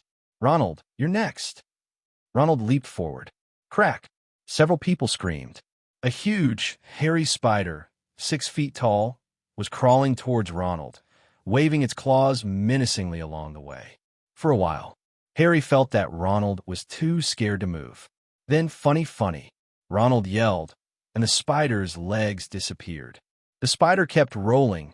Lavender Brown screamed and dodged. The spider rolled and stopped at Harry's feet. Stop! Professor Lupin shouted suddenly, and Higashi rushed forward. Crack! The spider without legs disappeared. For a second, everyone looked around to see where it was. Then they saw a silver-white sphere hanging in the air in front of Lupin, and Lupin almost lazily said, Funny, funny. Richard, Lupin said, as the boggart fell to the floor, turning into a cockroach. Richard came to the front, facing the boggart, but he was very disappointed. The boggart in front of him obviously couldn't break through the storage's own protection, and he couldn't close the storage, so the boggart still looked like a cockroach without any change. A clemency, Lupin said. So you need a clemency. Professor, I don't know a clemency. It should be my talent. Hearing Richard's words, Lupin gave him a surprised look. Then there is no other way. Let's find someone else. Hermione. Hearing Lupin's words, Richard walked back helplessly, while Hermione held her wand tightly and came to the place where Richard was just now. As soon as Hermione stood firm, the boggart changed immediately. A witch wearing square glasses, curly black hair in a high bun, and a dark green robe appeared in front of everyone. "Professor McGonagall?" Harry and Ronald exclaimed together. "Hermione is most afraid of Professor McGonagall? How could it be, since they all thought that in the whole Gryffindor, Professor McGonagall's favorite should be Hermione?" And Hermione, standing in front, also showed a puzzled expression. At this moment, Professor McGonagall suddenly said something to Hermione, and Hermione screamed loudly. Richard, who hadn't walked back yet, heard Hermione's cry, and immediately turned back, and a blast of purification lightning directly hit Professor McGonagall in front of him. In an instant, this boggart completely melted in front of everyone like snow in an oven. Now the whole room was completely quiet. Everyone stared at Richard, who was hugging Hermione in front of him. Professor Lupin was also taken aback for a moment, and then said slowly and calmly, "Okay, this boggart is almost done. I wanted to let it rest, but it seems that I have to find another one." At this time, the bell for the end of Get Out of Class rang. "Good. Hi, everyone. Great lesson. Homework. Please read the chapter on boggarts and write an abstract due Monday. No more." It was only now that Hermione calmed down. She didn't wait for anyone else and left the staff room directly and waited until Richard and others chased them out, but there was no trace of Hermione. Soon other little wizards also came out, and the whole class chatted excitedly. However, Harry was not happy. Professor Lupin deliberately kept him from dealing with boggarts. Why? Was it because he saw Harry go into shock on the train and thought Harry couldn't take too much panic? Did he think Harry was going to pass out again? But it didn't seem like he'd noticed anything either. "Did you see me deal with the female ghost?" Seamus yelled. "And that hand," said Dean, waving his own. "And my mummy. I wonder why Professor Lupin is afraid of crystal balls." Lavender said thoughtfully, "Zero, this is the best defense against the dark arts class we've ever had, right?" Ronald said excitedly, as they walked back to the classroom to pick up the school bag. "He seems to be a very good teacher." Soon enough, defense against the dark arts became a favorite subject for most people. Only Draco Malfoy and his gang at Slytherin House spoke ill of Professor Lupin. "Look at his robes," Malfoy would exclaim as Professor Lupin walked by. "He's dressed like our house elf." But no one except them cared that Lupin's robe was patched and stuck in the side. His subsequent lectures were as lively and interesting as the first one. After the boggart, they worked on the Red Hats, which are unpleasant little monsters that lurk wherever someone bleeds. In the keep, in the potholes of deserted battlegrounds, they wait to lash out at those who get lost. From the Red Cap, they went on to the Kaaba, a crawling aquatic creature that looked like a scaly monkey with webbed hands, busily strangling the waiters who walked in their ponds without knowing how deep they were. These days, Snape was desperate for revenge, and it was clear why. Although it was stopped by Richard at the time, the story of the boggart manifesting as Snape and Neville making him dress in his grandmother's clothes spread like wildfire across campus. Snape didn't seem to find this funny. As soon as Professor Lupin's name was mentioned, menacing lights flashed in his eyes, and he even tried to punish Gryffindor's little wizard in different ways. And Richard's well-chosen Ancient Runes lesson also let him down a bit. The professor of Ancient Runes is Bathita Babbling. This is also a very strange professor. She looks even younger than the youngest Professor Snape. And although she is beautiful, she is too cold up. Even during class, if a little wizard raised her hand to ask a question, she basically ignored it. As for after class, it can be said that no one could find her, and her office was like a decoration. 3.5 at that time, Richard chose this course because of the rune characters subconsciously. From the knowledge Richard has now, the two characters should have no connection. Moreover, Richard did not dare to disclose it to the professor at will. Therefore, there are also some troubles. As for care of fantastic creatures, since what happened last time, I'm afraid no one really likes care of fantastic creatures, and it's become quite dull after a very fun first lesson. Hagrid seemed to have lost heart. Now, they learn lesson after lesson how to care for flobber caterpillars, which must be the most annoying creatures in existence. Why would anyone bother to take care of them? Ronald said as he spent another hour shredding shredded lettuce down the slimy throats of flobber caterpillars. Although Richard has persuaded Hagrid many times, but to no avail, Hagrid is still lifeless. And these flobber caterpillars brought too little benefit to Richard. Facing tens of thousands of upgrade experience points at this time, a flobber caterpillar can only bring him 4 experience points, although the number a little more, but if Richard touches all of them, he himself would find it hard to accept. Time passed slowly as Richard went to the Forbidden Forest to explore from time to time. Richard wondered if the car was still in the Forbidden Forest. He had already done what he needed to do, and there was no news from the unicorn or the acromantula, which made Richard a little bit irritable. In order to find the car, he didn't even go hunting for the acromant. All these vain experiences were right in front of his eyes, which made his heart itch. At this time, the annual Quidditch match held at Hogwarts is approaching, and in order to ensure Harry's safety, every time Harry trains, Hermione will take him to watch with him. When it was Gryffindor Quidditch practice again on a Tuesday night, Lee was still dragged down in the audience, and the Gryffindor Quidditch team were used to Richard's watching. At this time, the captain of the team, Oliver Wood, is a stout 17-year-old boy, now in the 7th grade, and this is also his last year at Hogwarts. On the Hogwarts Quidditch field, he talking to his 6 teammates. There was a quiet despair in his voice. "This is our last chance to win the Quidditch Cup. My last chance," he told his teammates, striding up and down in front of them. "I'm leaving school at the end of the year. Can't play here anymore. Gryffindor hasn't won in 7 years now. Well, we've been unlucky in the past, got injured, and then canceled the tournament last year." Wood swallowed, as if the memory still stuck in his throat. "Bring a lumpy 20. But we also know that we have the title of the best team in the school," he said, clenching a fist with one hand and pounding on the other, the manic gleam in his eyes again. "We have 3 of the best chasers." Wood pointed to Alia Spinnet, Angelina Johnson, and Katie Bell. "We've got 2 undefeated batsmen." "Don't talk about Oliver. You're embarrassing us," said Fred and George, the Weasley brothers, together, pretending to blush. "We also have a seeker who always wins games," Wood said in a low voice, glaring at Harry with a look of furious pride. "And me," he added as an afterthought. "We think you're very good too, Oliver," said George. "Excellent goalkeeper," Fred said. "The point is," continued Wood, striding up and down again, "that the Quidditch Cup for the past 2 years should have had our team's name on it. Ever since Harry joined our team, I've always thought of trophies as something we got at, but we didn't get the trophy, and this year is our last chance to see our name on it." Wood was so depressed that even Fred and George could not help feeling sorry for him. "Oliver, this is our year," said Fred. "We'll win, Oliver," Angelina said. "Sure," Harry said. It has to be said that Wood's speech was very effective. Even Richard in the audience felt that if Gryffindor hadn't won the championship this year, then there must have been a conspiracy. As for Harry on the court, everyone seemed to be pumped up, training without fear of hard work.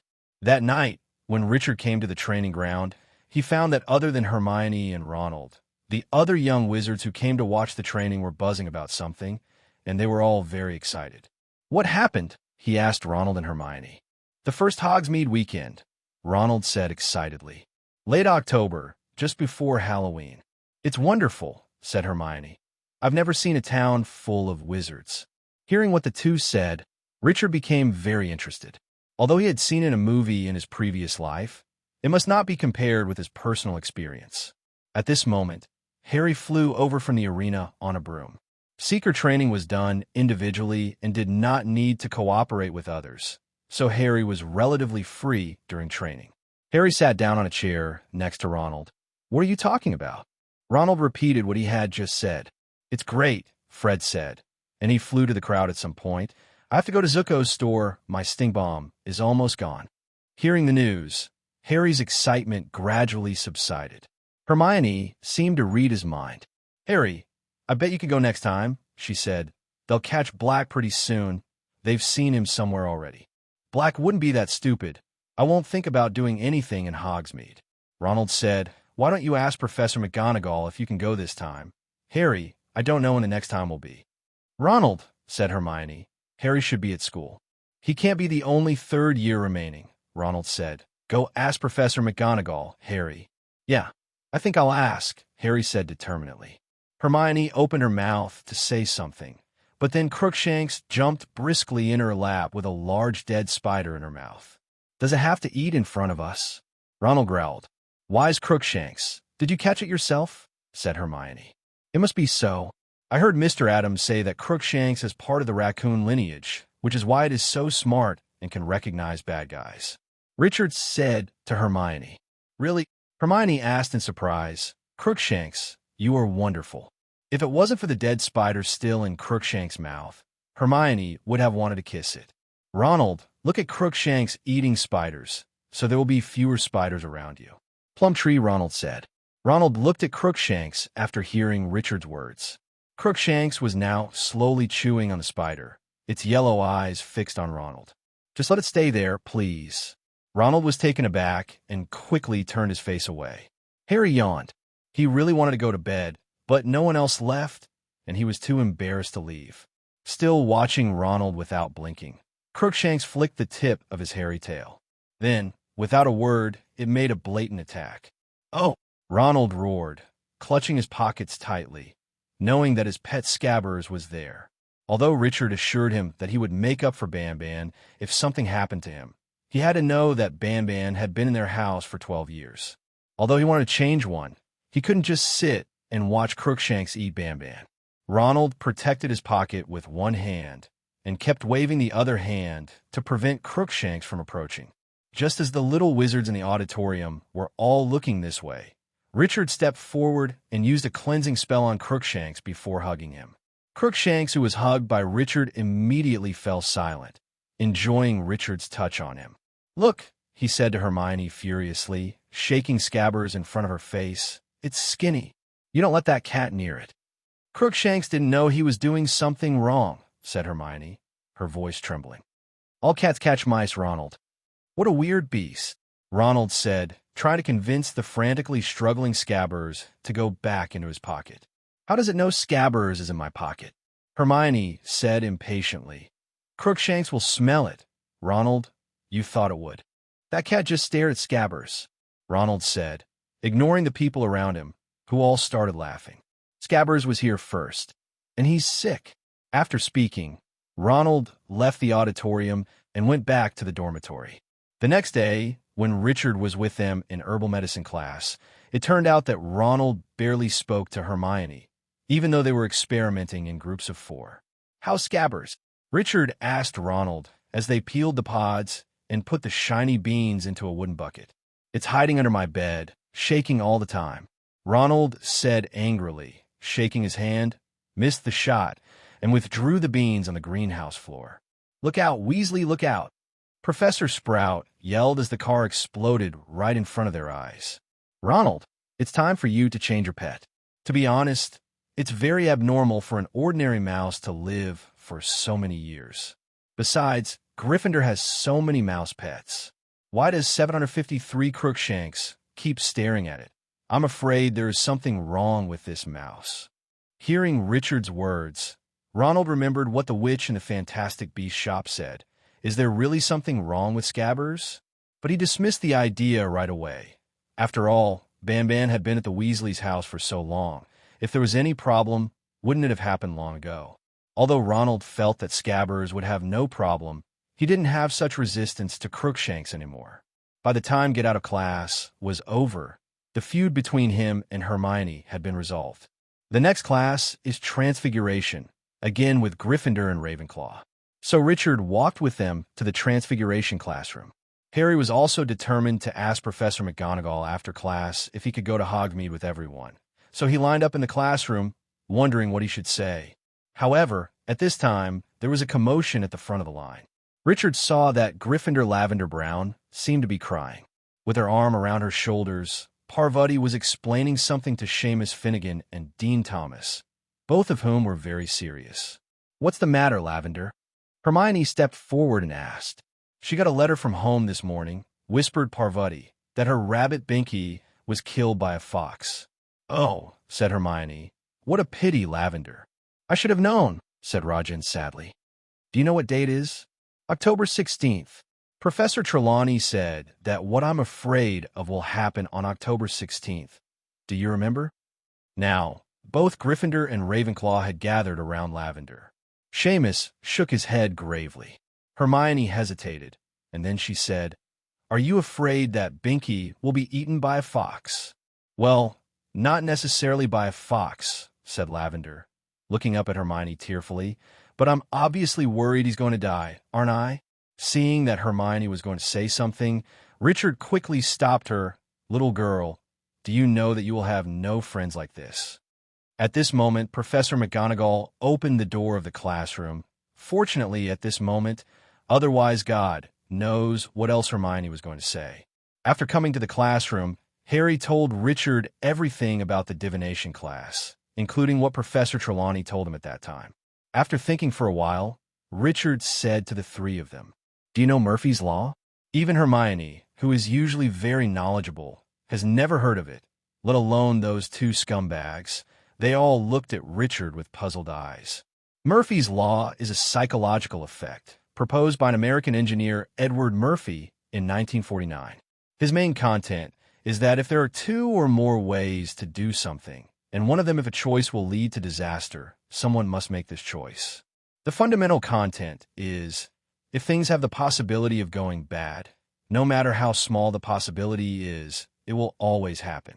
After hearing Richard's explanation, Hermione showed an expression of enlightenment, while the two scumbags were still full of doubts. "What do you mean?" What Richard meant was that Trelawney has predicted misfortune for so many of us. So no matter how small the probability is, there will always be one who is right. This has nothing to do with prediction. It's a matter of probability. At this moment, Professor McGonagall, who had been lecturing on the stage, suddenly stopped. "Harris, Granger, Potter, Weasley, do you have any comments on the content of my lecture? You can go to the front and talk about it." Professor McGonagall spoke to them sternly. "Without the professor, we have no opinion at all."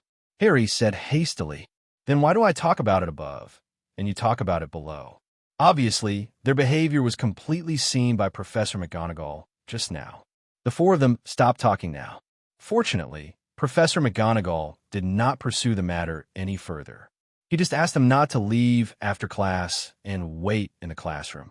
The other three were fine, mainly Harry, who was still thinking about how to talk about Hogsmeade with Professor McGonagall, but now it's even more impossible.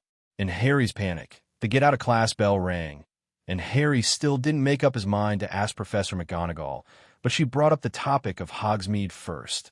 "Gryffindor, please wait," she called. "You should give me the application form before Halloween. If you don't hand it in, you'll go to Hogsmeade. So don't forget, all of you." Neville raised his hand. "Professor, I think I lost my copy of the form." "Your grandma handed me the watch straight away, Longbottom," said Professor McGonagall, "and she seemed to think it would be safer. Well, that's all. You can go." After all the little wizards left, the four of Richard came to Professor McGonagall's desk. "Tell me, what are you talking about in class?" Hermione hurriedly talked about what happened before the class, and then said Richard's words. "I remember I told you about the uncertainty of divination. Why do you always pay attention to this? And you have heard Richard's point of view. Can't you use your brains?" "Actually, it's very difficult," G said suddenly. Professor McGonagall and the others looked at Richard. "Harry is the prophesied savior, isn't he?" Hearing what Richard said, even Professor McGonagall didn't know what to say. "And what were those things you just said?" Hermione asked suspiciously. "There are many things in the wizarding world that science can't explain. Hermione, you should know that. And our Trelawney teacher is a special person that even wizards can't explain." Speaking of this, Professor McGonagall was about to say something, but was stopped by Richard. "Professor, the prophecy that Harry is the savior was made by Professor Trelawney. You won't refute this, right? Or do you think even this prophecy is false?" Hearing Richard's words, Professor McGonagall seemed to be choking on something. He didn't know how to refute it. Should he question the entire wizarding world? Seeing that Professor McGonagall did not speak, Richard continued. "And we all know that Professor Trelawney's predictions are inaccurate, just like Schrodinger's cat." Only Hermione understood this sentence. "But we can't refute that she has real prophecy ability." Under this premise, and so many little wizards are affirming the result of her prediction, Harry has no ability to question it. Now everyone, including Professor McGonagall, didn't know what to say. Originally, he wanted to punish them, but now Professor McGonagall has lost his mind and waved his hand directly to let them go. Anyway, stop talking in class next time. At this moment, Harry raised his hand suddenly. Huh, Harry, do you have anything else to do? Harry took a deep breath. Professor, my aunt and uncle. Oh, forgot to sign my application, he said. Professor McGonagall watched him over her square glasses, but said nothing. Well, do you think it's okay? If I go to Hogsmeade, can I? Professor McGonagall looked away and started flipping through the papers on the table. I'm afraid I can't, Potter, she said. You heard what I just said. Don't go without handing in your form. That's the rule. But, Professor, my aunt and uncle, they're all muggles. They don't really understand the forms and personnel of Hogwarts, Harry said. Ronald nodded vigorously to encourage him. If you say I can go. But I wouldn't say that, Professor McGonagall said. She stood up and put her papers neatly in the drawer. The application clearly stated that the consent of the parents or guardians must be obtained. She turned to look at him with a strange expression on her face. I'm sorry, Potter, but this is my final decision. You'd better go, or you won't be in time for lunch.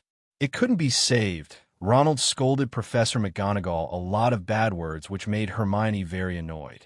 However, Hermione's expression of "it's finally settled" on her face made Ronald even angrier.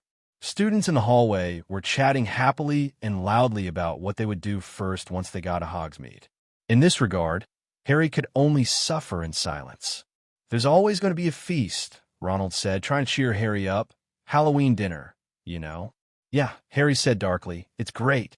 A Halloween feast is always great, but it would undoubtedly have been a lot better if Harry had joined the party after spending the day in Hogsmeade with everyone. No matter what anyone said, it couldn't make Harry feel better. Why don't you go out with us wearing an invisibility cloak? Ronald suggested. But Hermione took the idea head-on, reminding that Dumbledore had said that Dementors could see through the invisibility cloak. After arriving in the auditorium, Richard separated from them and walked to Ravenclaw's table alone. Hermione and the others sat down, sitting on the Gryffindor seat. Percy, who was sitting next to Harry, saw Harry's sad expression and asked him curiously what was wrong. Harry told Percy that he couldn't go to Hogsmeade. They make a fuss when it comes to Hogsmeade, but I'm telling you, Harry, it's not as good as people say it is. Percy said seriously. The candy store is pretty good, but Zonko's joke shop is a dangerous place. And yes, and the Screaming Shack is always worth a visit. But seriously, Harry, you haven't missed any of those places something amazing. After listening to Percy's comfort, Harry's mood became even worse. After lunch, Hermione ignored the two little trash and went to find Richard directly. She was still a little confused about what Richard said just now and wanted to clarify. After hearing Hermione's doubts, Richard thought for a while, then brought Hermione to the small garden behind the auditorium and sat down. Hermione, what I'm going to say next, whether you understand it or not, don't tell anyone, okay? Seeing Richard's serious look, Hermione nodded quickly in agreement. Actually, what I just said was my thoughts when I first arrived at Hogwarts, but with my in-depth understanding of the wizarding world, I have some different views. Speaking of this, Richard paused for a moment, glanced to the side as if there was nothing there, and then continued talking to Hermione.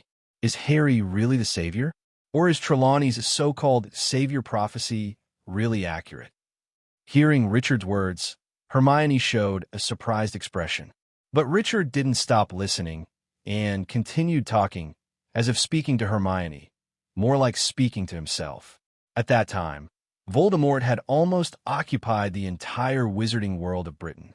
At this time, a prophecy appeared, and Voldemort chose to believe the prophecy, and chose Harry as the son of the prophecy among Harry and Neville, who were also eligible.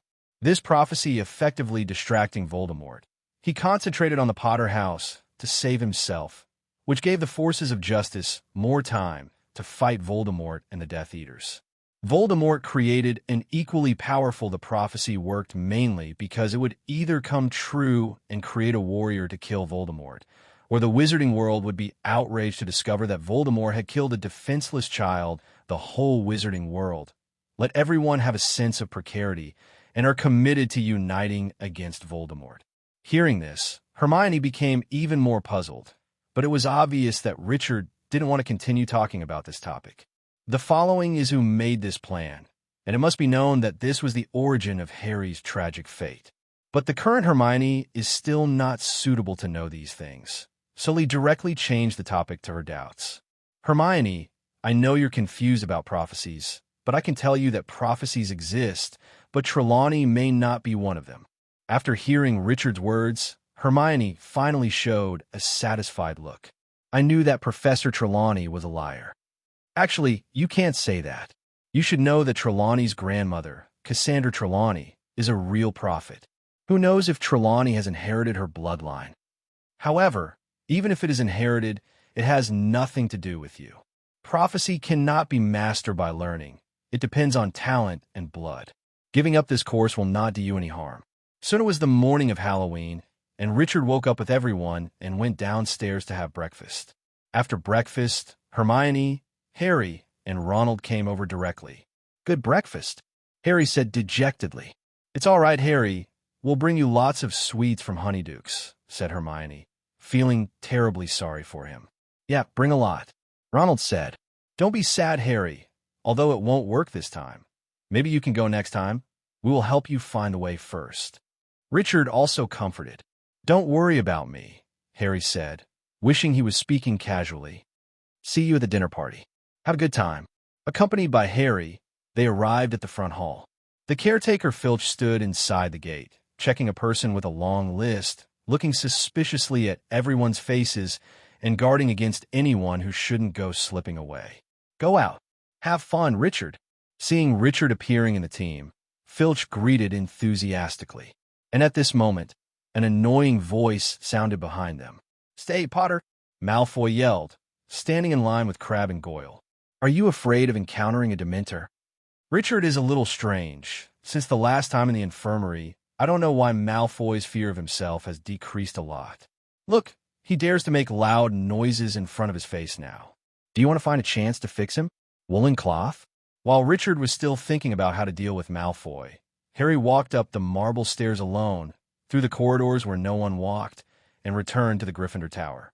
Hogsmeade is the only village in England that is full of wizards and no muggles. It is a very unique, beautiful little village full of specialized thatched-roof cottages and shops. Every holiday, the trees in the village are covered with enchanted candles.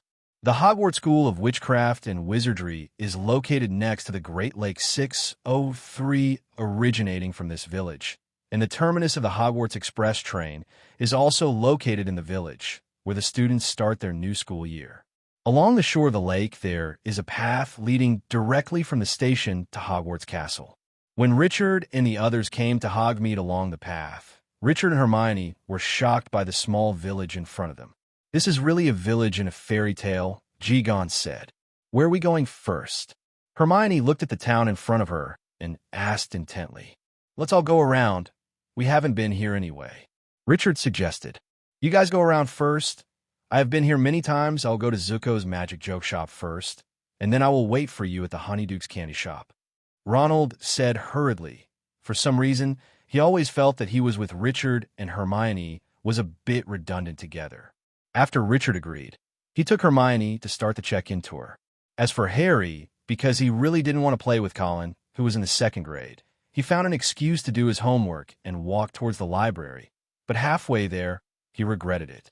At this time, the little wizards in the same grade were all their Hogsmeade.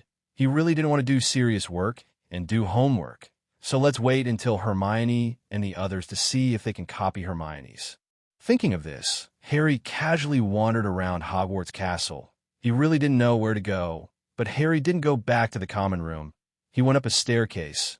Thinking in a daze, instead of going to see Hedwig where the owls roost, he walked down another corridor. At this time, someone in a room greeted him. Harry? Harry turned to see who it was, and saw that it was Professor Lupin, looking around at the door of his office. "What are you doing?" "Lou," cacked. Ping asked curiously, "Where are Ronald and Hermione?" "Hogsmeade," said Harry. Ben was speaking casually. "Ah," Lupin said. He stared at Harry for a moment. "Why don't you come in? I just received the grindy drops for our next lesson." "What?" Harry asked. He followed Lupin into the office. There was a large water tank in the corner of the office.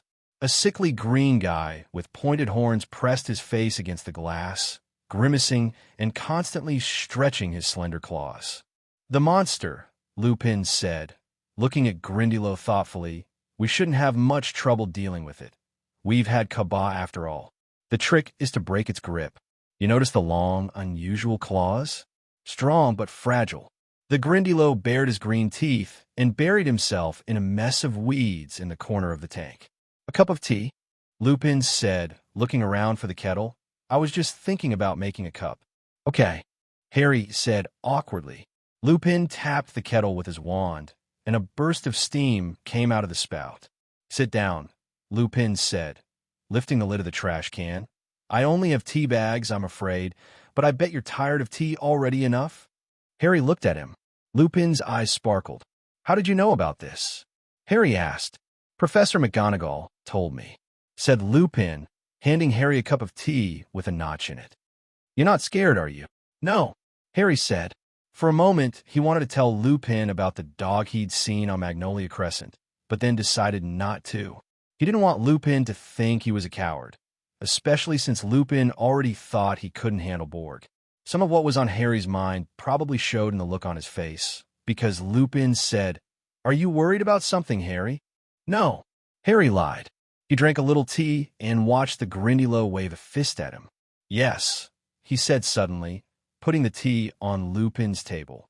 "Do you remember the day we dealt with the Boggart?" "Remember," Lupin said slowly. "Why don't you let me fight the Boggart?" Lupin raised his eyebrows. "I thought the reason was obvious, Harry," he said, surprise in his voice.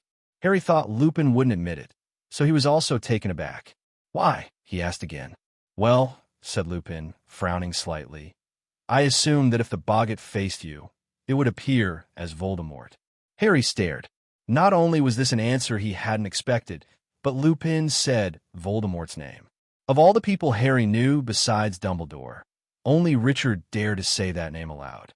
"Obviously, I was wrong," said Lupin, still frowning at Harry, "but I don't think it's a good idea for Voldemort to show up in the teaching lounge.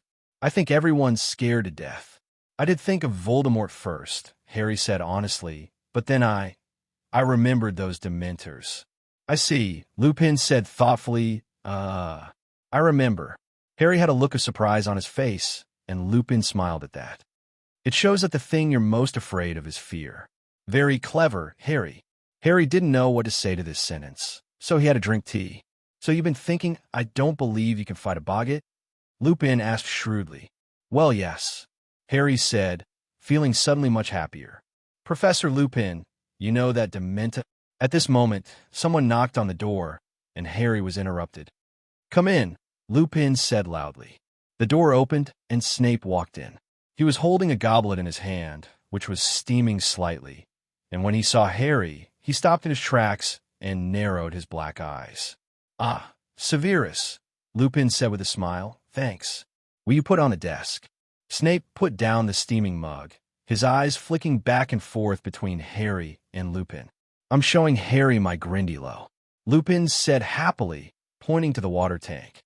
"Fascinating," said Snape without looking there. "You should just drink it, sir." Yes, I'll drink it," Lupin said. "I made a pot full," Snape said, "if you want more. I'll probably have another drink tomorrow." "Thanks, Severus." "You're welcome," Snape said, but there was a look in his eyes that Harry didn't like to see. When Snape exited the room, there was no smile on his face, and he looked defensive. Harry looked at the goblet curiously. Lupin smiled. "Professor Snape kindly concocted a potion for me," he said. "I've never been very good at concocting potions, and this one is particularly complicated." He picked up the goblet and sniffed it. "It's a pity you can't add sugar." He added another sentence, took a sip, and trembled. "Why?" Harry opened his mouth and asked. Lupin looked at him and answered the unfinished question. I've always felt bad. He said, that's the only potion that's going to work. I've been lucky to work with Professor Snape, and there aren't many wizards who can make this potion. Professor Lupin took another sip, and Harry wished he could snatch the goblet from him. Professor Snape is interested in the dark arts, he blurted out. Really? Lupin said, seemingly unimpressed by the words, and took another swig. Harry hesitated for a moment, then continued. In fact, Richard's potions are also very powerful. He can make a lot of potions. If Richard comes back, I'll ask him, can he make it for you? Richard's potion is also very powerful. Lupin asked in surprise. Yeah, he doesn't seem to know anything, except Quidditch. What a great little wizard. But forget it, Professor Snape has done a good job now, so I don't need to bother others. Well, Harry, I'd better go back to work. See you at the dinner party. Okay, said Harry, putting down his empty teacup. The empty goblet was still slowly steaming. Although Lupin refused, Harry still planned to tell Richard. He always felt that Snape must have evil intentions in concocting potions for Professor Lupin. At dusk, the little wizards who went to Hogsmeade returned to Hogwarts. After talking to Hermione, Richard went back to his own dormitory, ready to change into clothes and wash up for the evening dinner. Hermione and Ronald returned to the common room of Gryffindor, and they wanted to give the candy to Harry as soon as possible to soothe his broken heart. Look, Ronald said, we brought you so much candy, we can't take any more. A handful of candy rained down on Harry's lap. Thanks, said Harry, picking up a bag of little pepper urchins. How's Hogsmeade? Where have you all been? Nowhere. I went to Zoko's magic joke shop, and then went to Honeyduke's candy shop. Why then you only went to 2 places? Isn't the other place not good? Harry asked suspiciously. No, I've been to other places. Without you, it wouldn't be interesting for me to go alone. Hearing Ronald's words, Harry's heart was full of love. What about you, Hermione? Hearing Harry's inquiry, Hermione tirelessly told him where she and Richard went. Just listen to it and you'll know. It's gone everywhere. Dewey's and Bance's literary habitat quills, Zoko's magical joke shop, the 3 broomsticks that serve foamy butterbeer, and many others. The post office, Harry. There are about 200 owls, all sitting on shelves, all color-coded, depending on how fast your letters need to travel. Honeyduke's has a new fudge they're giving out free samples. And here's a little bit. Look, we thought we saw an ogre, really, and the 3 broomsticks had all sorts of them in there. Want to bring you some butterbeer. It really warms you up. Seeing Harry's increasingly ugly face, Hermione also knew that she had talked too much, so she hurriedly asked him, what about you? What did you do at Hogwarts? Did you do any homework? No, Harry said. Lupin made me a cup of tea in his office. Then Snape came in. He told them all about the goblet. Ronald's mouth fell open. Did Lupin drink? Is he crazy? Hermione glanced at her watch. Let's go downstairs. In 5 minutes, the dinner party will start. They hurried through the hole in the portrait and joined the crowd, talking about Snape all the way.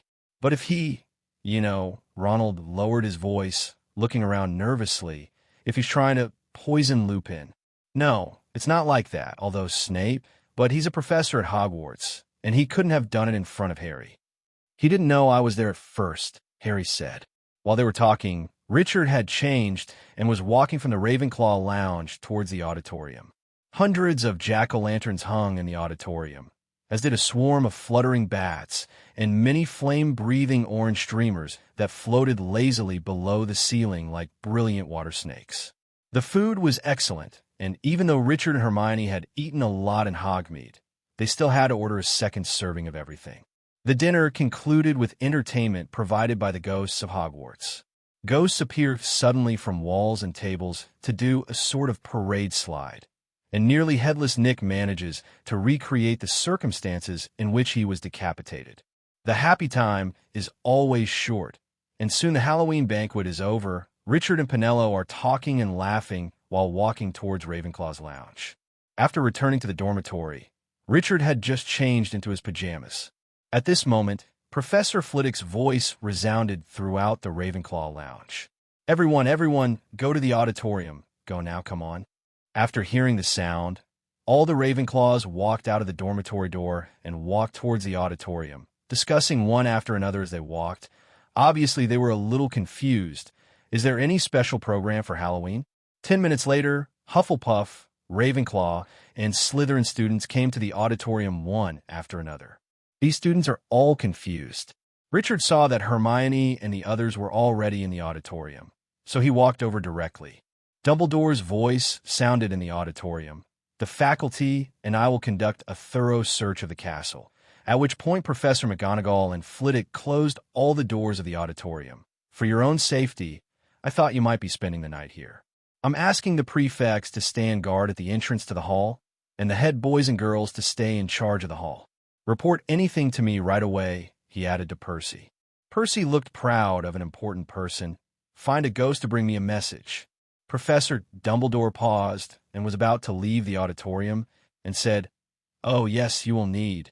He flicked his wand casually, and the long tables flew to the edge of the auditorium and stood against the wall. With another wave, the ground is covered with hundreds of purple sleeping bags.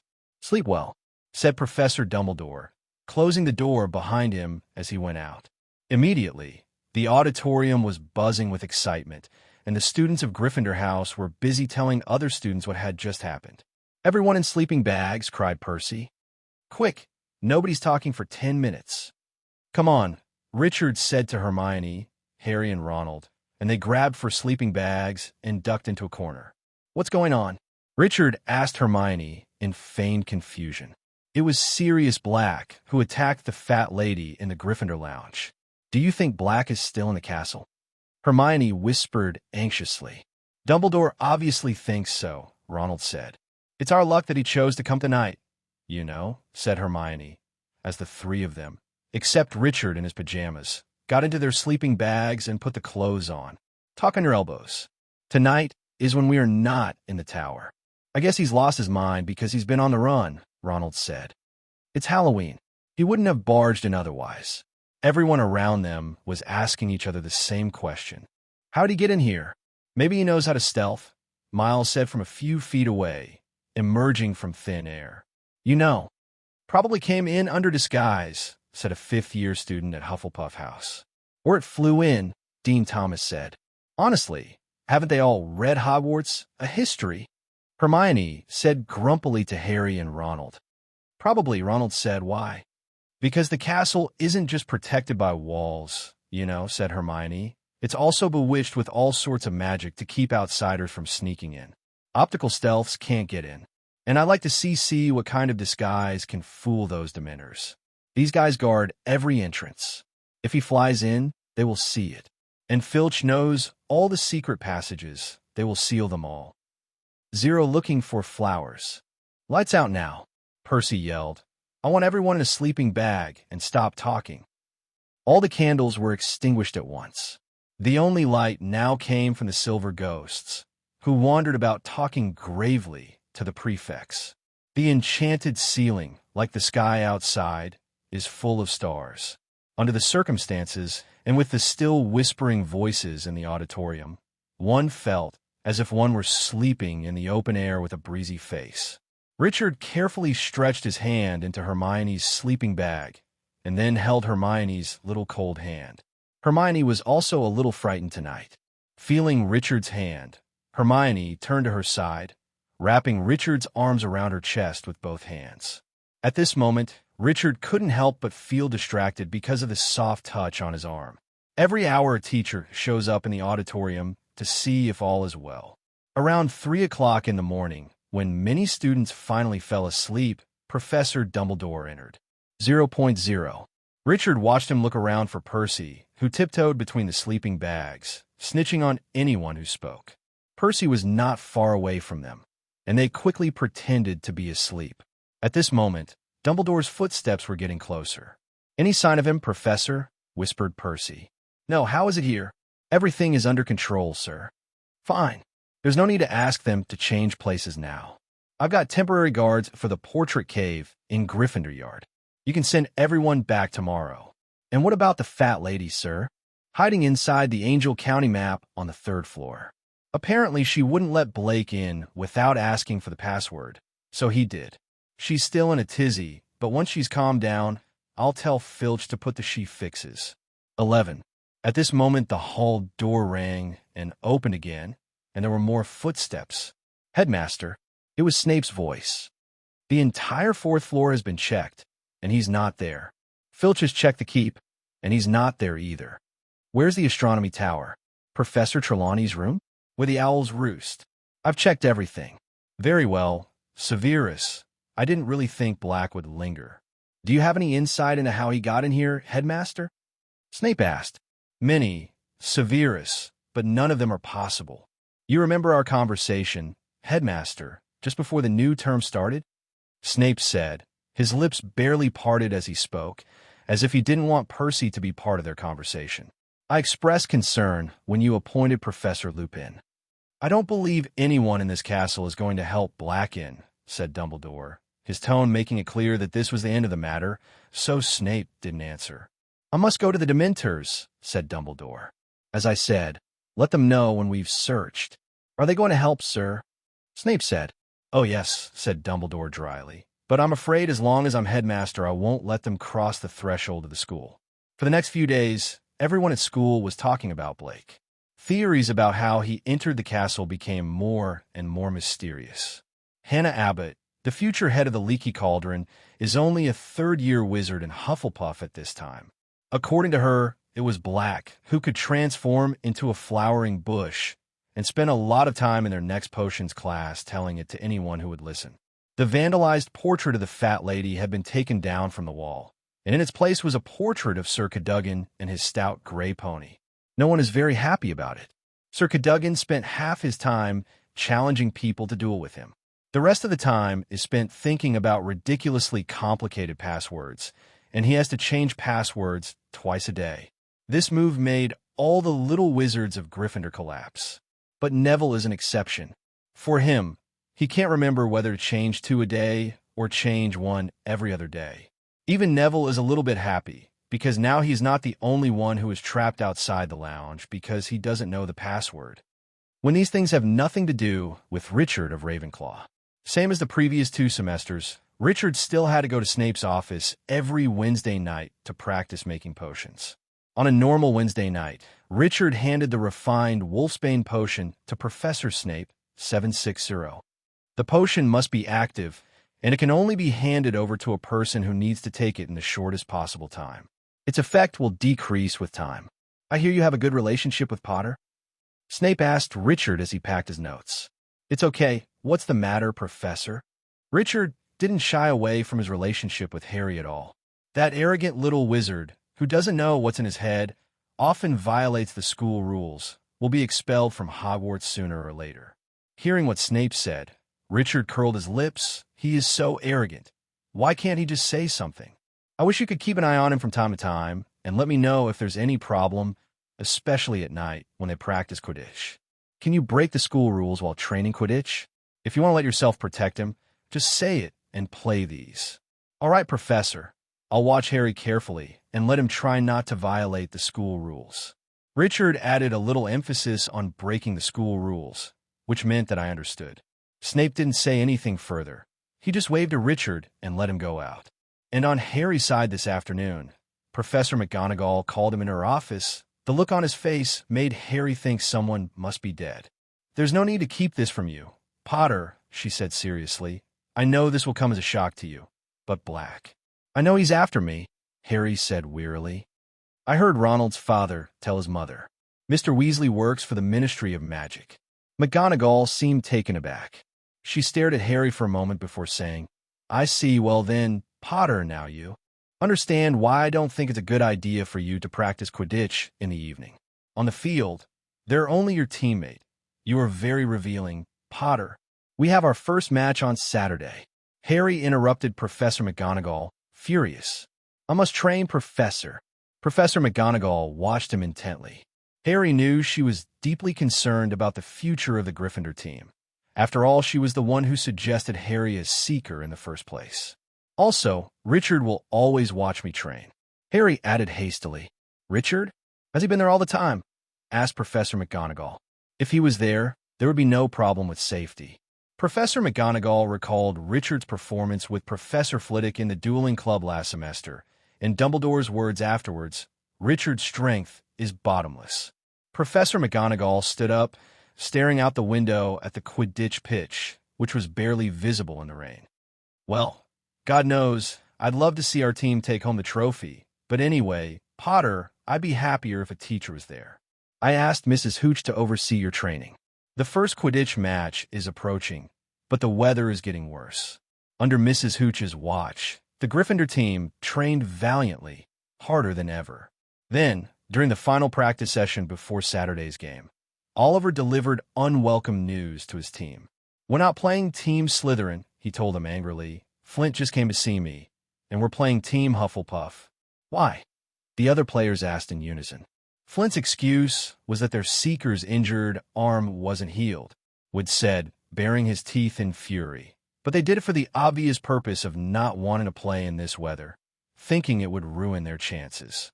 It was a stormy day, and as Wood spoke, they heard thunder rumbling in the distance. "Malfoy's arm is all right." Harry raged. "He's pretending." "I understand, but we can't prove it," Wood said bitterly. "We have been practicing with Slytherin as the target, and now we are playing against the Hufflepuff team. Their style is quite different. Especially their Seeker, Cedric Diggory, became captain this year, and Diggory has assembled a great team. He's an excellent Seeker. We must not underestimate the enemy. We must get to the main problem. Slytherin wants to see us one step, wrong step. We must win." Before Wood finished speaking, Angelina, Ellie, and Katie suddenly giggled. "What?" Wood said, unimpressed by the carefree behavior. "Is he the tall, good-looking guy?" Angelina said. "The strong and quiet one," Katie said, and they started giggling again. "In terms of beauty, Richard is prettier than him." Fred pointed to Richard in the auditorium on the sidelines. Richard, who was chatting with Hermione at this moment, saw someone pointing at him and turned his face away in doubt. "That's true." Angelina, Aaliyah, and Katie started to be nympho again. "It's a pity that it's a little small, otherwise I would have to pursue him."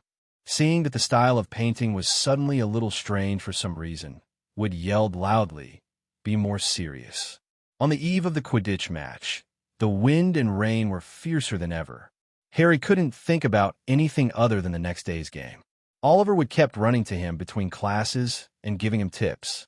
The third time Wood did this, talking a lot, Harry suddenly realized that his defense against the dark arts class had already started for 10 minutes. So he ran off, and Wood shouted after him, "Diggory's the Swerve is very fast, Harry, so you might as well try to wrap him around." Harry stopped outside the defense against the dark arts classroom, pushed open the door, and rushed in. "I'm sorry I'm late, Professor Lupin, But it wasn't Professor Lupin looking at him from the podium, it was Snape. "Zero. This lesson started 10 minutes ago, Potter, and I think Gryffindor deserves 10 points. Sit down." But Harry didn't move. "Where is Professor Lupin?" "He said he was too ill to be in class today," Snape said, grinning grinningly. "Didn't I already tell you to sit down?" At this moment, Richard grabbed Harry, dragged him to the seat forcibly, and said, "Harry, let's talk about it after class. This is where the class starts. You're already late." Then Richard said to Snape, "Professor, go to the company." Snape gave a slight nod, then looked around the class. "Before Potter interrupted me, I was saying that Professor Lupin didn't keep any records of your class's progress." "Sir, we've learned Boggets, Red Hats, Cabaz, and Grindylows," said Hermione quickly. "And we're just getting started." "Quiet," Snape said coldly after glancing at Richard first. "I didn't ask you. I was just commenting on Professor Lupin's disorganized teaching. He's the best defense against the dark arts teacher we've ever had," said Dean Thomas boldly, and the rest of the class murmured agreement. Snape was more menacing than usual. "You guys are easy to please. Lupin hardly ever asks of you. I think you should be able to deal with Red Hood and Grindylow in first year. Today we're going to talk about werewolves." 17. Hermione seemed unable to control herself and was about to speak when Richard stopped her. "I tell you all, turn the book to page 394. He looked around again. "You all, now." Many in the class exchanged painful glances. Some grumbled sullenly and opened their books. "Can any of you tell me how to tell the difference between a werewolf and a real wolf?" Everyone sat there in silence, motionless, except for Hermione, whose hands were held upright in the air, as usual. "Richard, tell me," Snape said to Richard, ignoring Hermione. "A wolf is a wolf, and has nothing to do with people. Werewolves are people in normal times, no different from normal people, but they will transform into werewolves at 4.9 when the moon is full.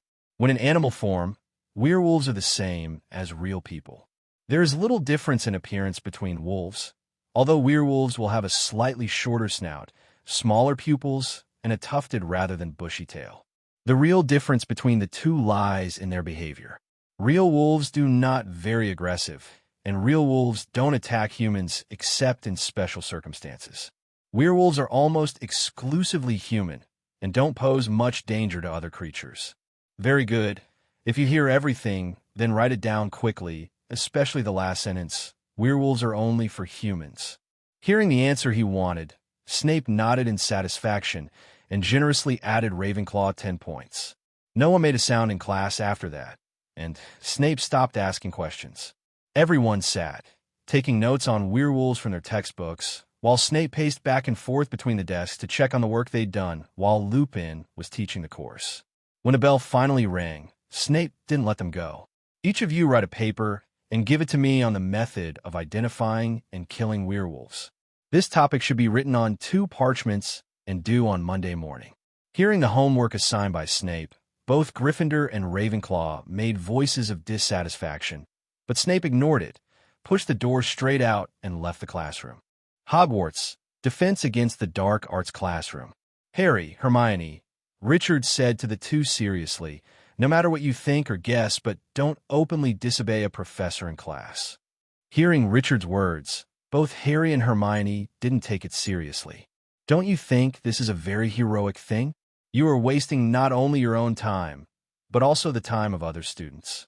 But Professor Lupin, before Harry could finish speaking, he was interrupted by Richard. "This is Hogwarts. Don't you think Dumbledore is an old fool? Let people make trouble in his chassis." Hearing Richard's words, Harry only listened to half of it. That is, he can't refute the professor while in class. "It's not class time, so let's talk about it. Snape has never treated our other defense against the dark arts teachers like this before, even if he really wanted to teach us. Why did he treat Lupin like this? Because of the Boggett incident." "I don't know," said Hermione gloomily, "but I do hope Professor Luhu will get better soon." Hearing their conversation, Richard couldn't help but cover his head. "It's useless to say anything. You can discuss it. I won't participate." Thinking of this, Lee resolutely left a persecuted delusional patient. The next day came to Hogwarts for the Quidditch 20th weekend. With the rumbling thunder in the sky, the sound of the strong wind hitting the castle wall, and the sound of trees breaking in the forbidden forest in the distance, Richard struggled to climb up on the bed. "Stand up. I really don't want to remember, but I still have to watch the Quidditch this time. Whether Harry will be injured or not is not in Richard's consideration, but the spectacular sight of the Dementors besieging the city is still necessary to watch." After washing and getting dressed, Richard called Terry, who was still sleeping next door. "Richard, it's raining so hard today. Why don't you wake up and wake me up? I'm hungry, and I think you should be hungry too, so I ask you to get up and eat," Richard said maliciously. In the end, under Richard's shameless entanglement, Terry had no choice but to get dressed and walked out of the dormitory with Richard. As soon as he left the door of the common room, Richard saw Penello walking in front. Immediately, he shamelessly gave up on Terry and rushed forward. And Terry, who hadn't woken up in the first place, was completely stunned at this moment. "What's going on at this time? Who am I? Where am I? What am I going to do?" When Richard and Penelope came to the auditorium, besides the tables of contestants Gryffindor and Hufflepuff were basically full, the tables of Ravenclaw and Slytherin were also filled with more than half of the young wizards. Is Quidditch so interesting? I don't know what they are watching in such a heavy rain. While complaining, Richard found a vacant seat with Penello and sat down. Richard first drank a glass of milk to cheer him up a bit, then picked up a piece of toast and started chatting with Penello. "Sister, do you want to watch the game?" "Of course not. What's so interesting about Quidditch? I've got to catch up with the paper." Professor McGonagall said it's likely to be published in Transfiguration today, so let me sort it out. While answering Richard, Penelo took the toast in Richard's hand, spread the jam, and handed it back to him. Hearing Penelo's words, Richard didn't say anything, nodded, took the toast, and started eating. When Richard was halfway through eating, Penelo had finished her breakfast, and after talking to Richard, she left the auditorium and walked towards the library, while Richard continued his breakfast. Just then, a loud noise rang out from the Gryffindor table. It turned out that the players of the Gryffindor Quidditch team had finished breakfast and were about to leave the table, and the other little wizards were cheering them on. After Richard finished his breakfast, he found Hermione and Ronald, and together they walked towards the Quidditch pitch. Seeing the people around them lower their heads against the strong wind, because their umbrellas were blown away from their hands on the way, Lee was quite speechless. Everyone is a wizard, can't cast a wind and rain spell. After coming to the audience and doing well, Gryffindor's players began to appear. The wind was blowing so hard that they all staggered as they walked to the field. Amidst the rumbling thunder, warm cheers erupted from the auditorium, but the team members probably couldn't hear it. Seeing Harry standing there constantly wiping his eyes with his hand, Richard waved to him. And Harry didn't see it, George told Harry. "What's the matter, Richard?" Harry asked with difficulty coming to Richard's side. "Give me the glasses," Richard said loudly to Harry. But just now a thunder exploded in the sky. Harry didn't hear what Richard said. Seeing that Harry didn't move, Leon directly reached out and took Harry's glasses.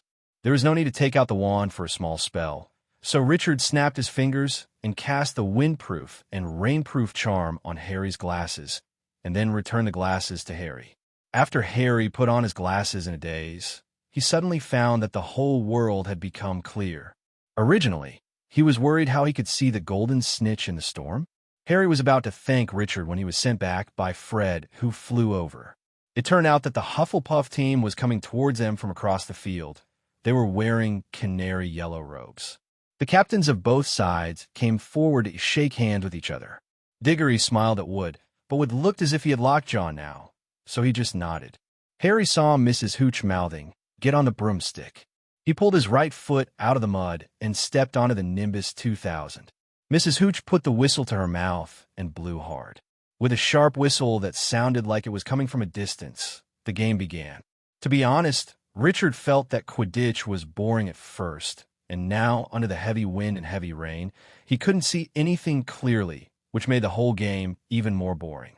He could have listened to Jordan, the commentary of Quidditch, say talking nonsense, but from the beginning until now, Richard only heard him confirming people. After all, he can't tell who is who in the current weather. At this moment in the sky, Harry was already drenched and frozen. Although the glasses had been cursed by Richard, the rain was so heavy now, it was as if a hole had been opened in the sky, and it fell straight down. It's so watery that you can't even see people clearly, let alone that little golden snitch. He didn't know how long the game had been going on. It was getting harder and harder to keep the broomstick going in a straight line. The sky is getting darker, as if the night has decided to come early. Mrs. Hooch's whistle blew with the first lightning. Harry could only see Wood's silhouette through the dense rain curtain, and Wood was gesturing to Harry to come down to the ground. The whole team splashed down into the mud. "I called a timeout," Wood yelled at the players. "Come on, get down there." They huddled under a large umbrella on the edge of the field. "What's the score?" "We're ahead by 50 points, Wood said. "But unless we get the snitch soon, we'll be racing into the night. Harry, can you see clearly with your glasses on?" "No problem. Lee cursed my glasses when I was on stage," Harry said, waving his glasses. "Great, as long as the glasses don't interfere with you. You're the best seeker at Hogwarts," he called hoarsely, just as Mrs. Hooch blew the whistle again.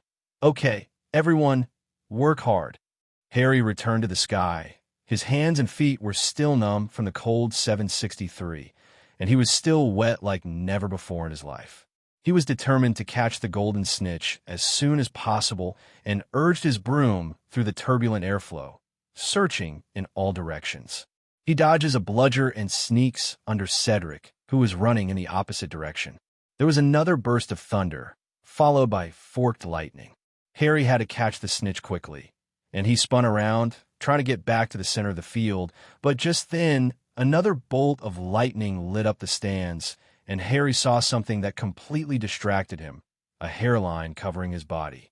The silhouette of a huge black dog with a shaggy coat, clearly reflected in the sky, rests in a row of empty seats on the top tier of the stands. Harry's numb hands slipped on the broomstick, and his Nimbus 2000 dropped a few feet. He brushed the wet tassels away from his eyes and squinted at the stands again. The dog is gone. Harry! Wood's distressed yell came from Gryffindor's goal. Harry, you're behind. Harry looked around in panic and saw Cedric slamming down towards the field continuously. A small golden spot flashed between them in the rainy air. Harry leaned on the broomstick in panic and spun towards that place. Golden snitch. Come on, he yelled at his halo, and the rain hit his face quick. Richard in the audience was getting a little impatient at this time. He knew he shouldn't have come out so early.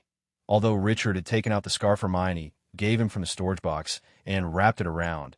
But because of the continuous rain, Richard still felt a little bit of coolness. Just when Richard was looking at the raindrops falling in the sky, suddenly a cold breath descended from the sky, and then more and more. The auditorium that was originally full of people was quiet. Only the sound of thunder and rain passing through the air resounded from time to time in the sky.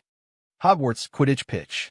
The auditorium, which should have been noisy, was silent at this time, and the rain curtain pouring down made the sky and the earth blurred. The Dementors who were supposed to be stationed outside Hogwarts couldn't take it anymore. The joyous emotions generated in Hogwarts every day attracted them all the time, but because of the restrictions of the Ministry of Magic, they couldn't take it anymore. Into Hogwarts.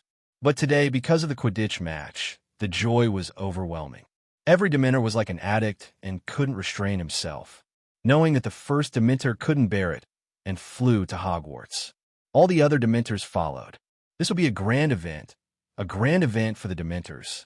Harry, who was flying in the sky, also noticed something strange. There was a timid silence on the steps stand around the runway. Although the wind was still as strong as before, it forgot to roar, as if someone had turned off the wind sound, as if Harry's sudden deafness. What happened? Then a familiar, frightening, cold wave hit him again, inside him, and just as he felt something move on the field below, Harry had no time to think and looked away from the snitch. He was startled to see at least 100 Dementors floating in midair, their hooded faces turned towards him. It was as if frozen water rose from his chest, cutting through his guts. Then he heard the sound again, someone moaning inside his head. A woman, "Don't touch Harry.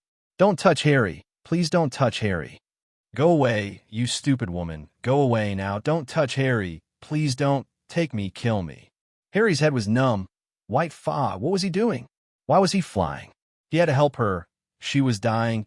She was going to be murdered. He was falling in that icy fog. "Don't move, Harry. Please don't move. Have mercy, have mercy." A shrill voice was laughing. The woman was screaming, and Harry didn't know anything. The little wizard in the auditorium first saw a little wizard wearing a red uniform sliding down from the sky, and then a flash of lightning flashed across the sky, and hundreds of Dementors suddenly appeared in midair. Dementors! Lee Jordan's voice was heard throughout the Quidditch pitch through the magic loudspeaker. In an instant, all the little wizards started screaming crazily, and a large number of people rushed from the auditorium. At this moment, a figure suddenly rose from the Gryffindor auditorium and floated directly into the arena. Richard first comforted the panicked Hermione, then pulled out his wand, floated into the midair, and controlled Harry, who had fallen from the sky, to fly to the rest area. At this moment, 2 Dementors flew towards Lee. At this moment, 2 voices sounded from the auditorium of Gryffindor and Hufflepuff, respectively. "Calling God's Guard, calling God's Guard." Immediately, a tabby cat made of silver light appeared beside Richard, making the Dementors flying towards Richard away from him, while another huge toad made of silver light appeared in the midair, and the Dementors confronted each other. At this time, Professor McGonagall of Gryffindor and Professor Sprout of Hufflepuff floated beside Richard. "Where's Dumbledore?" In this situation, wouldn't the headmaster show up? Richard asked curiously. He's gone to the Ministry of Magic. Otherwise, these Dementors would not dare to come in.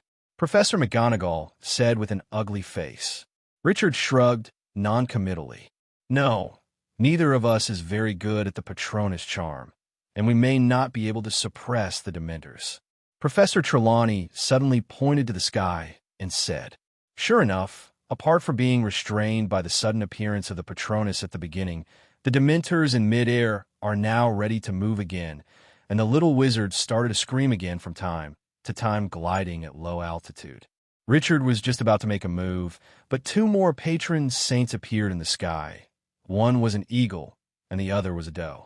Immediately, the figures of Professor Flitwick and Professor Snape floated from Hogwarts Castle to Richard's side.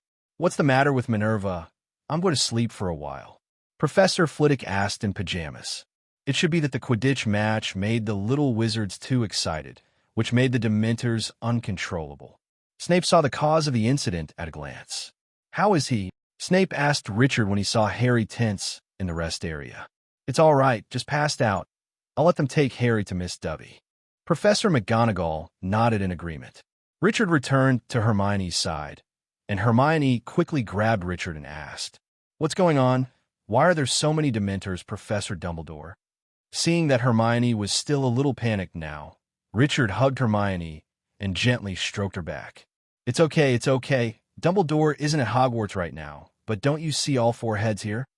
After soothing Hermione, Richard said to Ronald, Ronald, go find George, and they can send Harry to Ms. Pomfrey.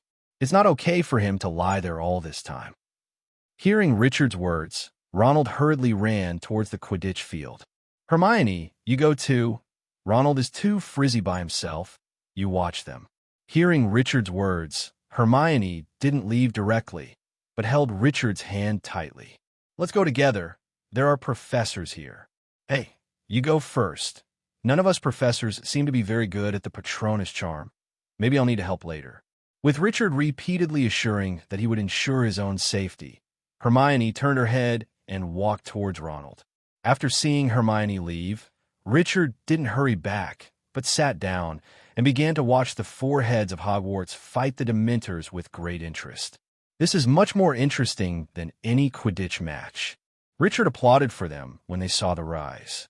At this moment, Richard saw the Quidditch gold medal lecturer saying that Mr. Lee Chiao-Dan was running away with his head in his arms, and the magic loudspeaker was still alone on the podium.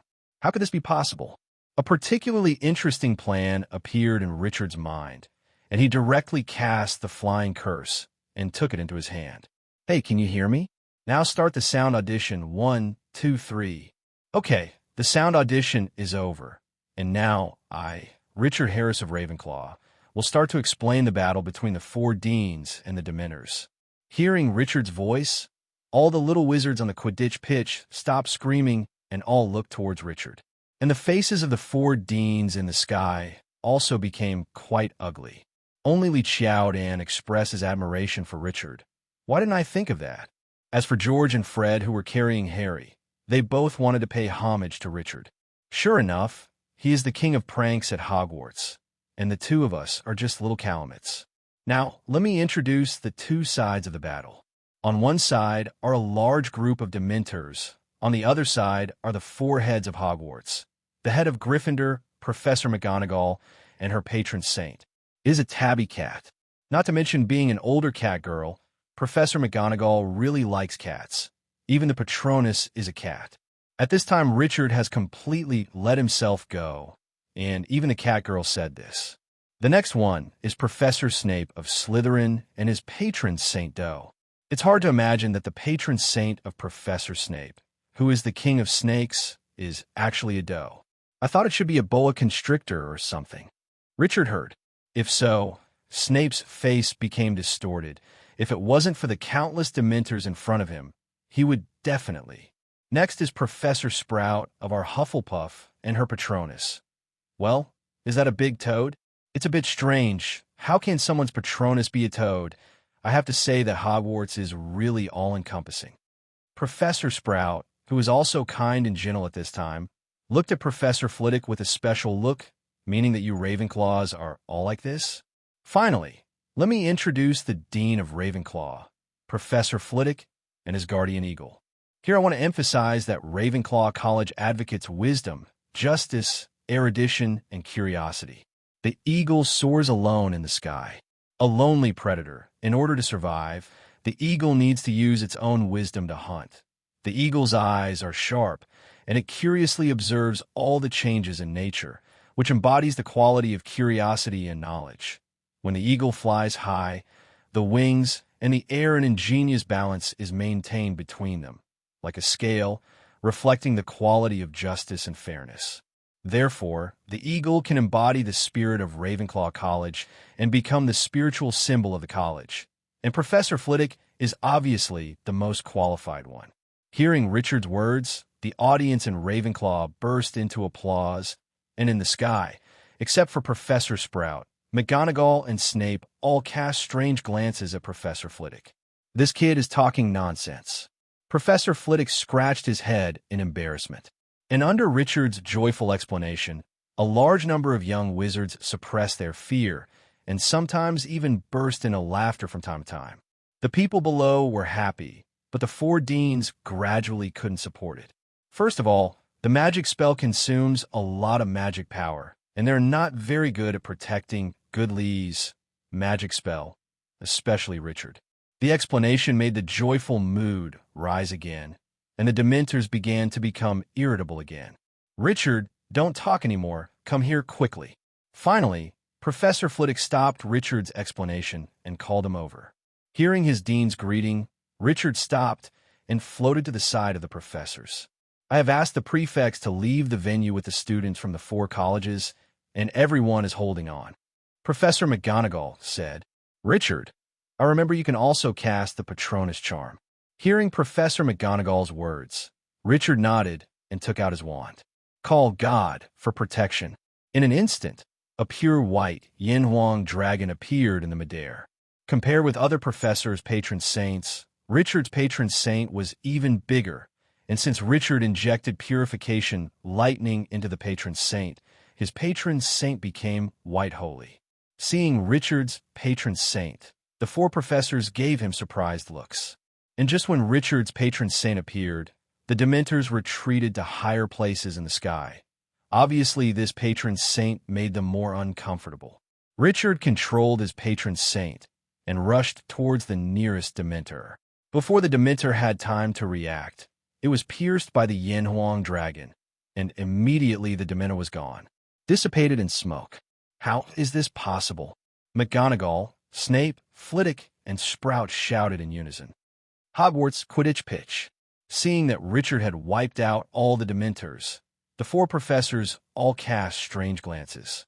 Seeing the expressions of the professors, Richard also felt that what he did was a little weird, so he released some sea, just let his patron saint wander in the sky, and did not attack the group of Dementors.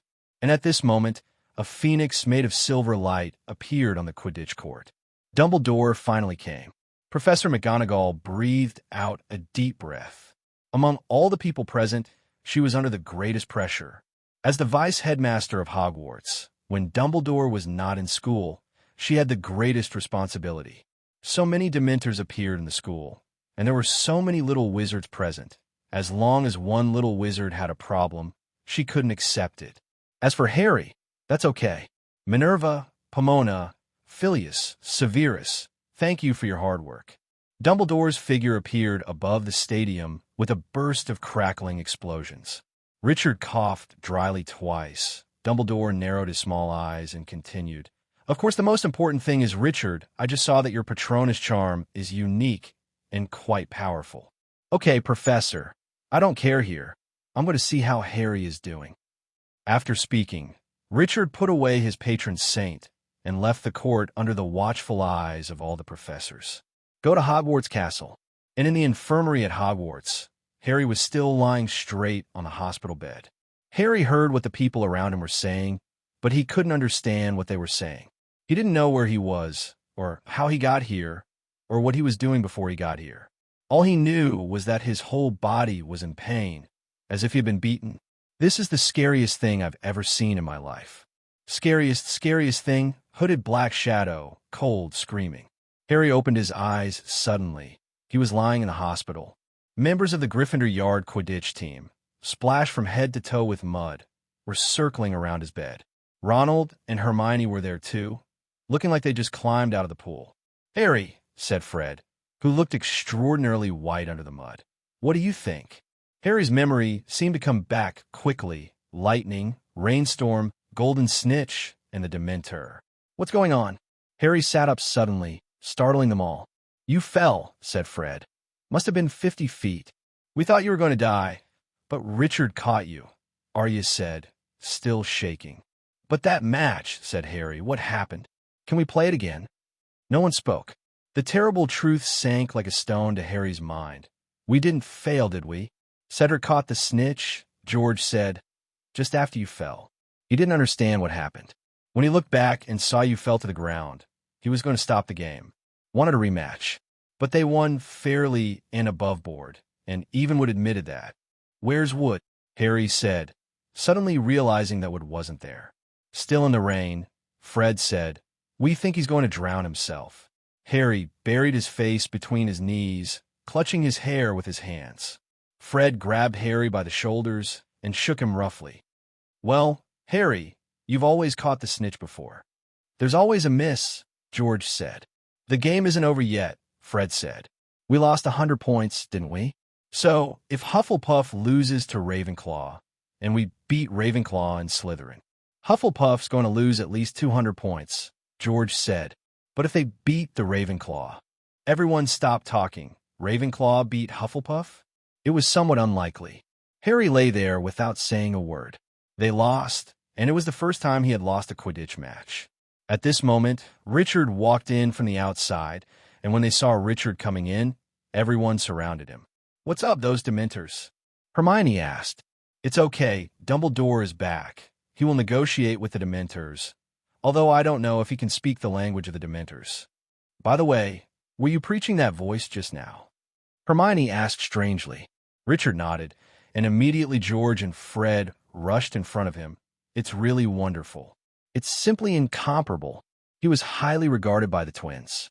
About 10 minutes later, Madame Pomfrey came over and told the team to put Harry to rest. "We'll see you later," Fred told Harry. "Don't blame yourself, Harry. You're still our best seeker." The team was gone, trails of mud in their wake. Madame Pomfrey closed the door behind them with an unhappy look on her face, while the three of Richard stayed behind. Harry, on the other hand, lay on the hospital bed expressionlessly the whole time, thinking about what the Dementors had done to him, thinking about the screaming sound. He looked up and saw Ronald and Hermione looking at him anxiously, while Richard was talking to MS. "Pomfrey, has anyone got my Nimbus 2000? Ronald and Hermione glanced at each other quickly. "Oh, what's the matter?" Harry said, looking up at the two of them one by one. "Well, it was blown away when you fell," Hermione said hesitantly. "Then what?" "And then it hit. Oh, Harry, it hit the Cacked Willow," Ronald continued. Harry felt a twinge of pain in his heart. The Whomping Willow was a very violent tree that grew in the middle of the Forbidden Forest. And then Harry asked, dreading the answer. "Well, you know the Whomping Willow," Ronald said. It doesn't like people bumping into it. "Hagrid just brought it back before you woke up," Hermione said quietly. She slowly reached for the school bag at her feet and turned the school bag upside down. A dozen pieces of wood and fragments of broom tails fell on the bed, the remains of Harry's faithful broomstick that was finally defeated. After a while, Richard walked over with Madame Pomfrey, who asked Harry to spend the weekend in the hospital. He neither argued with her nor complained. He just kept her from throwing away the pieces of the Nimbus 2000. He knew it was stupid, that the halo was beyond repair, but he couldn't help it. He felt like he'd lost a best friend. During dinner, Richard, Hermione, and Ronald said goodbye to Harry and left the infirmary. Harry lay alone on the hospital bed, staring at the ceiling with his eyes open, and began to meditate. He didn't tell anyone what he saw ominously, not even Richard, Hermione, and Ronald, because he knew that Ronald would panic, and Hermione would laugh at him. And as for Richard, Richard had helped him enough. This time, if it wasn't for Richard, he might have died, and now he really didn't want to bother Richard. However, the truth, is that it has appeared twice, both times with near-fatal incidents. The first time, when he was nearly run over by the knight's bus, fell off his broomstick. Is ominous going to haunt him until he's actually dead? Is he going to be wary of the brute for the rest of his life? And then there are those Dementors. Harry felt sick and humiliated every time he thought of them. Everyone said they were terrible, but no one else fainted when he approached them like he did, and no one else heard the voices of their dying parents repeatedly in their heads. Now Harry knew whose voice it was. At night, he lay awake in the hospital, staring at the streaks of moonlight on the ceiling. At this time, he heard her words, heard these words repeated again and again. As the Dementors approached him, he heard his mother's dying voice. She tried her best to protect him from Voldemort. He also heard Voldemort laughing before killing his mother, and Harry fell asleep from time to time, dreaming in his sleep with wet, slippery, rotten hands all over the place, and eerie begging sounds. He woke up suddenly, but heard his mother's voice again. The next day was Sunday. So many people came to see him, all intent on cheering him up. Hagrid gave him a bouquet of centipede flowers, which looked like yellow cabbages. When it is pressed under a dish or fruit, it will sing shrilly.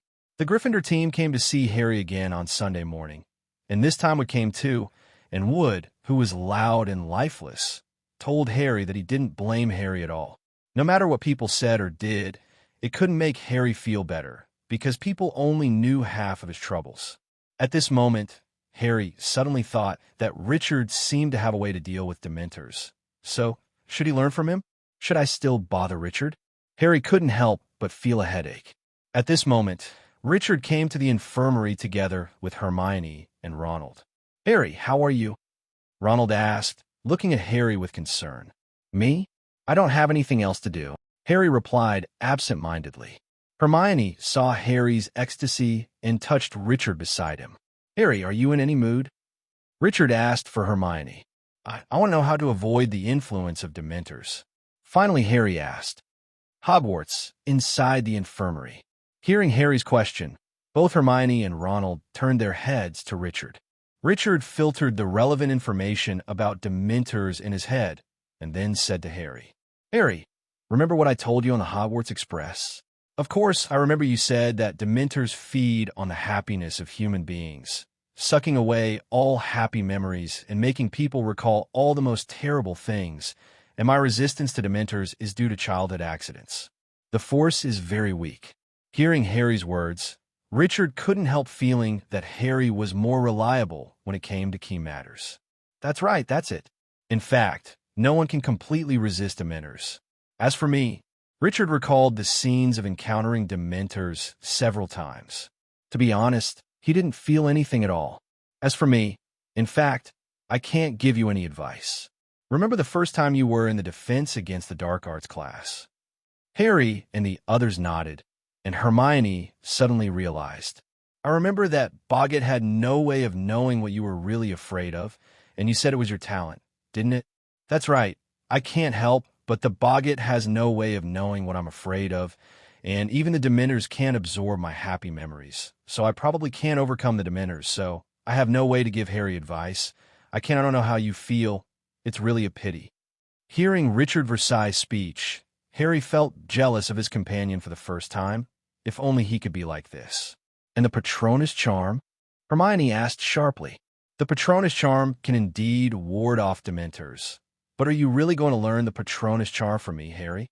Hearing Richard's words, Harry immediately nodded excitedly and replied, "Of course, if you'd like to teach me." "Teaching you is no problem," Richard thought for a moment, and then said to Harry, "But my progress may be a bit fast. I don't know if it's suitable for you. In this way, you recall your happiest memory first, and it must be the happiest." Hearing Richard's words, the three little wizards closed their eyes and then desperately remembered. Harry's happiest memory must be at Hogwarts. He desperately remembered his happy moments in Hogwarts. Ronald's happiest memories are all with Harry. As for Hermione, she felt that she had a lot of happy memories since she was a child, until she met Richard at Hogwarts, and Hermione realized that the happiness she had before was not real happiness, and that being with Richard was the happiest, yes, I went shopping with Richard. Richard gave me a gift. I knit a scarf for Richard. I was really happy from the bottom of my heart. Do you like Richard? For the first time, Hermione began to really face her feelings for Richard. Remember this happy feeling. You must remember it firmly, and then take out your magic spells, recite the spells, and call on the gods for protection. Richard's voice suddenly rang in the ears of the three. Both Harry and Ronald drew their wands immediately, while Hermione blushed pretty before pulling out her wand. Calling God's guard, calling God's guard, calling God's guard. Three voices came from the mouths of the three, and then they opened their eyes. What made them look at each other was that the wands of the three didn't respond at all. Even Hermione, who had always been a super fast learner, didn't respond to her wand at all. Is it because your memories are not happy enough? Or you can try again? That's what Professor Flitwick taught me at the time. Richard said helplessly. Both Harry and Ronald were about to start closing their eyes and remembering again, but Hermione stopped them. Richard's approach doesn't work for us. Both Harry and Ronald stared at Hermione with wide eyes. You all know that Richard's talent is really terrifying. So as long as he has a spell and his emotions are in place, he can cast a spell, but we are all just ordinary wizards. We have to match a series of operations related to wands, gestures, etc. My memory just now is the happiest, but there is no reaction at all, which proves that it is not that our magic power is not enough, but that the method is not correct. Hearing Hermione's words, Richard nodded and said pretendingly, "That's what I said. My progress is a little bit fast, and it's not necessarily the reason for you guys." "Then what should I do?" Harry asked anxiously. Ronald and Hermione didn't care, but Harry wanted to learn as soon as possible. After all, he didn't want to lose in Quidditch at all. "Actually, you can ask the professor. Dumbledore is the wizard who is best at the Patronus charm, and the deans of the 4 colleges also know the Patronus charm." "That's right, Harry. Professor McGonagall also has a Patronus charm, and her Patronus is a cat," Hermione continued. But Harry wasn't interested at all. He could think that if he asked Professor McGonagall for advice, she would definitely say that he hadn't reached the age to learn spells yet, and that the professor would teach him when he was old. Seeing Harry's listless look, Richard said suddenly, "Actually, if you don't want to ask Professor McGonagall for advice, there is another professor who should satisfy you." "Who is it?" Harry asked hastily. "Professor Lupin. He also has a Patronus charm." "Professor Lupin." Harry jumped up immediately. He didn't know why he could feel a kind of care from Professor Lupin. It was a kind of care from the heart. So if he asked Professor Lupin for advice, he would be very happy. "When will we have defense against the dark arts class?" Harry hurriedly asked Hermione. He thought only Hermione could answer this question, and he didn't count on Ronald's words. "Next Monday, which is tomorrow." "That's great." Before Harry could finish, Ronald interrupted him. "Are you sure it's Professor Lupin teaching us? Don't forget he's sick. What if Snape is our substitute? Or you can ask Professor Snape. His Patronus is a doe." Richard said maliciously. Seriously, he kind of wanted to see Harry ask Snape for the Patronus charm. After all, Snape's Patronus was the same doe as Harry's mother Lily. Hearing Richard's suggestion, Harry rolled his eyes directly and asked him to ask Snape for advice. He would rather never use the Patronus charm. On Monday, Harry was relieved to be back in the hustle and bustle of the main school. Although he also had to endure Malfoy's taunts, he could only think about other things at school. Malfoy sees Gryffindor lose the ball game. Almost delirious with joy, he finally took off the bandages and celebrated his full use of both arms again by doing a feisty imitation of Harry falling off his broomstick. In the Great Hall at lunch, Malfoy walked through the keep, trying to imitate the Dementors so many times that Ronald finally got angry and threw a big slippery chocolate pudding at Malfoy, hitting him in the face. 0 for flowers. 0. If it weren't for what happened to Professor McGonagall and Professor Snape, Richard believed that Gryffindor and Slytherin would definitely fight each other. "If Snape comes to defense against the dark arts class again, I'll call in sick," said Ronald, as they had finished their lunch and were heading to Professor Lupin's class. "Harry, who's coming to class?" Harry looked around the classroom door. "Fine. Professor Lupin is back in class, and he does look sick. His old robes hung more baggy, and he had dark shadows under his eyes. Nonetheless, he smiled at the class as they sat down, and they immediately complained bitterly about what Snape had done when Lupin was sick. 4. It's not fair. He just came to substitute for the class. Why did he give us homework? We don't know what a werewolf is. There is still homework that requires 2 rolls of parchment. Didn't you tell Professor Snape that we haven't learned that yet? Lupin asked, frowning slightly. Everyone talked again. But he said we were too far behind. He didn't listen to anything at all. 0, 0. 2 rolls of parchment. Everyone was indignant, and Professor Lupin just smiled. Don't worry. I'll tell Professor Snape. You don't have to write that paper. Oh no, said Hermione. Disappointed. I've already written it. This class is very enjoyable.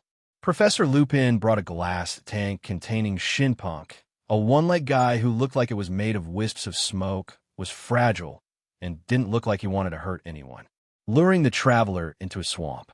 Professor Lupin said as the students took notes. Did you notice that light dangling from its front feet? Jumping in front, people follow the light, so Sinkpunk made a horrible creaking sound against the glass above his head. The bell rang for the end of get out of class, and everyone packed up their things and walked to the door. Harry was among them. Wait a minute, Harry, Lupin called to him. I have something to tell you. Harry folded back. Watch as Professor Luhu covers the box containing the Hinkpunk with a cloth. I heard about the race, Lupin said, turning to the podium table to pack the books in his briefcase. I'm sorry about your broomstick, too. Can it be repaired? No more, said Harry. That tree smashed it to pieces. Lupin sighed. A ray of winter sunlight streamed into the classroom, illuminating Jean-Ping's gray hair and the wrinkles on his young face. Professor, can you teach me how to use the Patronus charm? Oh, how did you know about the spell? Richard told me, and he taught me a bit, but none of us could learn it. Then, Harry told Lupin about Richard's teaching method. After Lupin heard it, he didn't know how to describe Richard. Is the Patronus charm so easy? He thought of the difficulty of learning the Patronus charm. I don't want to pretend to be an expert in warding off Dementors. Harry, it's the opposite. But if they come again during a Quidditch match, there must be a way to deal with them. Lupin looked at Harry's determined face, hesitated, and then said, Well, that's fine. I'll try to help you. But I'm afraid I'll have to wait until next semester. I have a lot of things to do before the holidays. I'm sick it's really not the right time. Time flies by like a white horse. In the Quidditch match at the end of November, the Ravenclaw team miraculously defeated the Hufflepuff team. During the whole game, Cedric was sleepwalking, and he didn't even see the Golden Snitch who was close at hand. Winning this game that should have been lost made Ravenclaw's junior wizards very excited. After all, they haven't won for a long time. Compared with Ravenclaw, the Gryffindor Quidditch team is more excited. After all, Ravenclaw's victory over Hufflepuff is equivalent to helping Gryffindor force a wave of life. Wood was full of energy again, and he was still working hard to train his team in the bitter cold and rain that continued into December. 2 weeks before the end of term, the skies suddenly cleared to a blinding egg white, and the muddy grounds were covered with a shiny frost one morning. Inside the castle, there is a Christmas spirit everywhere. Professor Flitwick, head of Ravenclaw, has been decorating his classroom with shimmering lights that are actually little fairies with wings constantly fluttering. Students are happily discussing vacation plans. Because Wilson and Olivia took Ariana to the grandmother's house in the beautiful country, Richard planned to spend his Christmas in Hogwarts. Hermione originally planned to go back, but 557 saw Richard even if he didn't go home. He canceled the plan to go back. And Ronald also decided to stay at Hogwarts. Ronald said he couldn't bear to stay with Percy for 2 weeks, but Harry knew in his heart that he was doing this to be with him, and he was very grateful. In the last week of term, I could go to Hogsmeade Village again. Except for Harry, everyone is very happy. We can get everything we want for Christmas there, said Hermione. Mummy and Daddy love the fudge mints from Honeydukes. Resentful that Harry was the only third-year student staying at school again, he borrowed a copy of Classifying Broomsticks from Wood to Read and decided to spend the day learning about different styles of broomsticks. He had ridden one of the school brooms at team practice, an old meteor, slow and wobbly, and he definitely needed to get a new broom of his own. On Saturday morning, after Richard took Hermione and Ronald to say goodbye to Harry, They walked together on the path to Hogsmeade. At this time, snowflakes fell in the sky that had been clear this week. The journey, which originally took about 30 minutes, was completed in less than 20 minutes under Ronald's constant urging. After I came to Hogsmeade, because Richard and Hermione had finished shopping last time, there was not much new idea. I followed Ronald directly to Honeyduck's sugar shop. After walking in, it was already full of Hogwarts students. The store has rack after rack filled with the most fascinating candies imaginable. Chunks of buttery peanut butter, chunks of shimmering pink coconut sorbet, neatly arranged hundreds of assorted chocolates, a vat of all-flavored beans, a tub of sizzling bees, floating in the air sherbet drink. Along another wall are special effects candies of all kinds, blowing super bubble gum, which fills a room with blue bellflower color bubbles that won't pop for days. Bizarre shard like the Mau Mau Tooth Mint, the small black pepper urchin, breathing fire out of your friend's nose, the ice mouse, hear your teeth chatter and creak. Shaped like toads, creamy mints, it literally beats in the stomach. Crunchy sugar quills and exploding bonbons. Let's go there and have a look. Richard pointed to a sign hanging in the far corner of the shop, unusual flavors.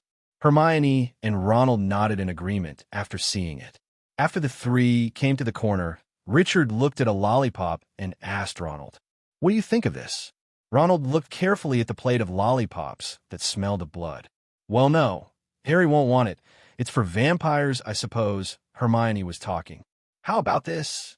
Richard continued, as he thinned a can of bald roaches under Hermione's nose. "I definitely don't want this." Suddenly a voice sounded beside the three of them.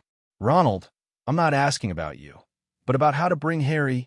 Hermione still lowered her head and fiddled with the pile of cockroaches in the jar. I didn't say, Harry," Ronald called suddenly, and Hermione also noticed that Harry Potter, who was supposed to be in Hogwarts Castle, unexpectedly appeared beside them at some time. "Harry!" screamed Hermione. "What are you doing here? How did you get here?" "You learned to stealth," Ronald asked curiously. "Of course I didn't," Harry said. He lowered his voice so the sixth graders would not hear. "I have this." As he said that, Harry took out a worn parchment from inside his robe and whispered to the parchment with his wand. "I solemnly swear that I have done nothing wrong." Now, under Hermione's and Ronald's jaw-dropping eyes, a thin line of ink like a spider's web immediately began to appear from the place where the wand had just touched. These lines meet and intersect each other, extending to every corner of the parchment, and then writing begins to appear on the top of the parchment in large curved green characters. They are supplementary supplier of magical mischief maker's Moonface. Wormtail Gentleman of Padfoot and Prongs proudly present the Marauder's map showing Hogwarts Castle and the grounds in every detail.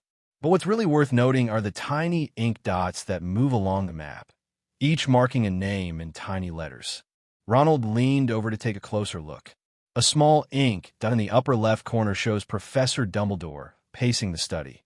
Mrs. Norris, Filch's cat, is prowling the third floor, while the mischievous Ghost Peeves is hopping around the prize room. The map showed a series of passages they had never entered. It is these passages that lead to Hogsmeade Village. "Harry, how did you have this?" Ronald asked in amazement. It was Fred and George. They found a Marauder's map from Filch in their first grade. It marked many mysterious places, and there were many stories from Hogwarts to Hogsmeade. Secret passages. I came from these secret passages. How come Fred and George never gave it to me? "I'm their brother," said Ronald, furious. "But Harry won't take it for long," said Hermione, as if the idea was ridiculous. "He'll give the map to Professor McGonagall, won't he, Harry?" "No, I won't pay," Harry said. "Are you crazy?" Ronald said, glaring at Hermione. "Hand over such a good thing? If I do, I'll have to say where I got it. Filch will know Fred and George got it. But what about Black? He can use a passage on this map to enter the castle. The teachers will know." "He couldn't have come in through the passages," said Harry quickly. "There are 7 secret passages on the map from Hogwarts to Hogsmeade. Fred and George reckon Filch may know 4 of them. The rest of the 3, one has collapsed, and no one can enter through that passage. The Whomping Willow tree was planted at the entrance of one, and one cannot get out after entering. The one I just walked through is really very deep in the cellar. It's hard to see where the entrance to it is, so unless he knows there's this secret passage. Harry hesitated. What if Black really knew about the notice? However, Ronald cleared his throat solemnly and pointed to a notice posted inside the candy store door. Attention patrons by order from the Ministry of Magic. Until further notice, Dementors will patrol the streets of Hogsmeade after sunset each day. This move is purely for the safety of the residents of Hogsmeade and will be cancelled once Sirius Black is arrested and brought to justice again. I hope that customers will finish their purchases before the evening and finally wish everyone a Merry Christmas. See, Ronald said calmly, there are Dementors all over here, and I'd like to see how Black can break into the candy store under the circumstances. Anyway, Hermione, the candy store owner, will always hear someone break in, right? They just live above a candy store. What do you think, Richard? Hermione didn't know how to refute and could only subconsciously look at Richard to the side. Me? I don't think it matters. What if Black came? As soon as Richard opened his mouth, Hermione knew that she had asked the wrong person. After all, she knew that Richard never took Black seriously. But, Harry shouldn't be coming to Hogsmeade. He didn't hand in the signed application form. If anyone finds out that Harry is here, Harry will be in big trouble.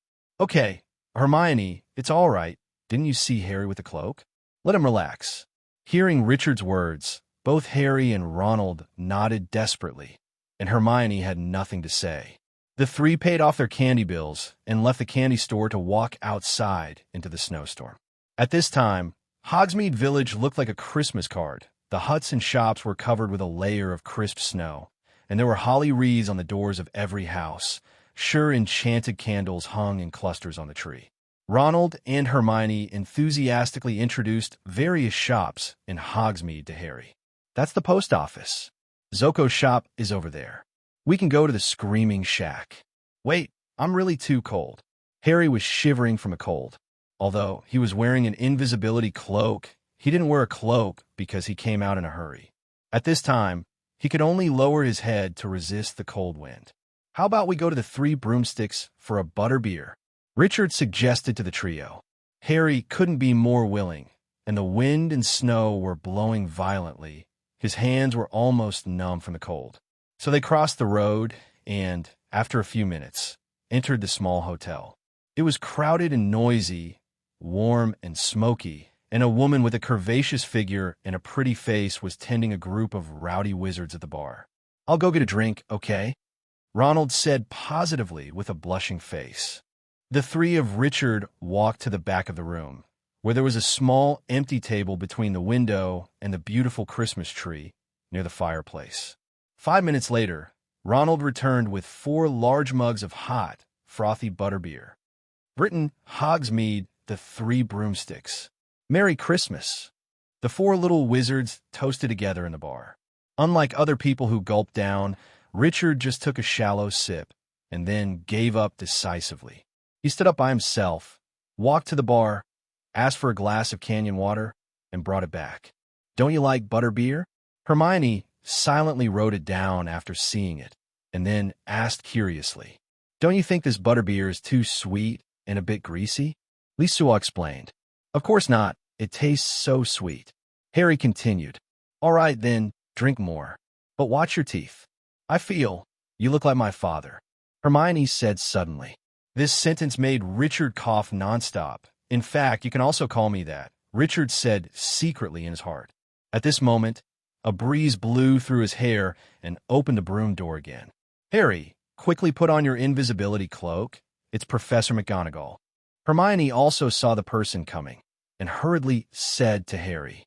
When Harry heard Hermione's words, he almost peed in fright, quickly put on the invisibility cloak, and carefully observed the direction of the door. Professor McGonagall and Flitwick had just entered the tavern in a gust of snowflakes, followed by Hagrid, who was having a lively conversation with a dignified man wearing a dark green bowler hat and a thin striped cape. The man was none other than Cornelius Fudge, Minister of Magic. Both Ronald and Hermione immediately put their hands on Harry's head, pushing him hard against the table.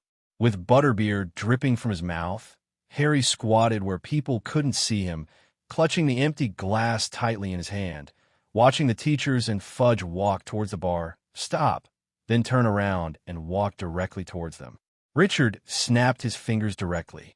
The Christmas tree next to their table rose a few inches above the ground, moved sideways, and with a soft bang, fell right in front of their table, obscuring them. Harry looked out through the thick foliage at the lower part of the Christmas tree, saw the feet of the 4 chairs at the adjacent table recede, and heard the teachers and Fudge take their seats, muttering and sighing. Then he saw a pair of feet wearing gorgeous turquoise high heels, and heard a woman's voice. A small glass of canyon water. Mine. Professor McGonagall's voice. 4 pints of mead. Thanks, Rosmerta, Hagrid said. A sherry soda with ice and conch. This, said Professor Flitwick, smacking his lips. Then yours is red currant rum. Minister. Thank you. Rosmerta, dear, said Fudge's voice. I must say, it's good to see you again. You'll have a drink too, won't you? Come and sit with us. Okay. Thank you, Minister. Harry watched the shiny high heels walk away and come back. His heart was beating up to his throat, which made him very uncomfortable. How had it not occurred to him that this was also the last week of term for the teachers? How long would they be sitting here? If he was going back to school tonight, he'd need time to sneak back to Honeyduke's. What brought you here? Minister, was Rosmerta's voice. Fudge's stout lower body twisted on the chair, as if checking to see if anyone was eavesdropping. Then he said quietly, What's going on, but Sirius Black, dear? I dare say you've heard what happened at school on Halloween. I heard the rumors, Ms. Rosmerta admitted. Did you tell the whole tavern, Hagrid? Professor McGonagall said angrily. Do you think Blake is still around here, Minister? Ms. Rosmerta asked in a low voice. Sure, said Fudge curtly. Did you know that the Dementors have raided my tavern twice? Said Madame Rosmerta, with a little sharpness in her voice. Scares off my customers. It's bad for business, Minister. Rosmerta, dear, I'm just like you.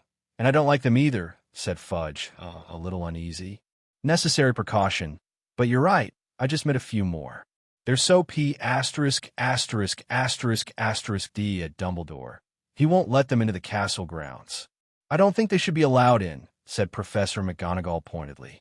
How do we teach with these horrible things floating around? Listen, listen, shrieked the diminutive Professor Flitwick, his feet dangling about a foot from the ground.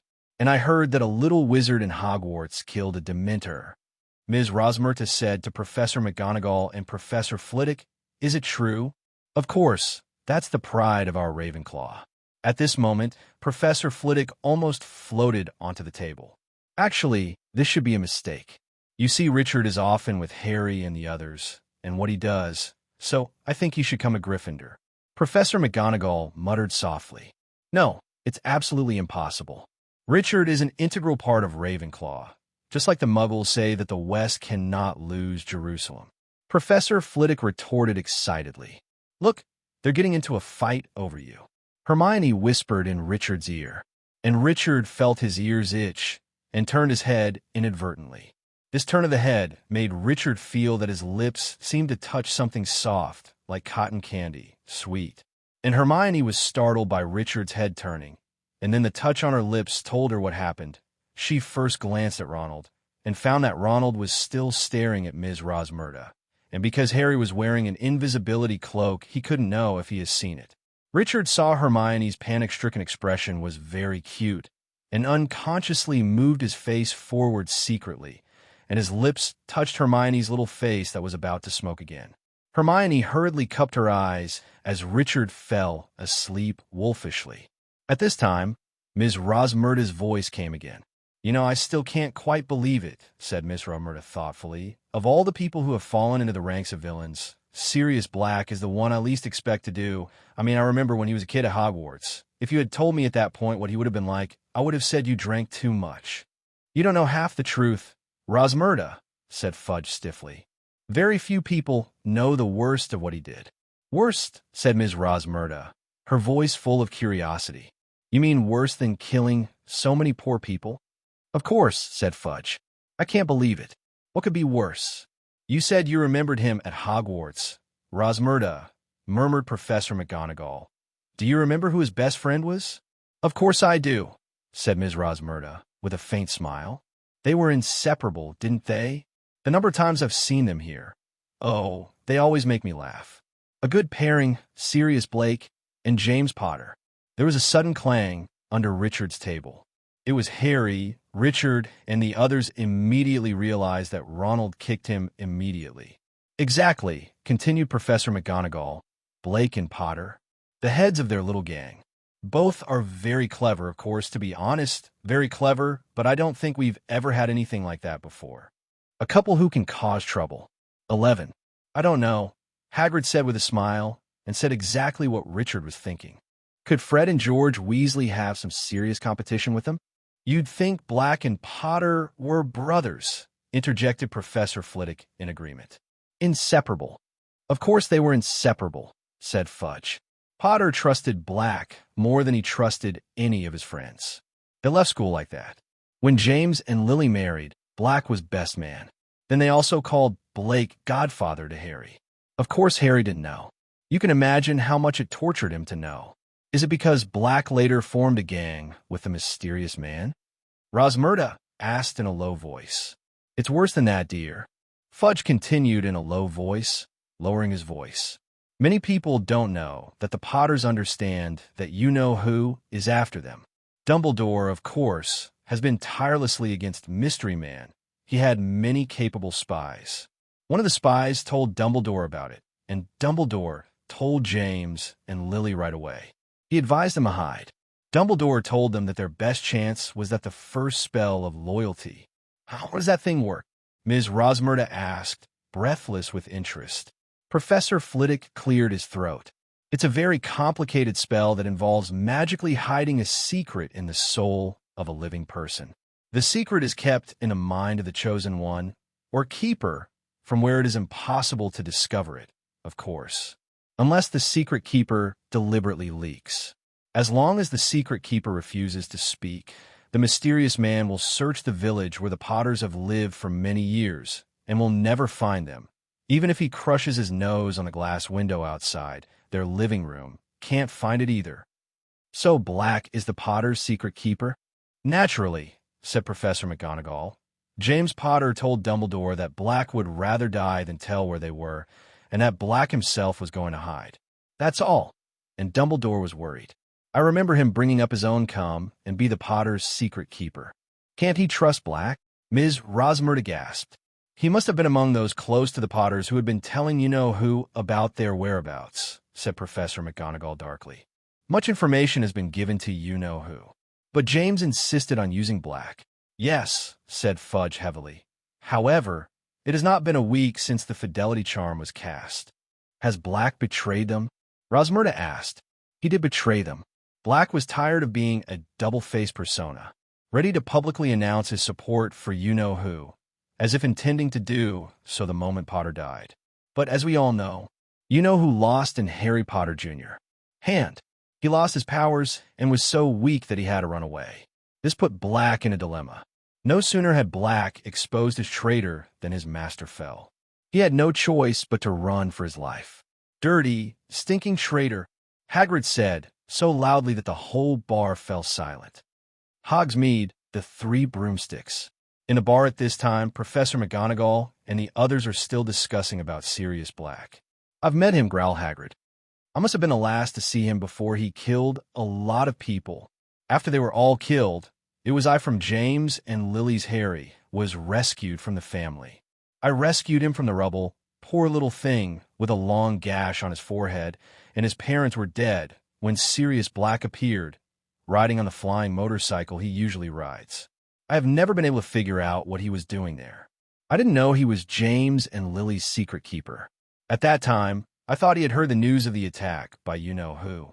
See what he can do there. He was pale. He was shaking. Do you know what I did?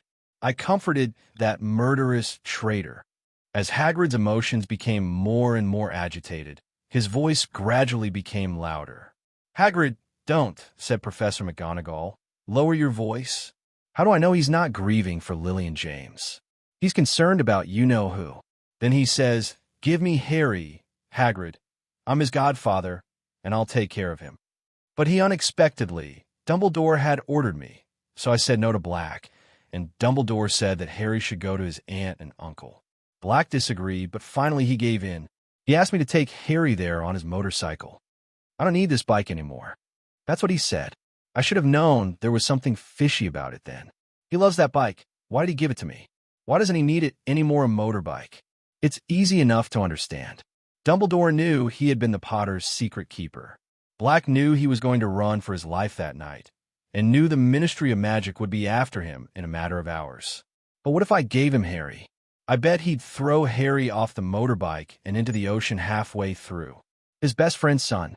But if a wizard gets corrupted, nobody cares about anything anymore. After Hagrid finished speaking, there was a long silence. Then Ms. Rosmerta spoke with a certain satisfaction. But he didn't manage to hide, did he? The Ministry caught him the next day. Gee, if only we had caught him, said Fudge bitterly. It wasn't us who found him. It was Peter Pettigrew, another friend of Potter's. He must be mad with grief, knowing that Black had been Potter the couple's secret keeper, so he went after Blake himself. Peter Pettigrew? That fat little boy, the one who followed them all the time at Hogwarts.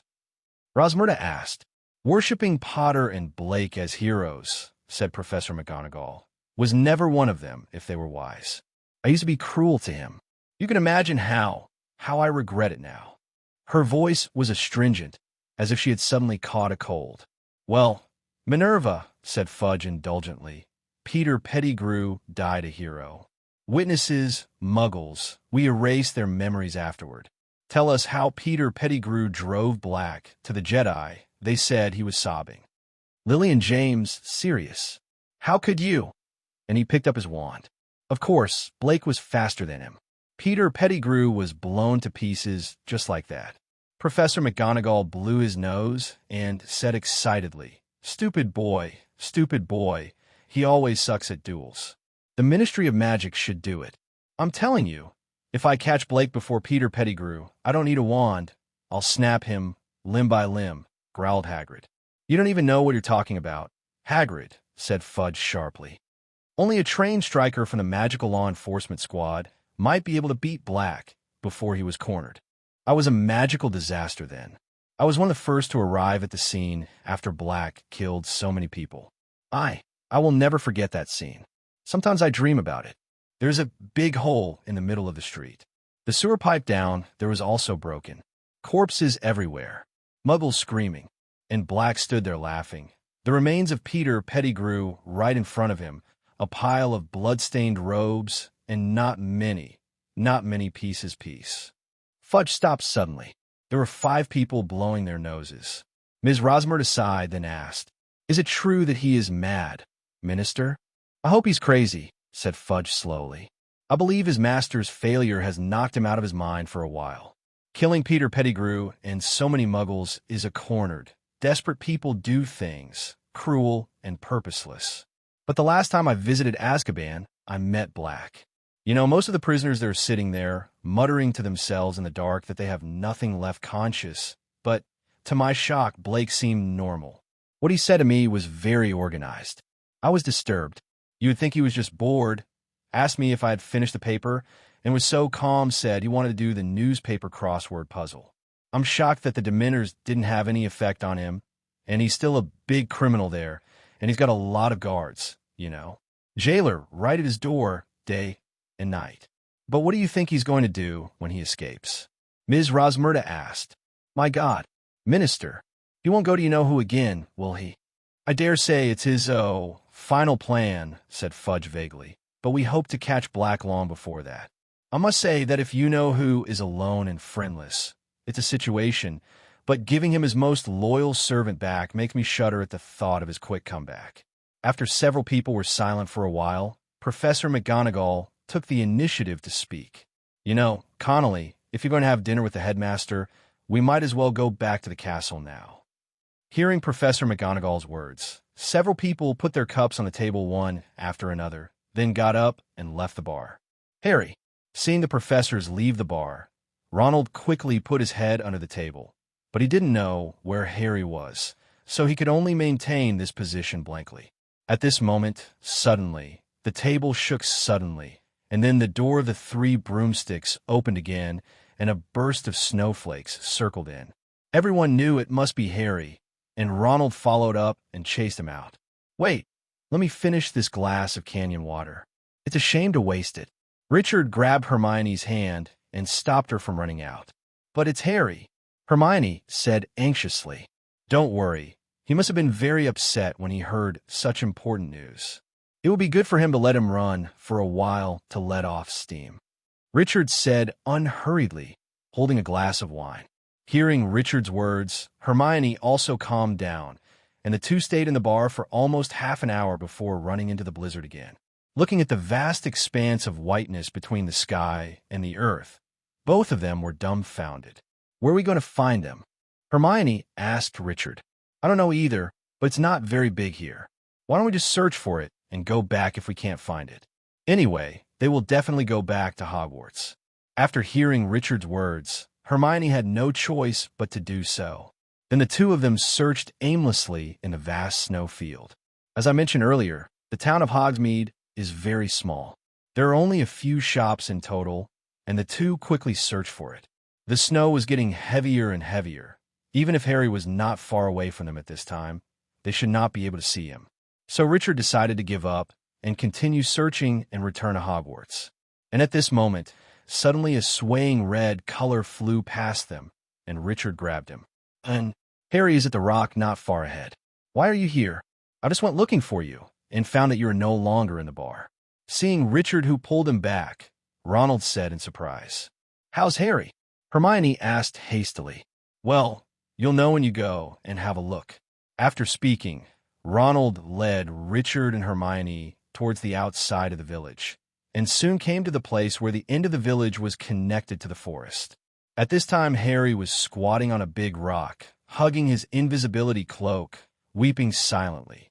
Hermione hurried over and asked him, "Harry, are you okay?" "You all heard it. He was their best friend, but what did he do?"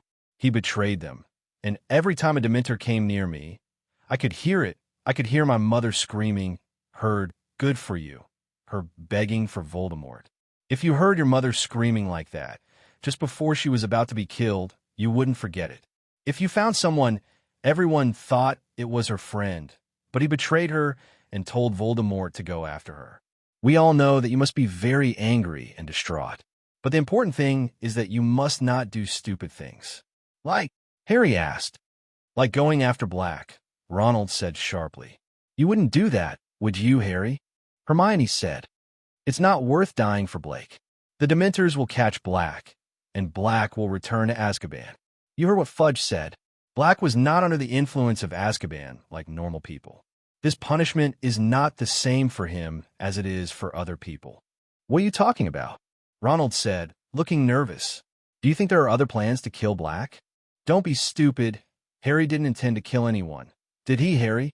Hermione looked at Harry expectantly, but it was obvious that this was Harry's plan. At this moment, Harry didn't continue to say anything, but just looked firmly at the stone under his feet. Then he calmed down and said something lightly. "Okay, it's time to go to Hogwarts, and I'm leaving." After speaking, Harry walked into the wind and snow without looking back. Hogwarts, inside the Great Hall. On the first day of the Christmas holiday, Richard was doing nothing after having breakfast in the auditorium. At this time, he suddenly thought that it seemed that he hadn't visited Hagrid for a long time, and he didn't know whether he had completed the task assigned to Hagrid. Thinking of this, Richard walked directly across the auditorium towards Hagrid's hut. As for calling Hermione and the others, Richard said forget it. He didn't want to be babbled on by Hermione, as if Harry would die if he left Hogwarts Castle. Richard walked slowly across the lawn, a shallow furrow in the blinding, powdery snow, and the edges of his socks and cloak were soaked and frozen. The forbidden forest looked as though it had been enchanted. Every tree was slightly tinged with silver, and Hagrid's hut looked like a sorbet. When he came to Hagrid's door, Richard knocked on the door, but no one answered. Did he go out? Richard said to himself. At this moment, low, regular vibrating moans came from inside the cabin.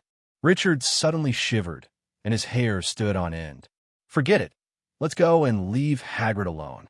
Thinking of this, Richard tiptoed and prepared to leave. But I didn't expect that there were heavy footsteps in the house, and then the door creaked open.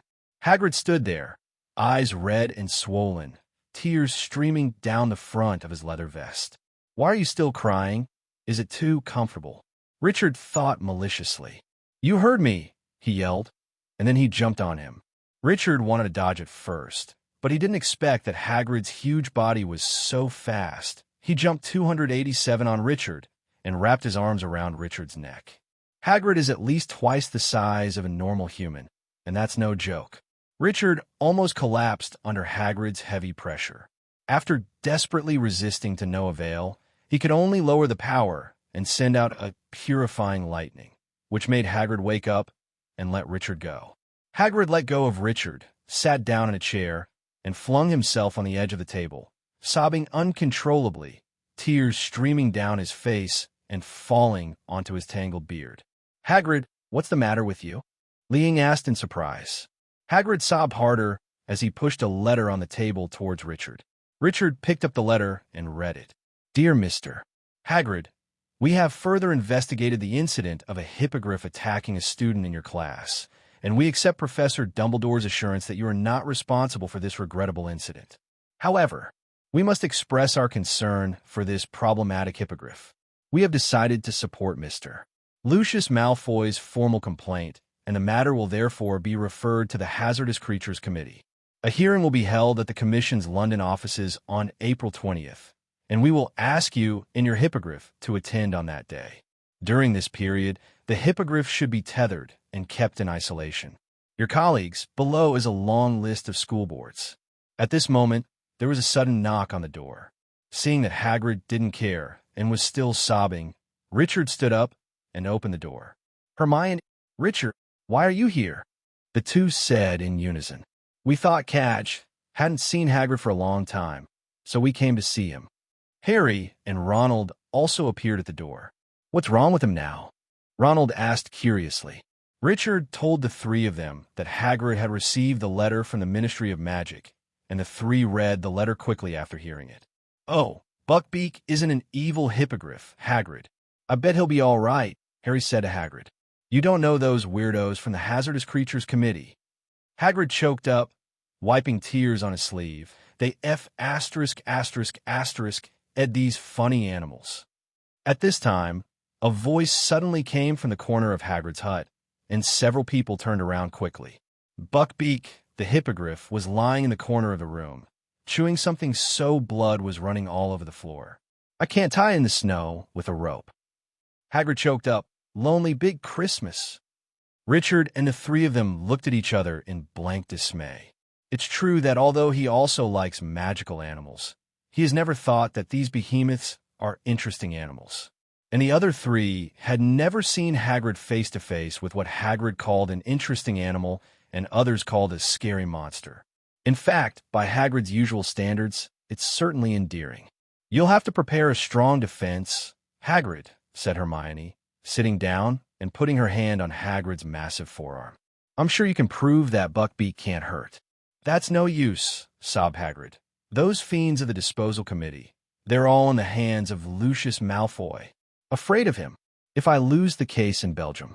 Hagrid quickly slid his fingers across his throat, and with a groan, he fell sideways, his face buried in his arms. "What did Dumbledore say, Hagrid?" Harry asked. "He's done enough for me," Hagrid moaned. "Just keeping those Dementors out of the castle is hard enough for him, and Sirius Black hanging around." Ronald and Hermione gave Harry a quick look, as if expecting him to scold Hagrid for not telling him the truth about Black. But Harry couldn't bring himself to do it, because he saw how miserable and terrified Hagrid was now. "Listen, Hagrid, you can't give up. Hermione is right.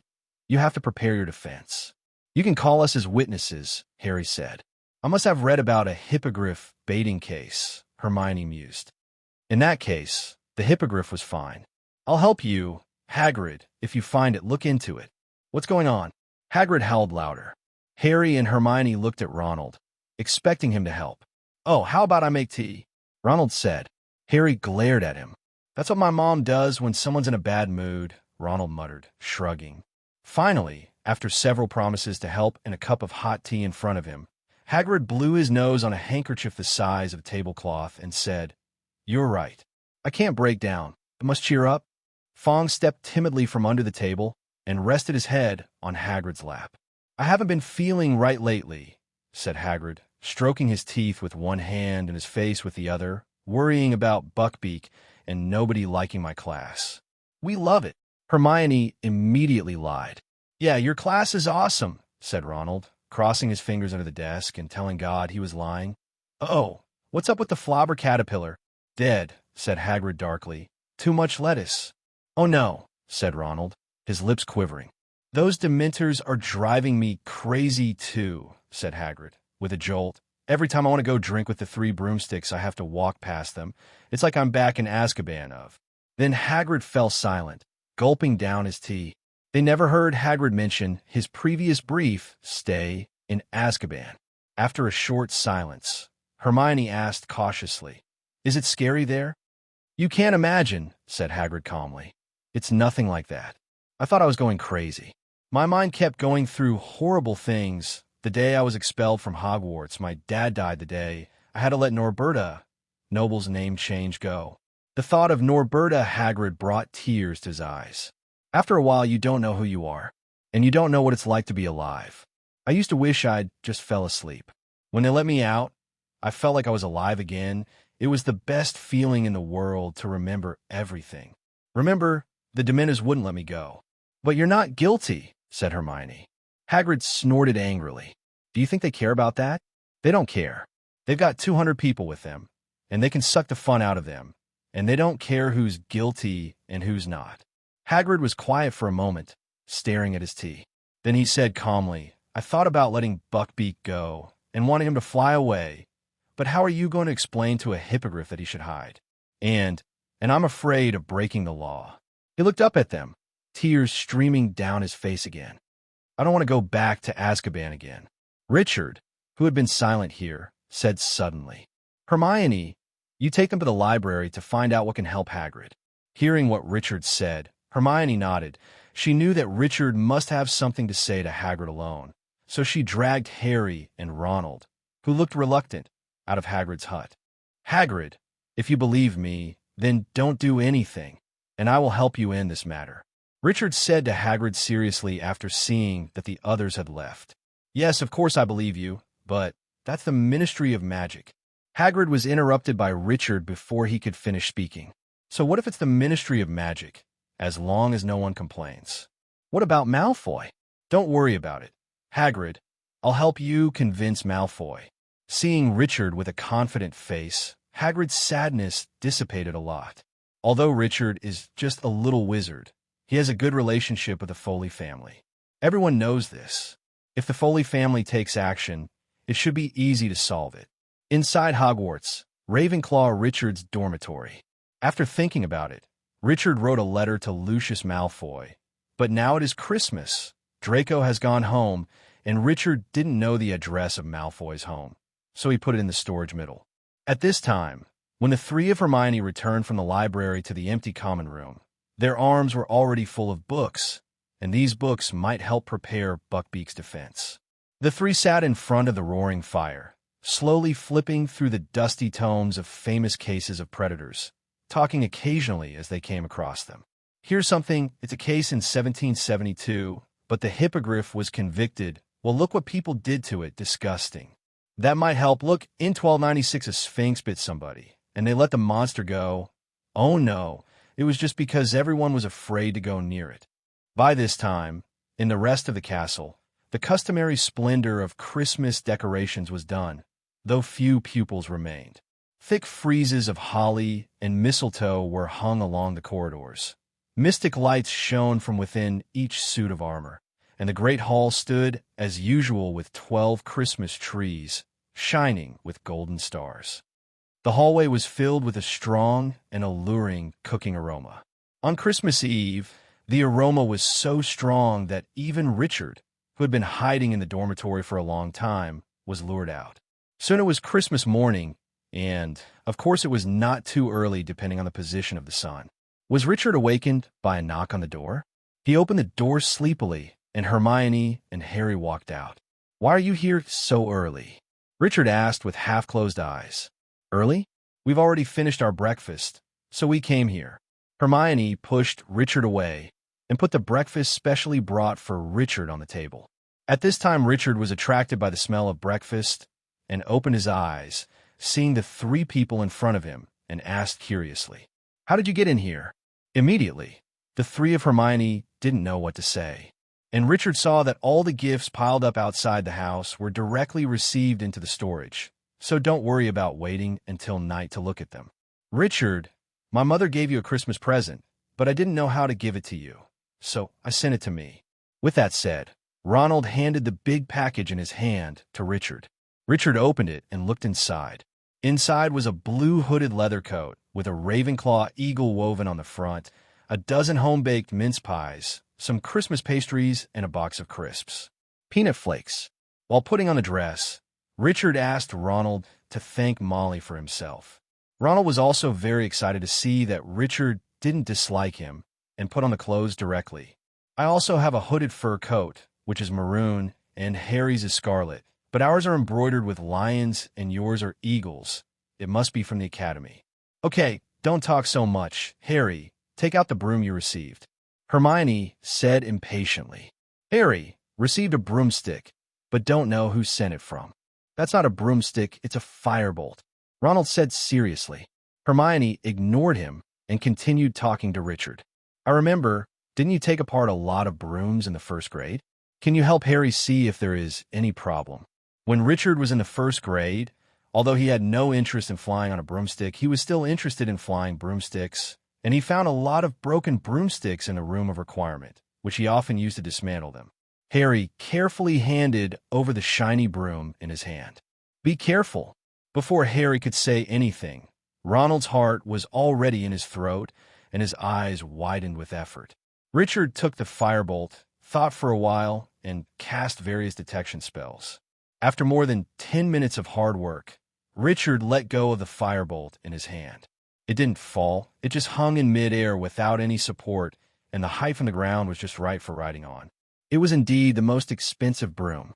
You have also seen that I have tried all the detection spells I have mastered, and there is no response. It should be no problem. Listen, Hermione, even Richard said that now. There must be no problem. Ronald shouted excitedly. But maybe there's a curse that Richard doesn't know about. He can't detect it, Hermione insisted. Hearing that Hermione dared to question herself, Richard said immediately, there are indeed some curses that I don't know about, but I can be sure that all the curses that are fatal can be detected. Hearing Richard's words, Harry once again smiled from the bottom of his heart after so many days. While Hermione was about to say something, Richard glanced at her, and Hermione stopped talking. That's great, Harry. Let's try it and see how fast it can fly. Ronald immediately said excitedly.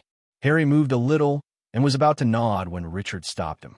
Harry, you should know how much impact a firebolt can have on the field of play. I think you should discuss with how to exert its greatest power. And I remember that you will be in the next game. Let's fight the Slytherins. Hearing Richard's words, Harry's face flushed immediately. Of course, he was excited at this moment. Yes, the next match will be with Slytherin. Didn't they always show off their Nimbus 2001? If they saw their firebolt, they would definitely. Ronald laughed. Malfoy, wait until he sees you on this broom. He'll be sick. It's a world-class broom, really.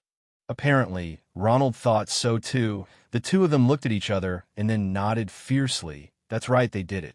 Then Richard, can this firebolt be placed with you first? No one would have thought of putting it with you.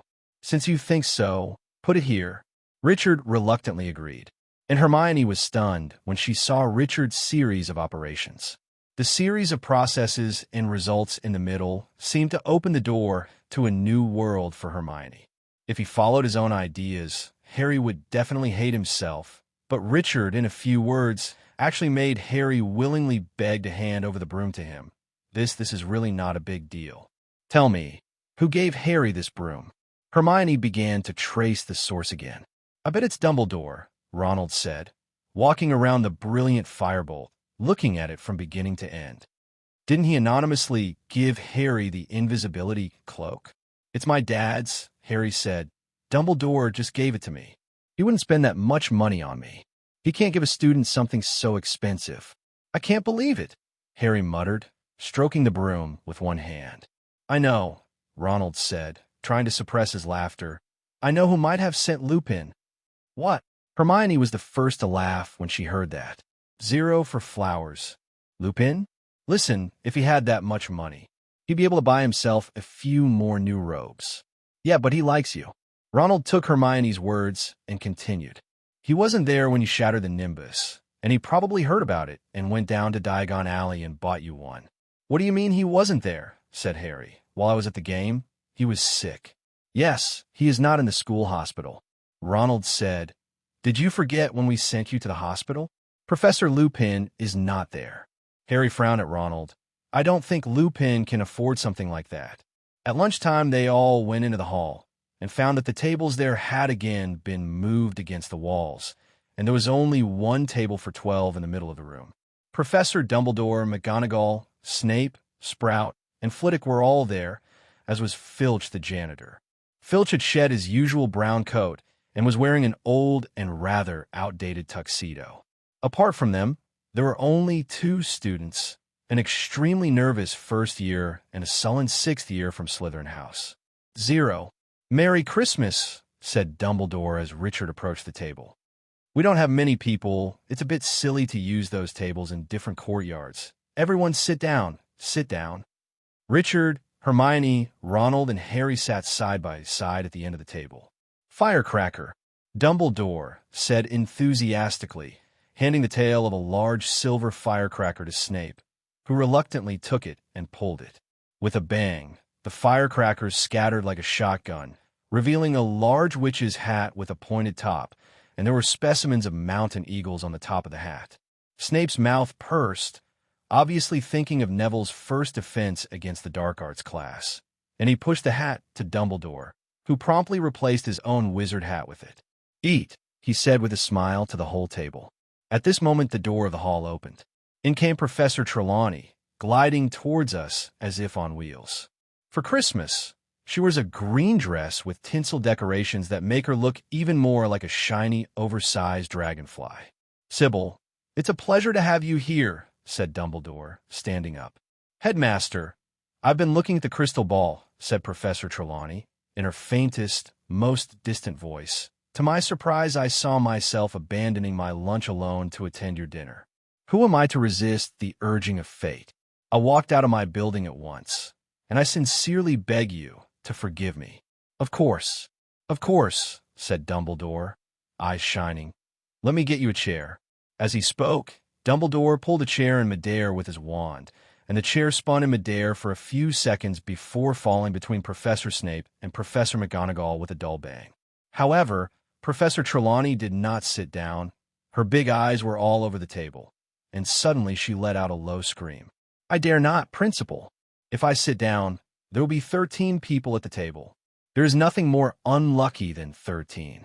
Never forget that if 13 people eat together, the first one to stand up after the meal people will die first. We're willing to take the risk, Sybil, said Professor McGonagall impatiently. Sit down. The turkey is going to be cold as a rock.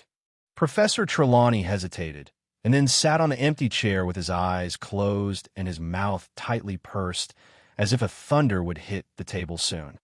Britain, Hogwarts Great Hall. At this time, Richard and everyone who stayed at the school were having their Christmas dinner in the auditorium. Professor McGonagall reached into the nearest tureen with a large spoon. Do you want tripe, Sybil? Professor Trelawney ignored her. She opened her eyes, looked around, and then started acting like a demon. Where is dear Professor Lupin? I'm afraid the poor man is ill again, said Dumbledore, gesturing for dinner to begin. But he was ill at Christmas. Very unlucky. But you sure already know that, don't you, Sybil? Said Professor McGonagall. Raised his eyebrows. Professor Trelawney gave Professor McGonagall a cold look. Of course I know. Minerva, she said calmly. But people don't flaunt their omniscience. I often act as if I don't have the third eye, so that others don't get jittery. That says a lot, said Professor McGonagall acidly. Professor Trelawney's voice was suddenly less indistinct. If you must know, Minerva, I have seen that poor Professor Lupin 7-7 will not be with us for long. He himself seems to understand that his time is running out. I volunteer to show him the crystal. He's always evasive when it comes to the ball. Think about it, said Professor McGonagall dryly. I suppose, said Dumbledore, in a cheerful tone, but rising a little, which ended the conversation between Professor McGonagall and Professor Trelawney. Professor LeHou will not be in any immediate danger. Severus, you again have you prepared a potion for him? Yes, Headmaster, Snape said. Okay, said Dumbledore. Then he'll be up and about in no time. Derek, have you ever had this sausage? It's delicious. The first year, flushed with nervousness at the headmaster speaking directly to him, took the sausage platter with shaking hands. 2 hours later, before Christmas dinner, Professor Trelawney behaved almost normally. Richard couldn't stay any longer. He left the dining table first and was about to go back to the dormitory to rest, and at this moment, Professor Trelawney screamed loudly. Oh my God, you were the first to leave your seat. Don't look at it. It's you, Richard Harris, right? I remember that you didn't seem to take the divination class. Poor child, you may not know. Well, Sybil, said Professor McGonagall dryly, unless there's a mad axeman waiting outside the door, intent on chopping the first person who walks into the hall. All the people present laughed. It turned out that Professor McGonagall can make cold jokes. Only Professor Trelawney seemed greatly offended. Her eyes widened. She stared at Professor McGonagall through thick glasses, muttering something. Go, Richard said to Hermione. Hermione nodded in agreement, and Harry and Ronald stood up as well. The four of them left the auditorium together, and they were heading for the foyer where there were absolutely no crazy knives. Just when Richard was about to go back to his own dormitory, he was stopped by Hermione and the others. The reason was that he was too lonely to go back to the Ravenclaw lounge and wanted Richard to go to the Gryffindor lounge with him. When a refusal was invalid, Richard had no choice but to follow them to Gryffindor's lounge. But before that, Harry wished G could take the firebolt with him. So first they went to Ravenclaw's common room together, grabbed the firebolt, and headed towards Gryffindor's common room. Soon they came to the door of Gryffindor's common room, where the hole in the portrait was, and found Sir Cadogan with 2 monks, several former Hogwarts headmasters, and his fat pony Merry Christmas. He pushed up his helmet and toasted them with a jug of mead. Oh, Merry Christmas. Password. Dirty mongrel, Ronald said. And you too, sir, roared Cadogan, as the painting tipped forward to let them in. Are all your Gryffindor passwords this wild? Richard asked Hermione as he crawled inside. Hermione's face was rosy, and she didn't know how to answer. There is no way. Since the fat lady was attacked last time, no portrait is willing to come a Gryffindor. Only Sir Cadogan is willing, but his password is a bit special, as you have seen. Well, I thought it was a Gryffindor custom. Richard teased. When they came to the lounge, it was empty, and Richard snapped his fingers at the fireplace, and a raging flame was born in the fireplace. The temperature in the room rose slowly as the flames rose, and Richard and Hermione lay lazily on the sofa. And Harry and Ronald went straight back to the dormitory first, brought the broomstick care manual that Hermione gave him for his birthday downstairs, and tried to do something about the firebolt. However, there were no bent broomsticks to trim. The broomstick is so smooth and flawless that there is no need to polish it.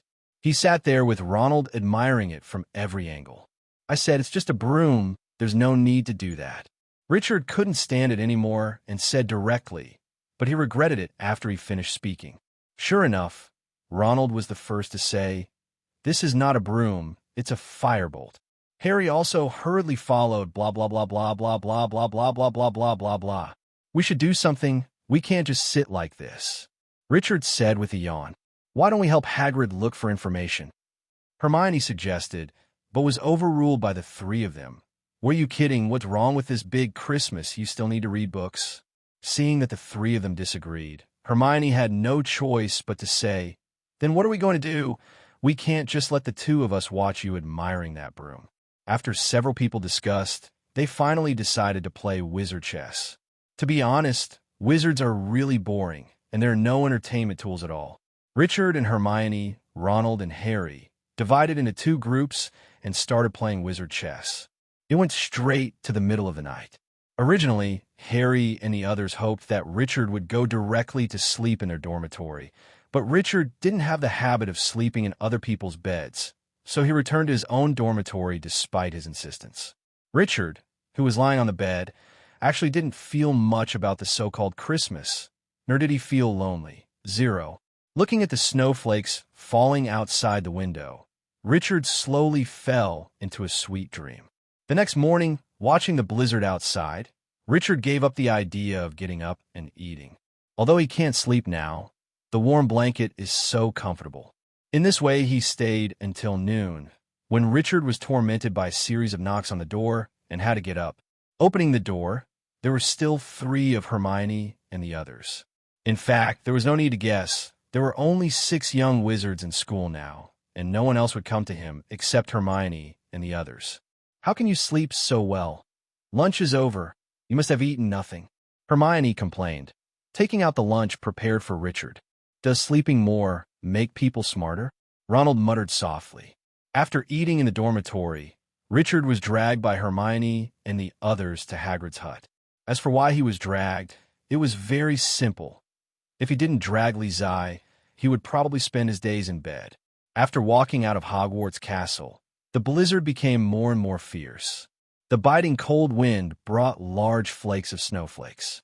The cold wind shook the branches, roared wildly, and blew away the entire snowdrift like crazy and swept it into the air. The cold wind kept whistling, and the direction changed erratically, almost overturning the 4 people walking on the grass, scratching the faces of Richard and the others like sharp stones, making them breathless and speechless. Braving the cold, wind, and snow, they finally arrived at the door of Hagrid's hut. At this time, Hagrid was still sitting on the steps outside the house, silently looking towards the direction of the Forbidden Forest. At this time, Hagrid was basically covered with snowflakes. If it wasn't for the heat coming out of his nostrils, Richard and the others would have thought that Hagrid had put a snowman on the steps. "Hagrid, what are you doing here?" Harry came to Hagrid and shouted loudly. It was only at this moment that Hagrid came back to his senses and saw Harry showing a surprised expression in front of him. "Why are you here? Come in quickly, 0.5. Hagrid quickly stood up, shook the snow on his body, opened the door, and let a few little wizards walk in. "How come you still come out in such a heavy snowstorm? Let's drink some tea." Hagrid poured black tea for several people while talking. The 4 sat around the fireplace and hurriedly drank the black tea that Hagrid handed over while it was still hot. After drinking a cup of hot black tea, several people finally calmed down. "Let's come and see you, by the way, Hagrid.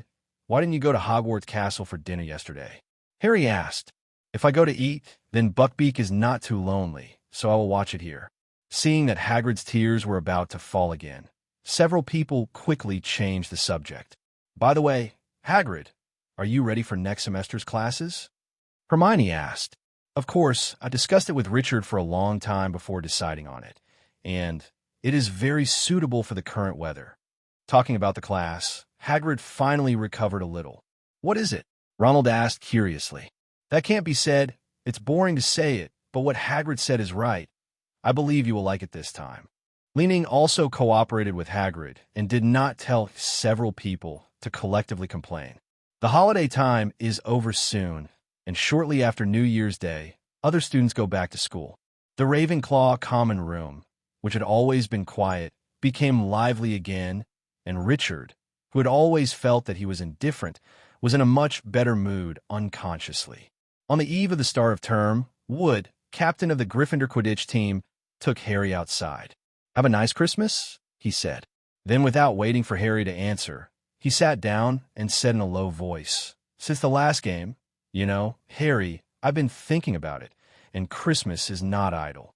If the Dementors are here again at the next game, meaning we can't let you, Would stop talking, looking embarrassed. "I'm trying to get ready," Harry said quickly. "Professor Lupin said he'd teach me how to fend off these wraiths. We're supposed to start this week. He said he'd have time after Christmas."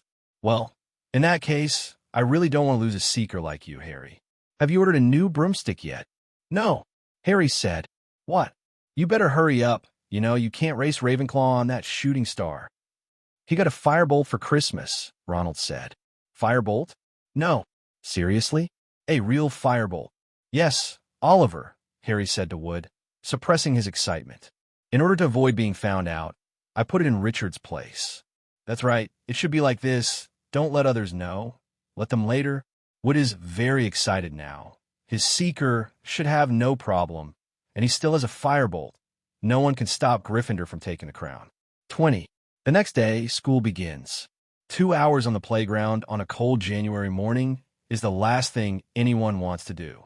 But Hagrid started a big fire full of fire monster for the fun, and the students had an unrealistically good class collecting dead leaves to keep the fire going. Flame-loving lizards were burning to pieces, jumping back and forth on the hot wooden blocks. Is this the surprise you're talking about? Hermione asked Richard. Of course, don't you think that in this cold winter, warming up by the fire is a very happy thing?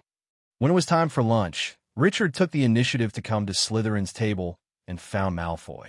At this moment, the lively Slytherin table fell silent for an instant. Malfoy, send this letter to your father, Lucius.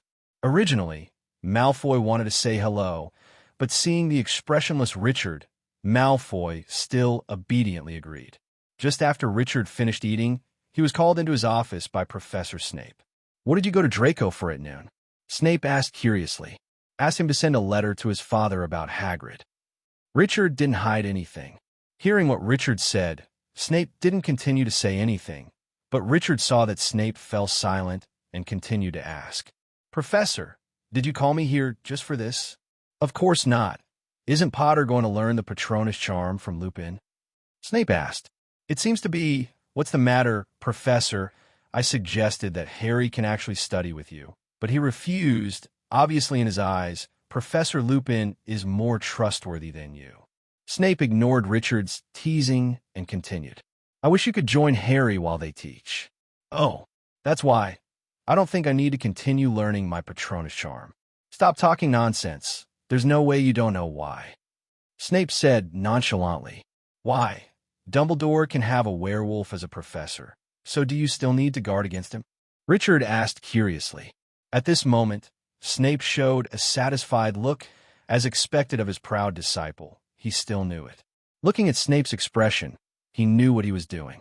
Please, you are refining Wolfbane potion again, and you are teaching us werewolf knowledge in class. Even an idiot knows it. I dare say Potter doesn't know. It's not Dumbledore's business, but I want you to. Hearing Snape's words, Richard had no choice but to agree.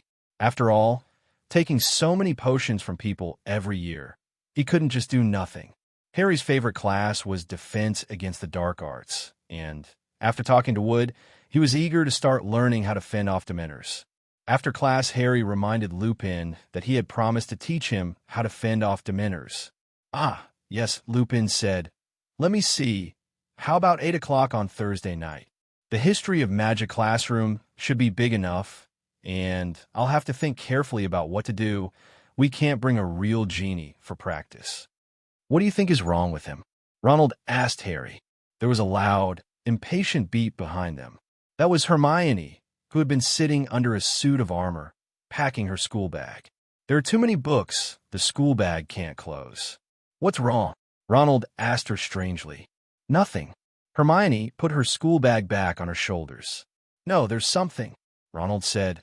I just said I didn't know what was wrong with Lupin. Ah, I don't know what to say.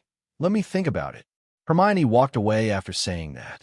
Soon it was 8 o'clock on Thursday night, and Harry left the Gryffindor Tower for the History of Magic classroom. When he arrived, the classroom was dark and empty, and he lit the lamp with his wand. After waiting for only 5 minutes, Professor Lupin came, took a very large bag, and put it on the podium of Cuthbert bins. What's that? Harry asked. Another boggart, said Lupin, taking off his cloak. I've been poking around the castle since Tuesday, and I was lucky enough to find this boggart hiding in Mr. Philip's filing cabinet. That's as close to a real Dementor as we can get our hands on. This boggart turns into a Dementor when it sees you, so we can practice with it. When we don't use it, it's tucked away in my office. I have a cupboard under my desk, and it'll love it.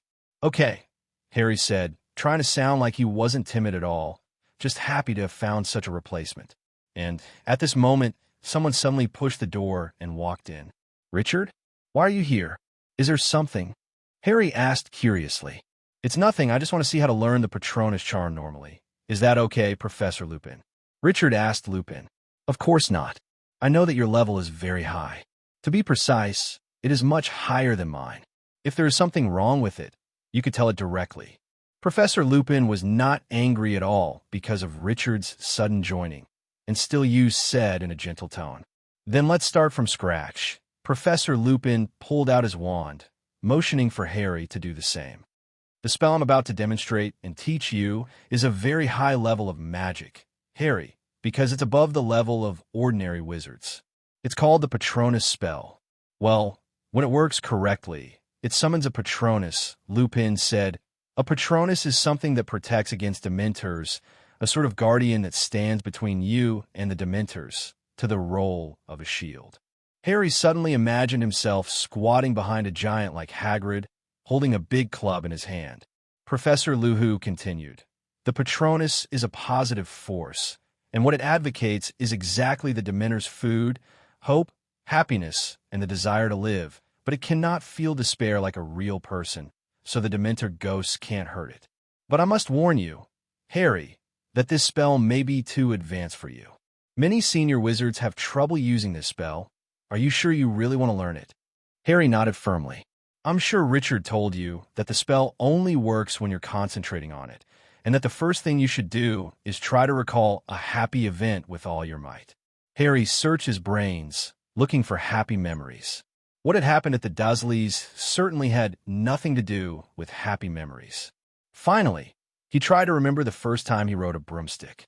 "Yes," he said, recalling as accurately as possible the wonderful thrill of going up. "The spell goes like this." Lupin cleared his throat. "Call for protection." "Call for protection," Harry repeated in a low voice. "Call for protection.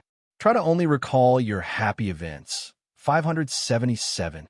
"Oh, yes," said Harry, quickly forcing himself to think about flying on a broom for the first time. "Call God. No, guard. I'm sorry. Call Godgar. Call Godguard. Gestures. Watch your gestures." Harry hastily adjusted the gesture of waving his wand and continued shouting, "Call for the guard. Call for the guard." At that moment, something suddenly spewed from the end of his wand, what looked like a wisp of silvery gas.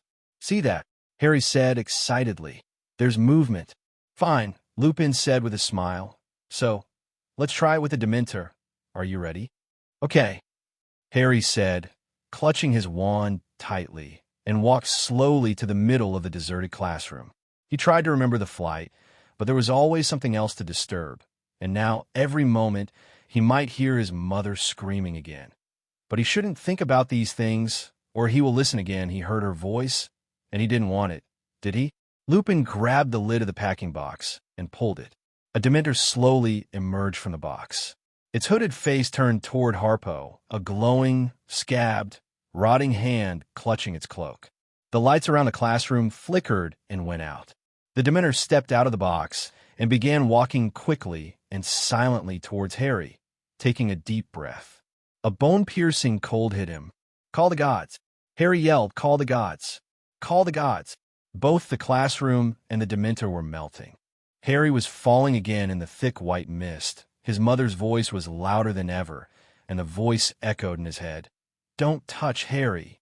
Don't move, Harry. Please, I promise anything." Harry came back to reality. He was lying on his back on the floor. The lights in the classroom came on again. He didn't have to ask what happened just now. "Pay money," he muttered, sitting up, feeling cold sweat trickle behind his glasses. "Are you okay?" Lupin asked. "It's okay." Harry barely sat down on a table and leaned there. Hogwarts Castle, inside the History of Magic classroom. Richard watched with interest as Harry struggled to practice the Patronus charm. Shouldn't this spell be very simple? Just remember the happy things and then say the spell. Lupin and Harry ignored this shameless speech and continued to practice. "Eat." Lupin handed Harry a chocolate frog. "Eat it before we try again. I didn't expect you to do it the first time. Honestly, I'd be surprised if you succeeded. After all, not everyone is that pervert."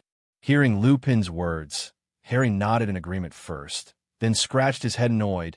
It seemed worse than the beginning. Harry muttered, bit off the frog's head, and said to Lupin. I heard her voice louder this time, and his Voldemort. Hearing this name, Lupin's face turned paler than usual. Harry, I'll understand if you don't want to continue. I'm going to keep going, Harry said furiously, and stuffed the rest of the chocolate frogs into his mouth. I have to. What if the Dementors show up again while we're playing Ravenclaw? I can't fall anymore. If we lose the match, we'll lose the Quidditch trophy. Wait, are you going to play us next? I don't remember it being Slytherin. Richard interrupted suddenly. Harry didn't expect Richard to ask this question, was taken aback for a moment, and then explained. It was supposed to be Slytherin, but Ravenclaw won Hufflepuff, so he went with Ravenclaw, which said, I don't know. Then, am I helping the enemy in disguise, Ravenclaw? A mysterious word appeared in Richard's mind. On the other hand, Lupin thought for a while when he heard Harry's words that he would continue training. You may want to choose another kind of memory, happy memory, another kind, and then think about it with all your heart, the memory you just didn't seem strong enough. Harry thought hard, then decided that Gryffindor House winning the House Cup last year must be a happy memory. He gripped his wand tightly again and stood in the middle of the classroom. Ready? Lupin asked, gripping the lid of the case. Get ready, Harry said, trying to fill his mind with happy memories of Gryffindor's victory instead of thinking about what would happen when the lid of the case was opened. Go, Lupin said, pulling back the lid. The classroom suddenly became cold and dark again. The Dementor slid forward, rattling and gasping for air. 10 worm-smelling hands reached out to Harry. Guardian! Harry yelled, Guardian! Guardian! The white mist made him lose his mind, and there were vaguely large figures moving around him. And then a new voice came. It was the voice of a man shouting, panicked, Lily, take Harry and run away. It's him. Run away. Run away. I'll resist him. Someone staggered out of the room. A door burst open, and there was a high-pitched laugh. Harry! Harry, wake up! Lupin slapped Harry's face hard. This time it took a minute before Harry realized why he was lying on the dusty classroom floor. I heard my dad's voice, Harry muttered under his breath. This is the first time I've heard him. He managed to fight Voldemort himself, giving my mom time to escape.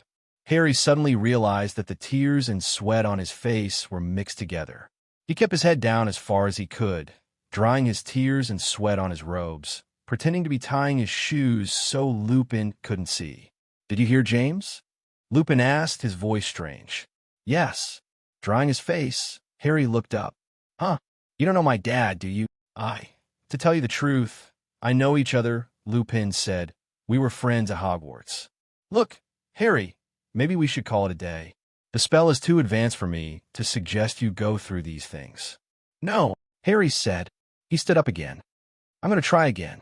I'm thinking about things that aren't happy enough, and that's why I'm like this. Keep at it. Harry began to rummage again. A really happy memory that he was able to make into a good, strong Patronus, finding out he was a wizard for the first time, and leaving the Dursleys to go to Hogwarts. If that wasn't already happy memories, he didn't know what happy memories were. And as he tried to recall how he felt knowing he was leaving the Dursleys, Harry stood up and faced the packing box again. Ready, Lupin said, looking as if doing so was against his best judgment. Have you tried to concentrate? Okay, let's go. He lifted the lid of the packing box for the 3rd time, and the Dementor rose from the box, and cold and darkness filled the classroom. Guardian! Harry yelled, Guardian! Guardian! The screaming in Harry's head started again, but this time it sounded like it was coming from an out-of-tuned radio. The voice got weaker, louder, weaker again. He could still see the Dementor. It stopped, and then a huge silver shadow shot out from the end of Harry's wand, hovering between Harry and the Dementor, although Harry felt his legs were terribly weak. But he was still standing by himself after all, although he didn't know how long he could stand. Funny, funny, Lupin roared, jumping forward. With a loud crack, Harry's misty Patronus disappeared along with the Dementor. Great, said Lupin, striding over to where Harry was sitting. Great, Harry. Surely a good start. Can we try again? Just once? Not now, Lupin said firmly. You've had enough tonight. He handed Harry a large bar of the best chocolate and honeydukes. Eat it all, or Madame Pomfrey will come after me. How about this time next week? Okay, Harry said. He took a bite of the chocolate and watched as Lupin extinguished the lights that came back to life with the Dementors gone. He suddenly had an idea. Professor Lupin, he said, if you know my dad, you must know Sirius Black. Lupin turned quickly. How do you remember this? He asked sharply. Nothing. I just found out they were friends at Hogwarts, too. Lupin's face was less tense. Yes, I know him, he said curtly, or else I think I do. You might as well go. Harry, it's getting late. Seeing Harry stand up, Richard wanted to follow and leave, but was stopped by Lupin. Harris, could you please wait a moment? Under Harry's curious gaze, Richard nodded indifferently, and then said to Harry, Harry, you go back first. Harry originally wanted to wait at the door of the classroom, but obviously Lupin didn't want to talk to Richard in the classroom, so he quickly tidied up the classroom and waved to Richard. Seeing Harry, who was still waiting at the door, Lupin said gently, I just have some personal matters to ask Harris. Harry, you should go back first. Harry left the classroom in a daze, walked down the corridor, turned the corner, and made a detour behind a suit of armor, sat on its pedestal, and finished his chocolate, wishing he hadn't mentioned Black just now. Already, because Lupin was clearly not interested in the subject. Then Harry's thoughts went back to his parents, and he felt tired and strangely empty, even though he'd just had his fill of chocolate. It was terrifying to hear his parents' dying voices in his head, but that was the only time Harry heard his dad's voice. If, however, he half thoughts and listened to his parents' voices, he would never be able to produce a proper Patronus. They're dead, he told himself sternly. They're dead, and listening to their echoes won't bring them back. If you want the Quidditch cup, you might as well get yourself under control. He stood up, popped the last morsel of chocolate into his mouth, and headed back to Gryffindor Tower. On the other hand, Richard followed Professor Lupin to his office. Would you like something to drink? Lupin asked. Black tea. Although I haven't done anything this evening, I am indeed a little thirsty. Richard came to the only sofa in the office and sat down, watching Lupin busy making tea and bringing it over. Then, Professor, just tell me what you want. It's impossible at this late hour just to treat me to a cup of tea. Richard took a sip, nose, and put the teacup on the table and asked Lupin. After Lupin paused for a moment, he said to Richard in a flat tone, Tonight, you shouldn't be here to study, right? My level should be at the point where you want to study. There's really nothing to learn. Professor Snape asked me to come. Richard betrayed Snape without hesitation. Oh, Professor Snape? Why? Doesn't he hate Harry? Lupin gave a puzzled look. Yes, Professor Snape doesn't like Harry, but he does like Harry's eyes. Harry's eyes? Lupin was even more puzzled, but he suddenly thought, Harry's green eyes, aren't they exactly the same as Lily's? Lily? That's right. He wouldn't let anything happen to Harry just because of that. Richard said indifferently. Professor Lupin froze for a moment, then hesitantly said to Richard, Did you know something? Know what? Marauders? Moonface? Or the Wolfsbane thing? Hearing Richard's words, Lupin relaxed instead. It seems that the little wizard in front of him knows everything, and he and Snape have such a good relationship. Snape will definitely tell him the reason. Then what do you think about me becoming your professor? Lupin asked with a guilty conscience. Hogwarts Castle, defense against the dark arts professor's office. At this moment, Lupin looked nervously at the little wizard Richard sitting there. You'll ask me what I think? How can I see? I'm not the headmaster of Hogwarts. Since Dumbledore asked you to teach us, he must have an idea. Does it matter what I think? Richard said helplessly. Then what do you think of my teaching? Of course, the spells I teach may not be useful to you. So what do other people of your age say? Do you still have to ask? You should know how popular you are when you are in class, so that's enough. Hearing Richard's words, Lupin nodded in relief. Are you scared? Lupin asked curiously. Afraid? Afraid of what? Afraid of you? Do you think it's possible? Richard said bluntly. Seeing Richard's indifferent look, Lupin didn't know what to say. Forget it. The little wizard in front of him is a pervert. He will definitely not be afraid of himself. With his strength, he may not last a few rounds in his hands. Can you tell me, what else do you know? And did Snape tell you? Lupin asked curiously. I know what I should know and what I shouldn't know. Of course it couldn't be Snape who told me. How could Snape's dark history tell me? What are you thinking? Then how do you know? Lupin was even more curious now. You don't need to ask about this, and I can't tell you if you ask. Okay, Professor Lupin, I have nothing else to do, so I'm leaving. After all, it's already so late now, and I still have to sleep. Hearing Richard's words, although Lupin still has countless questions, it seems that Richard can't say anything, so he can only nod 247 helplessly. A week after term started, Ravenclaw played a Quidditch match with the Slytherins. The Slytherins had won, but it was close. According to Wood, this is good news for Gryffindor because if Gryffindor wins over Ravenclaw, it will still be in second place. So he increased his training time to 5 times a week.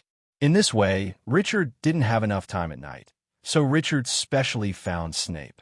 Professor, I'm afraid I won't be able to visit Harry at night. Before Snape could speak, Richard continued. Look, there are only 7 days in a week. They have to train for 5 days now, and I have to go to Professor Lupin's place on Thursday. I have to come to learn potions on Wednesday, and I have to participate in the Transfiguration Club on Tuesday. There's no time at all. You don't have time on Tuesday and Wednesday, do you? I get it. Snape said blankly, and then signaled Richard to go. Seeing that Richard was gone, Snape thought for a moment, then left the office directly and walked towards the Slytherin common room. When he came to the lounge, he saw the Quidditch team, Captain Marcus Flint, sitting in the common room, chatting happily with other players.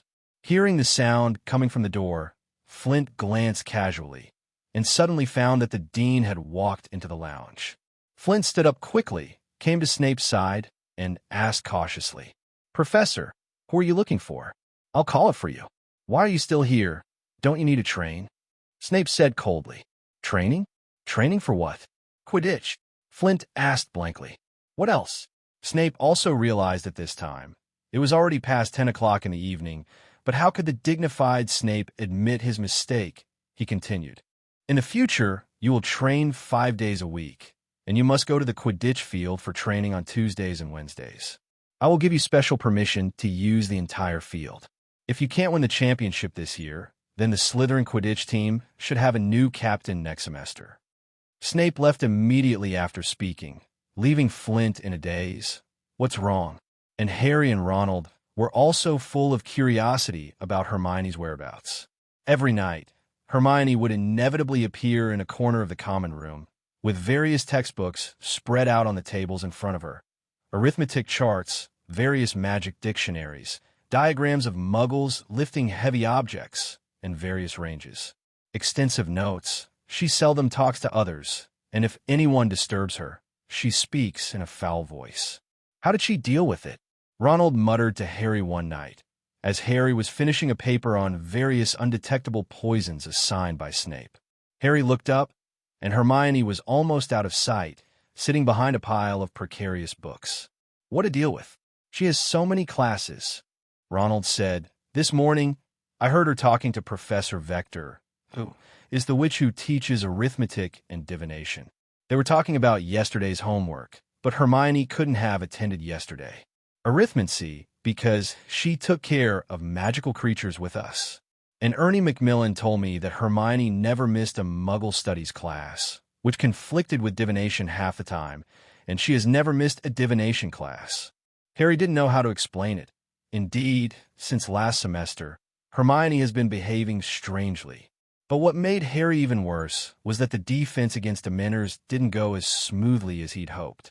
When the Boggart Dementor approached him, several times he was able to cast a vague silver shadow, but his Patronus was too weak to drive off the Dementors. The shadow can only hover, like a translucent cloud. Harry was exhausted trying to keep it there. Harry was angry with himself, feeling guilty for wanting to hear his parents' voices again. You expect too much of yourself, said Professor Lupin sternly, when they were 4 weeks into the class. Even a hazy blob of a Patronus is a huge achievement for a 13-year-old wizard. You're not going to pass out now, are you? I think the patron uses wood, beat the Dementors, or Harry said listlessly, make them disappear, like Richard's. A real Patronus can do that, Lupin said, but you've accomplished a lot in a short time. If the Dementors show up to you in your next match, you being able to keep them out of the way buys you time to get back to the surface. You said they were harder to deal with if there were more of them, said Harry. I have complete confidence in you, Lupin said with a smile. Here, I reward you with a drink. I bought it from 3 broomsticks. I'm afraid you haven't drunk it before. He took out 2 bottles from his briefcase. 1 cup was given to Harry, and the other cup was given to Richard. Of course, Richard refused without any surprise.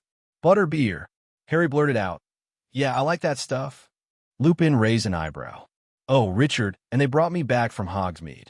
Harry immediately winked at Richard. Yes, last time we went to Hogwarts, we brought Harry a special drink. I see, Lupin said, but he still looked a little skeptical. Well, let's hope Gryffindor beats Lavin. At this time, Lupin suddenly thought that Richard was Ravenclaw's and quickly changed his words. Wish Gryffindor the best of luck. Then they drank butterbeer in silence until Harry asked the question that had been on his mind for a while. What's under the Dementor's hood? Professor Lupin put down the bottle thoughtfully. Well, people who really know can't tell us. You know, Dementors only drop their hoods when they're using their last, worst weapon. What's that? Harry asked curiously. People call it the Dementor's kiss. Lupin said, with a slightly mocking smile. This is what Dementors do to people they want to destroy completely. I think there's always something like a mouth under the hood, because they press their jaws on their victim's mouth and then suck out the soul of the victim. Harry unconsciously spat out a bit of butterbeer. What, they kill? Oh no, said Lupin. Worse than killing. You know, as long as your brain and heart are working, you can live without a soul. But you don't feel like yourself anymore. You know, memory, no, nothing. There's no chance of getting it back. You're alive. You're a walking dead. Your soul is here, forever. Lupin drank some more butterbeer and said, This is the future fate of Sirius Black. That's what the Daily Prophet said this morning. The Ministry of Magic has promised the Dementors to do so when they capture Black. Harry sat there dumbfounded for a while, thinking about sucking people's souls out of his mouth. But he thought of Blake. He deserves it, he said suddenly. Do you think so? Lupin asked softly. Do you really think anyone deserves this? Yes, Harry said recklessly. Yes, did something. He was going to tell Lupin about the conversation he overheard at the 3 broomsticks about Black's betrayal of his parents, but that would have exposed him for going to Hogsmeade without permission. And he knew Lupin wouldn't necessarily care about that. So he finished his butterbeer, thanked Lupin, and left History of Magic. Richard and Harry left Lupin's office together, and now he plans to go to Gryffindor's lounge with Harry. And he hasn't seen Hermione for several days. Richard thinks it's time to chat with Hermione. After all, how much time Turner used it's really bad for the spirit. When Richard and Harry came to the corridor leading to Gryffindor House together, they saw Natchin Longbottom begging Sir Cadogan, who seemed to refuse to let him in. I wrote it down, said Neville through tears, but I must have lost that paper somewhere. That's true, roared Sir Cadogan, and then, seeing Harry and Ronald, Good night, fine young waiter. Chain up this fool. He's going to force his way into the inner room, woolen cloth. I've forgotten my password, Neville told them miserably. I asked him to tell me what password to use this week because he keeps changing passwords, and now they're confusing me.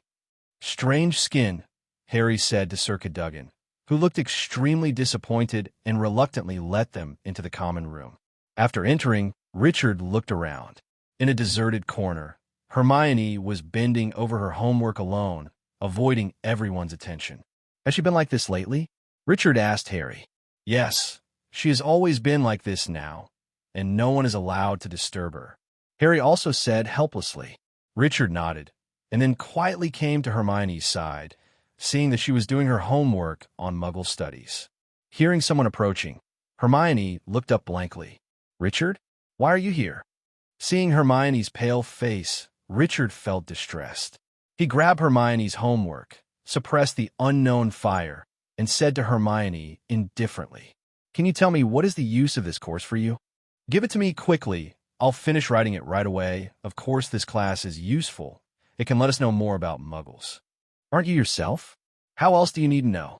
It's different. It's just our own perception. Now I want to know what Muggles look like in the eyes of my teacher. Hermione said confidently. Seeing Hermione's appearance, Richard's anger gradually turned into pity for her, and his tone became much better. He returned the homework to Hermione first, and then told her to let her do the homework first, and then he would chat with her after finishing the homework. Then Richard sat next to Hermione, silently waiting for Hermione to complete the homework of Explain Why Muggles Need Electricity, assigned by Muggle Studies. Let's go out and talk. It's so late, why go out to chat? Hermione asked in a daze. Are you going to talk about that magic item you got from Professor McGonagall?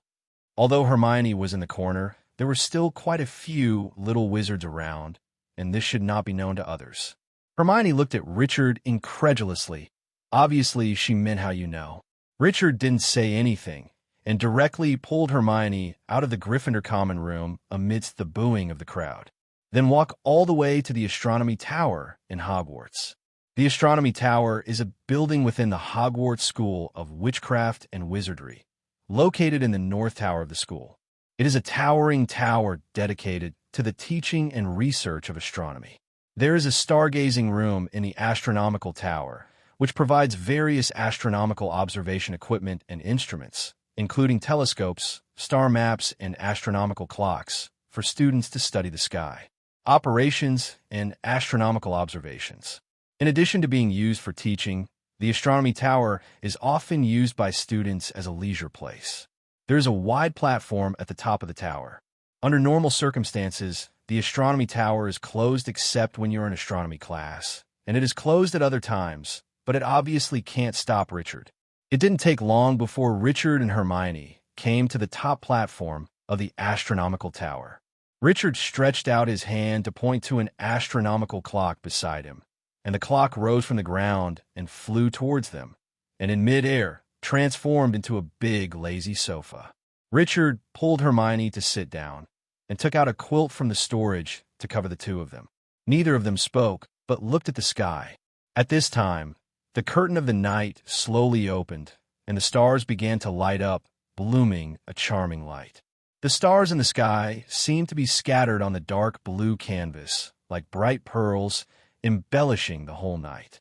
Most striking are the starry constellations, the brightest of which is Orion.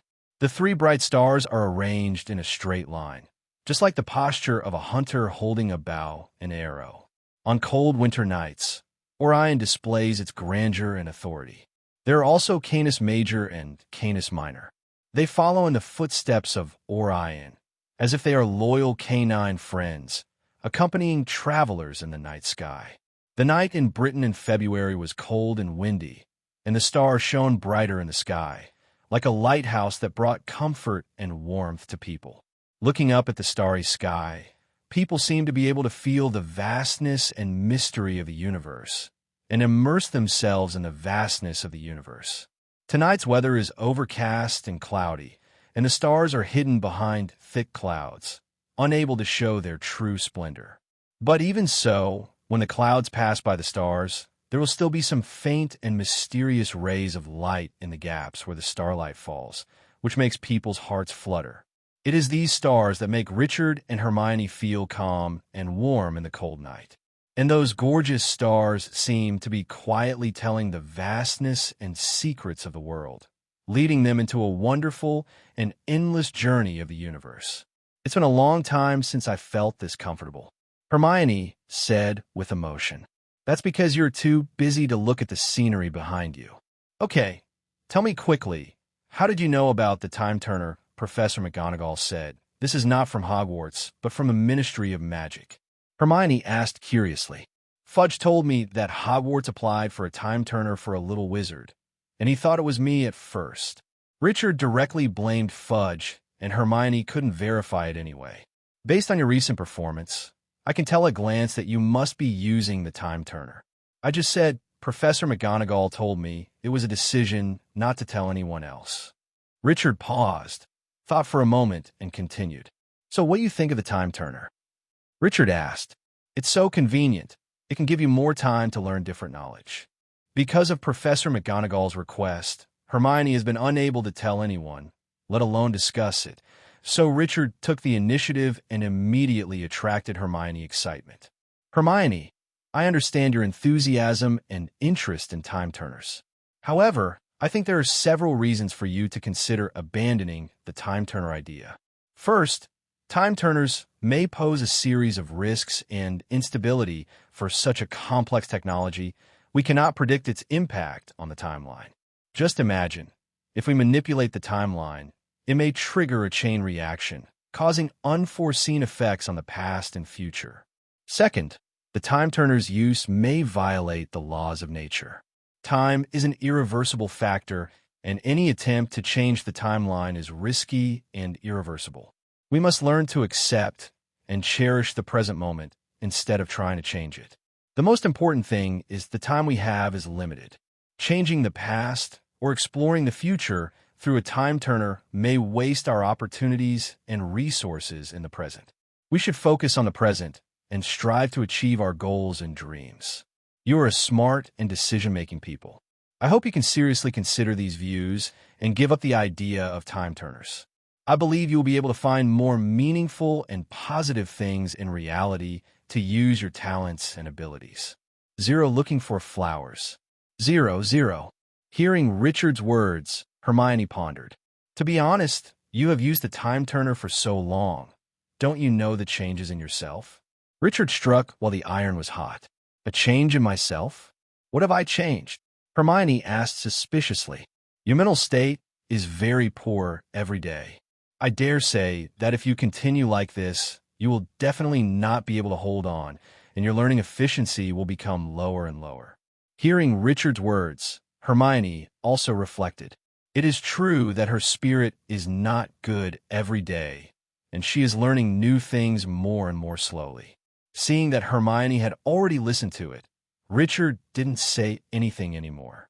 For a person like Hermione, he couldn't say too much, and it was only useful to let her react. In this way, Richard and Hermione admired the night sky together for a while, and seeing that it was getting late, they left the astronomy tower. And that's when Richard sent Hermione back to the Gryffindor common room. Richard watched Hermione walk in when a muffled yell came from the Gryffindor lounge. After Richard heard it, he also hurried in. At this time, no one spoke in the whole common room, and everyone stared at the stairs full of fear. The sound of hurried footsteps became louder and louder, and then Ronald jumped into everyone's sight and covered himself with a sheet. "Look," he growled, striding over to Hermione, who had just entered. "Look," he yelled, shaking the sheet in front of her. "Ronald, what's going on?" Richard came up to Hermione and asked Ronald. "Scabbers. Look, Scabbers," Ronald said in despair. Hermione hid behind Richard, completely bewildered. Richard looked at the sheet Ronald was holding. There was something red on it. It looked scary, like blood. Ronald yelled through the panicked silence of the crowd. "It's dead. Do you know what else is on the floor?" "No, I don't know," Hermione said, her voice shaking. Ronald dropped something on the ground. Hermione and Harry leaned forward. Scattered on the oddly shaped, long and pointed writing are a few long ginger cat hairs. Hogwarts, Gryffindor common room. At this moment, there was silence in the lounge, and everyone looked at Ronald. At the beginning, Hermione was still a little guilty, but later she also started to get a little angry. Who can prove that Crookshanks ate Scabbers? Is there any evidence? Ronald was annoyed that Hermione never took Crookshanks' intentions to eat Scabbers seriously, never bothered to take a close look at Crookshanks. And at this moment, he still pretended to think that Crookshanks was innocent and suggested Ronald to find Scabbers under all the boys' beds. And Hermione was furious that Ronald had no proof that Crookshanks ate Scabbers, that the yellow fur had probably been there since Christmas. And since the day Crookshanks jumped on Ronald's head in that magical zoo, Ronald has always been prejudiced against her cats. When Harry was about to say something, he was stopped by Richard, and now Hermione was obviously getting angry. If Harry said something more, Hermione would definitely blow up. "Well, Ronald, you've been saying how annoying Scabbers is," said Fred briskly. "And he's been out of energy for a long time, and he's wasted at 10 o'clock. It's probably better for it to die fast. It probably didn't feel it." "Fred," said Ginny indignantly. 680. Scatter just eats and sleeps all day long. "Ronald, you said it yourself." George said, "He bit Goyle for us once." Ronald said miserably. Remember, Harry? Yes, there's such a thing, said Harry. It was at its best, said Fred, with a smile on his face. Let the scar on Gower's finger be kept as a permanent memory of it. Oh well, Ronald, don't be sad anymore. Just buy another mouse. What's the use of you on tan? Okay, Ronald, I told you during the summer vacation that if Scabbers has anything to do, you can choose one at random in the Fantastic Beasts store. Of course, I know it's hard to make up for your feelings for Scabbers, but this I can give you some sustenance. Listen to Ronald. You've made a lot of money. After hearing this, the twin brothers began to give Ronald ideas on what to buy. At this time, Ronald also put Bam Bam behind his head. Although his complexion was still not very good-looking, the corners of his mouth, raised from time to time, revealed his current mood. Richard pulled Hermione aside to make her think carefully about what he had said to her tonight. Don't you believe me? Do you think it's because I didn't like Crookshanks? Hermione looked at Richard with a disappointed face. If Richard didn't believe herself, Hermione's mind will collapse. Of course not. Looking at Hermione's face, Richard said hastily, he can't provoke her now. Actually, none of you know Crookshanks, and you don't even know Scabbers. Richard revealed a little information to Hermione, so that her focus could be shifted a little. Don't know Scabbers? Hermione was indeed attracted by this sentence. What's wrong with Scabbers? Isn't it just a mouse? Why is it so special? And the Weasley family has raised it for so many years. What's so special about it? Just wait and see, but I can tell you that if there's no one else, even if Bam Bam stands there, Crookshanks can't do anything to it, and even you should not be its opponent. Hearing what Richard said, Hermione became even more curious, but there was nothing Richard could do if she didn't tell her. It was too late. Richard didn't continue to stay here, but directly returned to his dormitory. The next day was the weekend, Gryffindor and Ravenclaw Quidditch week. Early in the morning, Harry showed up in the auditorium with his firebolt. Look, Harry's broom, is that a firebolt? A Gryffindor Jr. suddenly pointed at Harry's broom and shouted. Under Wood's suggestion, Harry has never revealed the existence of the firebolt. Even the Gryffindor Quidditch team, except Captain Wood, no one else knows what Harry's broom is. After hearing the little wizard's exclamation, the entire auditorium erupted. Apart from the wizards from Gryffindor, the little wizards from the other 3 academies also came to watch the firebolt. Knowing that owning a firebolt at Hogwarts is like having a Rolls-Royce among a bunch of Mazdas. Everyone seemed to agree that the firebolt deserved some kind of honor. Many in Gryffindor murmured excitedly. Harry was extremely satisfied to see the Slytherin team as if struck by lightning. See his face, Ronald said happily, looking back at Malfoy. He couldn't believe it. This is amazing. Wood, too, was pleased with the glory reflected in the firebolt. Put it here, Harry, he said, placing the broom in the center of the table, carefully keeping its sign facing outward. Students from Ravenclaw and Hufflepuff quickly gathered around to watch. Even Cedric Diggory came over to congratulate Harry on getting such a nice broom in place of Nimbus. Surely you can handle that broom, Potter, said a cold, drawling voice. Draco Malfoy came up to take a closer look, with Crabbe and Goyle right behind him. Yeah, because of it, Harry said casually. Has many features, this broom, said Malfoy, with a malicious gleam in his eye. Too bad it doesn't carry a parachute, in case you get too close to the Dementor. Crabbe and Goyle snickered. It's a pity you can't have another arm, Malfoy, said Harry. Otherwise it could have caught the snitch for you. Team Gryffindor laughed loudly. Malfoy's pale eyes narrowed as he walked away slowly. They watched him rejoin the rest of the Slytherin team, who must have put their heads together and asked Malfoy if Harry's broom was a firebolt. Soon it was time for the game, and Richard and Ravenclaw's classmates sat in the auditorium of his own college. After all, this time was a game of his own college, so he couldn't sit at Gryffindor's again. There was no time to look at the homework. It was a cool sunny day with very little wind, so visibility should not be an issue this time around. Soon the players from both sides began to play, and there was thunderous applause from the audience, and Richard also saw Harry's dream lover, Zhang Xiu, for the first time. Although they are both in the same college, and Zhang Xiu is an Asian, Richard has never seen her for 3 years. At first he thought that this Zhang Qiu did not exist. On the court, the Ravenclaw team was wearing blue jerseys, and the Gryffindor team was wearing red autumn clothes. They were already standing in the middle of the court. Through the binoculars, Richard could clearly see that Harry seemed to be a little distracted after seeing Zhang Qiu. Is this relationship about to start? Wood, Davies, shake hands, Uro, Mrs. Hooch said briskly, and Wood shook hands with the Ravenclaw captain. Get on the broom and listen to my whistle. 3, 2, 1. They started, and the excitement for this tournament is Harry's firebolt in the Gryffindor team. According to the book Classified Broomsticks, the firebolt will be the first choice for the national team to compete in this year's World Cup. Jordan, can you please tell us how the game is going? Professor McGonagall's voice cut in. Come on soon, Professor, just to get a little background. By the way, the firebolt has a built-in automatic brake, and commentator Lee Jordan's voice was heard through the loudspeaker in. To be honest, there is really nothing to watch in this match.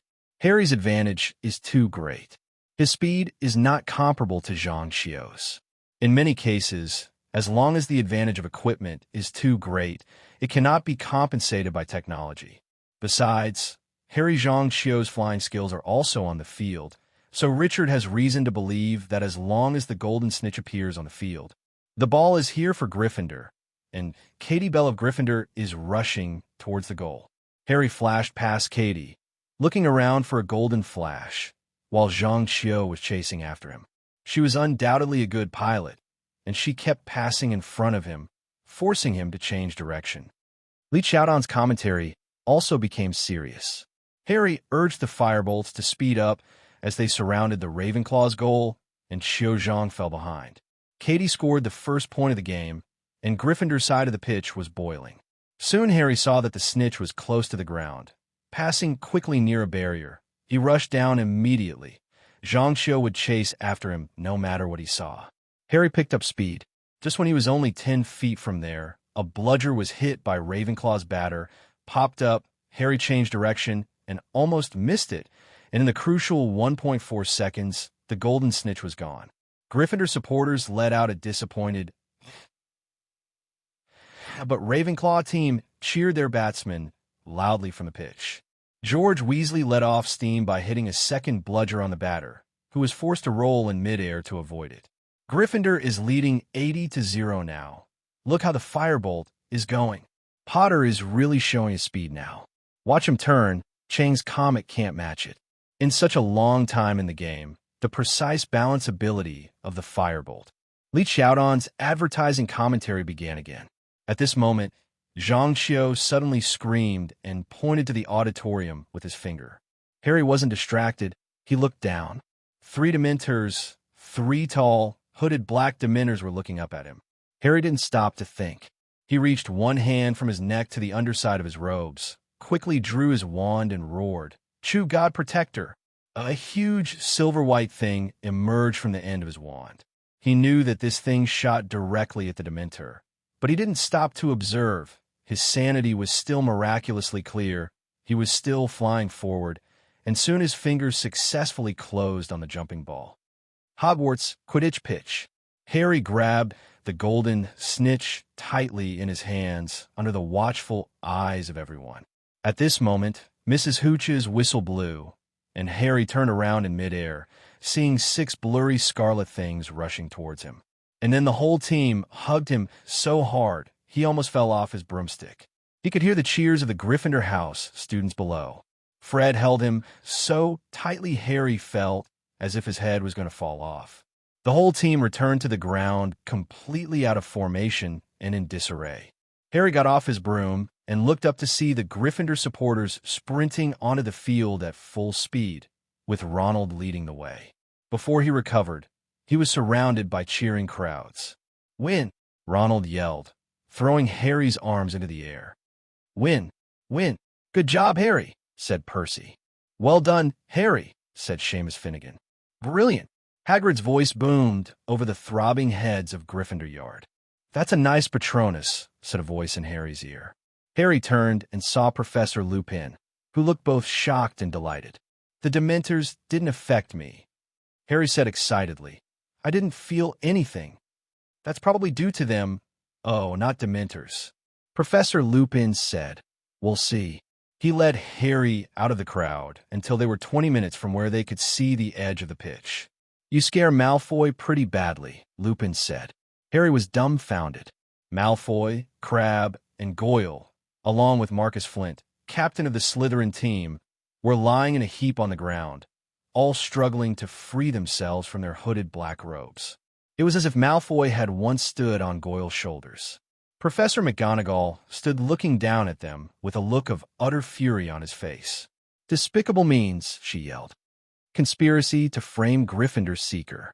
Obscenity and cowardice. You will all be punished and 50 points from Slytherin House will be deducted. I will tell Professor Dumbledore about it. Yes. Here he comes. If there's one thing that could put a stamp on Gryffindor's success, it's this situation. Ronald squeezed his way to Harry's side, watching Malfoy scramble to free himself from his robes. Seeing that Goyle's head was still wrapped in his robe, he couldn't help laughing until he couldn't straighten his waist. Come on, Harry, said George, pushing his way. Gathering. Gryffindor Yard Common Room now. Okay, I'll ask Richard to go with me later. Harry said. Ronald stopped him quickly. He's from Ravenclaw, and you're calling him to join us in celebrating our defeat of Ravenclaw. Harry thought about it. So he didn't invite Richard and follow the other players to lead, still wearing scarlet robes, walked out of the stands, and returned to the castle.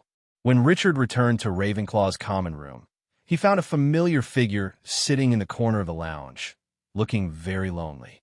Richard walked over quietly, and it turned out to be Hermione, who was trying to read a big book called Life and Social Habits of a British Muggle Family.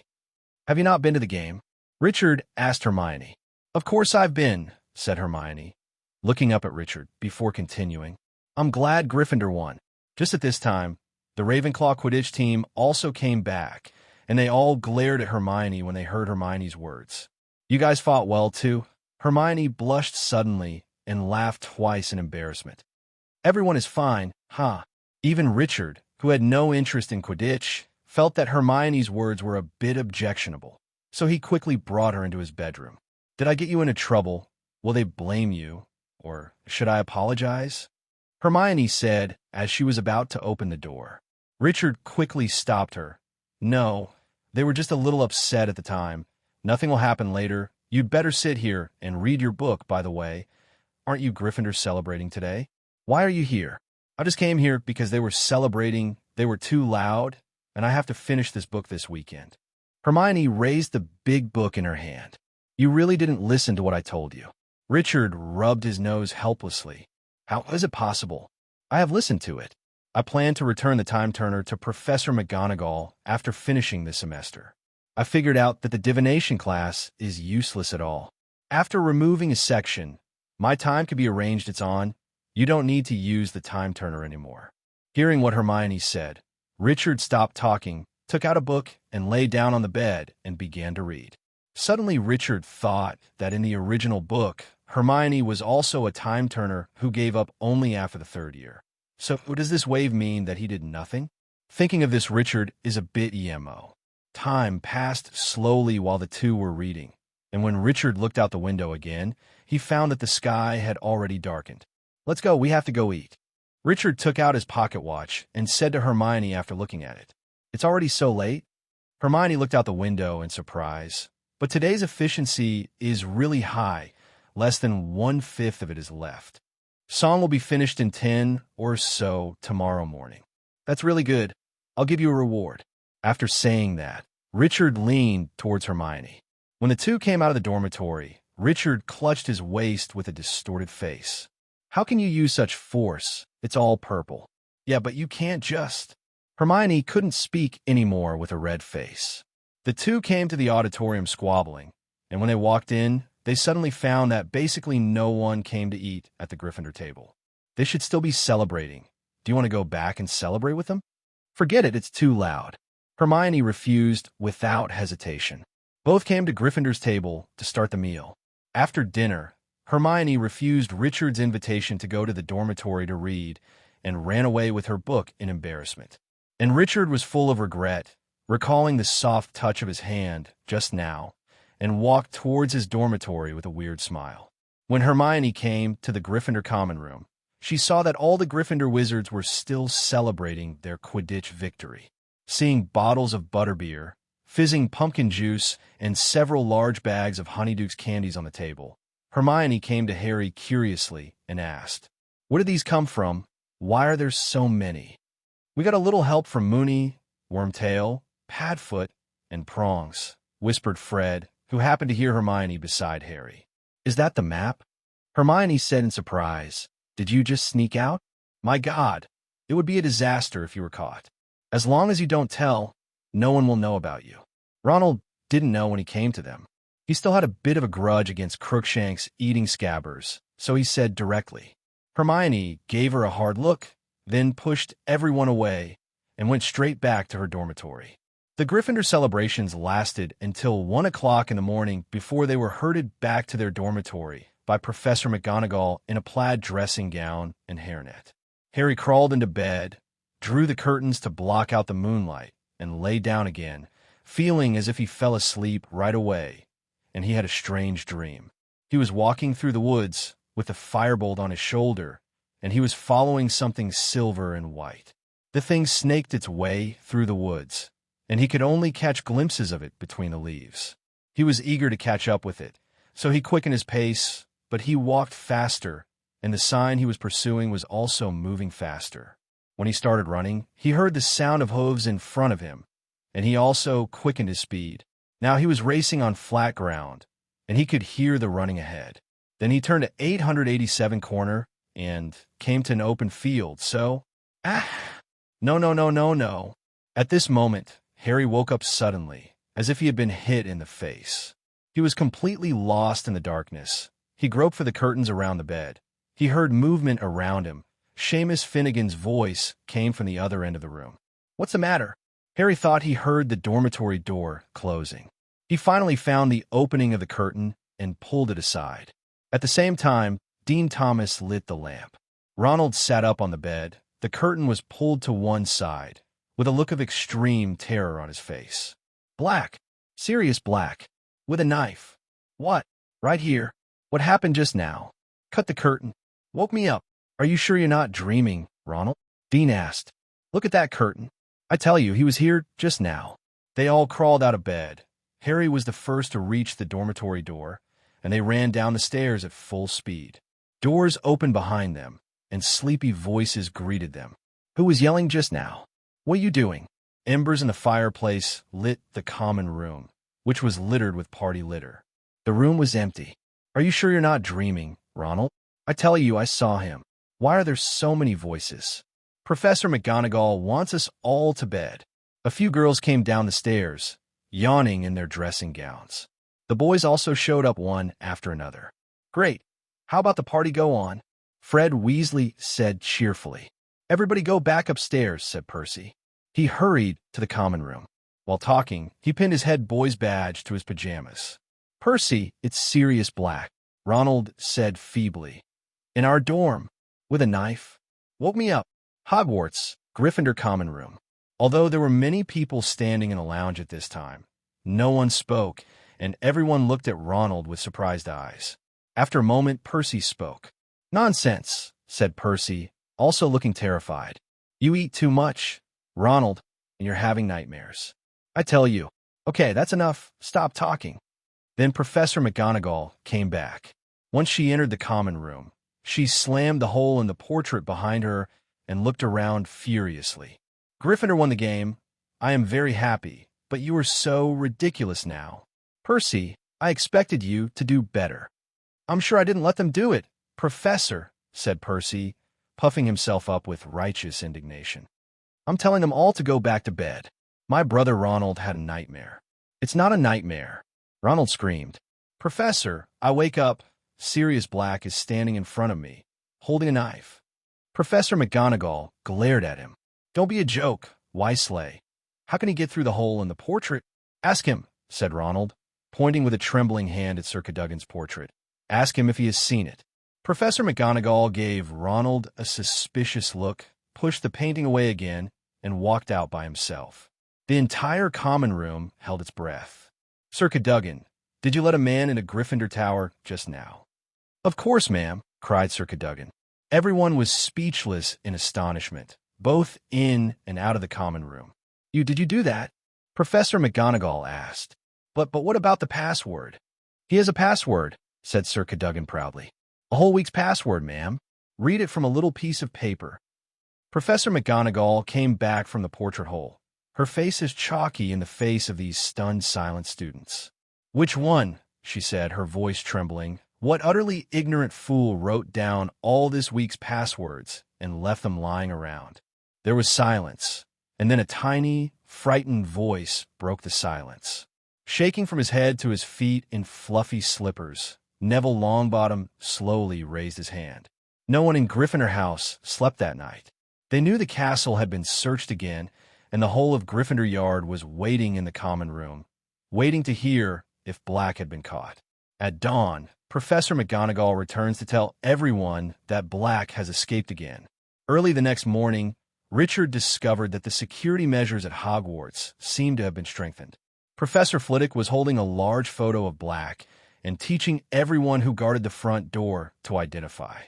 From the small cracks to the mouse holes, he threw planks and nailed them to death. After breakfast, Ravenclaw went to History of Magic class with Gryffindor, and Richard pulled Hermione out of the front row where he had always been and sat next to Harry and Ronald. Just as Cuthbert Binns was monologue on stage without the slightest expression and in a flat tone. "Did something happen to you again?" Richard asked Harry. Before Harry and Hermione had time to say anything, Ronald immediately started talking. He vividly described what happened last night.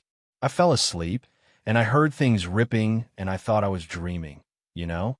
But then there was a draft, and I woke up, and one side of the curtain by the bed was ripped off, and I rolled over. I saw him standing in front of me like a skeleton, a big mess of dirty hair, holding a big long knife.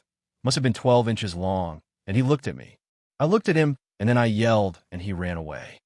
"However, why?" Ronald continued to express his doubts. Why did he escape? Harry was also puzzled by this. Black went to the wrong bed. Why didn't he kill Ronald and continue looking for Harry?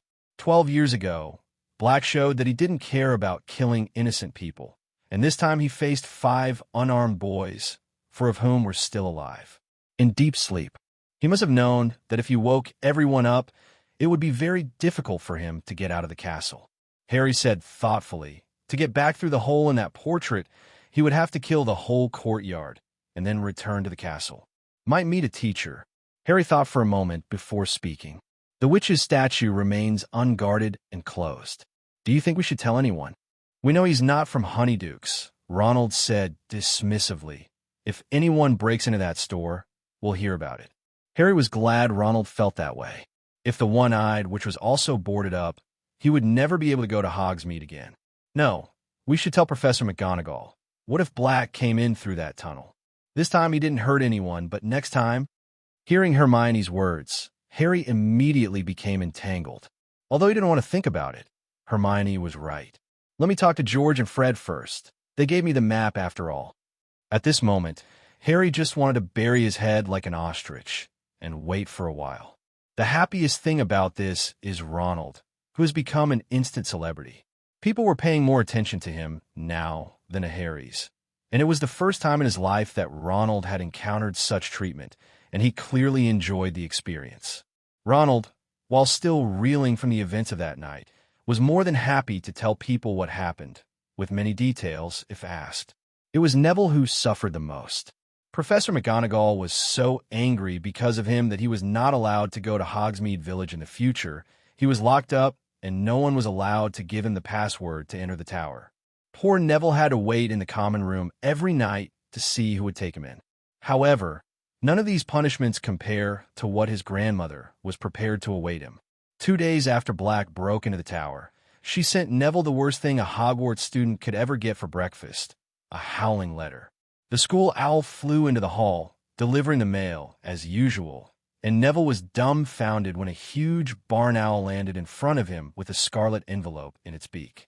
"Run, Neville," Ronald advised him. Neville didn't need to tell a second time. He grabbed the envelope and sprinted out of the hall like he was carrying a bomb, and the students in the other houses laughed when they saw him. They heard the bellowing letter speaking in the front hall. It was Neville's grandmother's voice, 100 times louder than usual. She screeched at him for the disgrace he had brought on the whole family. Harry was so busy feeling sorry for Neville that he didn't notice that he had a letter too. Hedwig pecked Harry hard on the wrist to get his attention. Ouch. Oh, thank you, Hedwig. Harry tore open the envelope while Hedwig ate some of Neville's cornflakes without waiting for an invitation. The note in the envelope reads, "Dear Harry, would you like to have tea with me at around 6 o'clock tonight? Please inform Richard, Hermione, and Ronald. I will pick you up at the castle and wait for me in the hall. You can get out of the castle by yourself. Hagrid. He probably wants to hear everything about Blake," Ronald said. At 6 o'clock that night, Richard, Hermione, Harry, and Ronald arrived in the front hall. By this time, Hagrid was already there waiting for them. "Okay, Hagrid," Ronald said. "I think you want to hear about Saturday night, don't you?" "I've heard it all," Hagrid said, opening the gate and leading them out of the castle. "Oh," Ronald said, a little downcast. The first thing they saw when they entered Hagrid's cabin was Buckbeak, lying on Hagrid's patched sheets, his huge wings tightly folded at his sides, enjoying a plate of dead ferrets. Harry deliberately didn't look at the unpleasant sight, and he saw a huge furry brown suit and a hideous yellow and orange tie hanging on Hagrid's wardrobe door. "What are these things for, Hagrid?" Harry asked.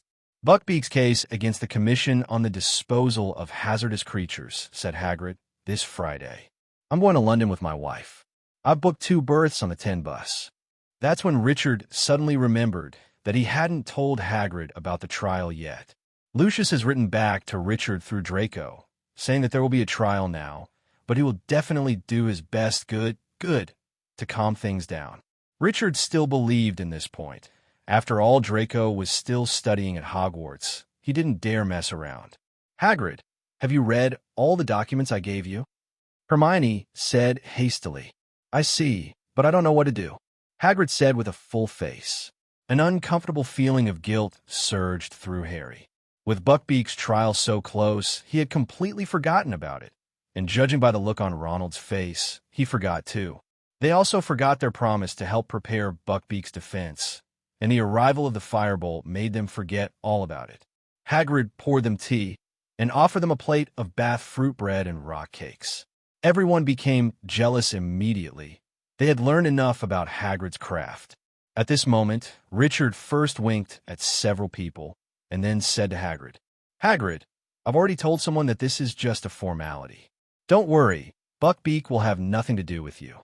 Hearing Richard's words, Hagrid immediately stood up excitedly. Although Richard said it before, he never took it to heart. He thought it was Richard who comforted him. Seeing Hagrid approaching Richard, Hermione hastily put away the plate of Bath fruit bread and rock cake. After leaving Hagrid's hut, the 3 of them except Richard were all sad about Hagrid. Apparently they thought what Richard just said was just to comfort Hagrid and put away the 2 plates of pastries. Arriving at the gate of Hogwarts Castle, after Richard bid farewell to the 3, he went to Ravenclaw's lounge by himself. The remaining 3 people walked towards Gryffindor's common room while discussing whether to continue looking for some useful information. When they returned to the common room, they found a large crowd gathered in front of the bulletin board. "Hogsmeade, next weekend," said Ronald, craning his neck over the heads of the crowd to read the new notice. "What are you going to do?" he asked Harry calmly, just as they were about to sit down. "Well, Filch didn't do anything about the road to Honeydukes." Harry's answer was even calmer. "Harry, if you go to Hogsmeade again, I'll tell Professor McGonagall about the map," Hermione said with a serious expression. "And you, Ronald, how did you get him to go with you? Not long after Sirius Black nearly turned against you." "I mean it, I'm going to tell." "Okay, then you're going to get Harry fired," Ronald yelled angrily, a little annoyed by Hermione's words. Hermione opened her mouth to answer, but Crookshanks let out a low cry and jumped on her lap. And Hermione also thought of the fact that her Crookshanks ate Scabbers not long ago. How much did she have for Ronald a little guilty? So she didn't say anything more, but picked up Crookshanks and went back to the girls' dormitory. "So how?" Ronald said to Harry, as if no one had interrupted them. "Come on, last time we went, there were a lot of things you didn't see. You didn't go inside Zuko's." 060 Harry looked around to make sure Hermione couldn't hear what they were saying. Okay, he said, but don't tell Hermione this time that I'm wearing an invisibility cloak. Soon it was Saturday morning. After Richard had breakfast, as usual, he went to find Hermione. Today was the day they left for Hogsmeade. When Richard came to the entrance of the front hall, he saw only Hermione standing there. Hermione, why is it only you and the others? Leave them alone. Let's go. Hermione took Richard's hand and stormed out of the door. Ronald, who saw the scene not far away, said to Harry very angrily, "Look, she pulled Richard away. Richard should play with us." Harry looked at Ronald and said nothing. Ronald didn't know at all. Now Hermione has her own room at Richard's house, and during the holidays, Hermione spends half of her time at Richard's house. He had no doubts that Richard would never have found them without Hermione Richard. Of course, these are not important now. When it is important, we must let everyone see that he has gone back and not gone out. Harry spoke to Ronald as he walked up the marble staircase in the vestibule as everyone walked towards the front door. "Goodbye. See you when you come back." Soon Richard and Hermione came to Hogsmeade Village. Seeing that Hermione was still pouting angrily, Richard dragged her to the Three Broomsticks bar, ordered her a glass of butterbeer, and here comes a glass of pomegranate juice. "Tell me, what's the matter with you?" After Hermione took a big sip, she said angrily, "Not because of that map. Is that the calf map that George and Fred gave Harry?" Richard asked suspiciously. "Yes, you also know that there are many secret passages on that map, and some of them are not mastered by the school. Why Sirius can enter Hogwarts again and again is because he must know that passage, but Harry and the others completely ignored the safety of others so that they could come out to play. Last time, Sirius had already gone into Gryffindor's dormitory. Next time, he already knew Harry's location. Next time, he would definitely I won't miss it. The situation is already so serious, they still haven't handed in the map." After Hermione said a lot, she picked up the butterbeer and took a big sip. "Okay, Hermione, don't be angry. As their friend, you've already done what you should do and reminded you. If they are stubborn, what can you do? There's a famous saying in the ancient Yenhuang kingdom. It's called the sky is going to rain. Mother wants to marry and let him go." Hearing Richard's persuasion, Hermione felt constipated, but she was indeed not so angry in her heart. As for Harry, he had already put on the invisibility cloak and came out into the sunlight outside Honeyduck's shop and touched Ronald's back. "It's me," he whispered. "Why are you late?" Ronald asked in a low voice. "Snape hangs around there." They went to the street. "Where are you?" Ronald kept asking from the corner of his mouth. "Are you still there? This feeling is so weird." They went to the post office. Ronald pretended to be looking at how much it would cost to send an owl to Egypt, giving Harry time to look around. The owl sat there, hooting low to him, and there were at least 300 owls, everything from great gray hawks to little barred owls, local delivery only. And those little barred owls were as small as could sit on Harry's palm. Then they went to Zoko, which was packed with students, and Harry had to be very careful not to step on anyone, so as not to cause a panic. There's plenty of material for jokes and juggling, enough to satisfy even Fred and George's wildest dreams. Harry whispered instructions to Ronald and handed Ronald some gold from under the cloak. They left Joko with much lighter purses than they entered, but their pockets were filled with dung bombs, burp candy, frog egg soap, and a nose-biting teacup each.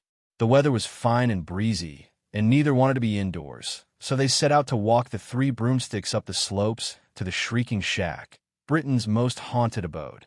It sits a little higher than the other houses in the village. The windows are boarded up, and the garden is dank and overgrown with weeds, which makes people feel terrified even in broad daylight. "Even the Hogwarts ghosts don't come here," said Ronald, leaning on the fence and looking up at the haunted house. "I asked Nearly Headless Nick, and he's heard that a very rough bunch of people live here. No one can get in. Fred and George obviously tried, but all the entrances are sealed." Harry felt hot from the climb and was about to take off his invisibility cloak for a few minutes when they heard voices nearby. Someone was climbing towards the haunted house on the other side of the hill. After a while, Malfoy appeared, followed by Crabbe and Goyle. Malfoy was talking. "Now my dad's owl could come at any moment.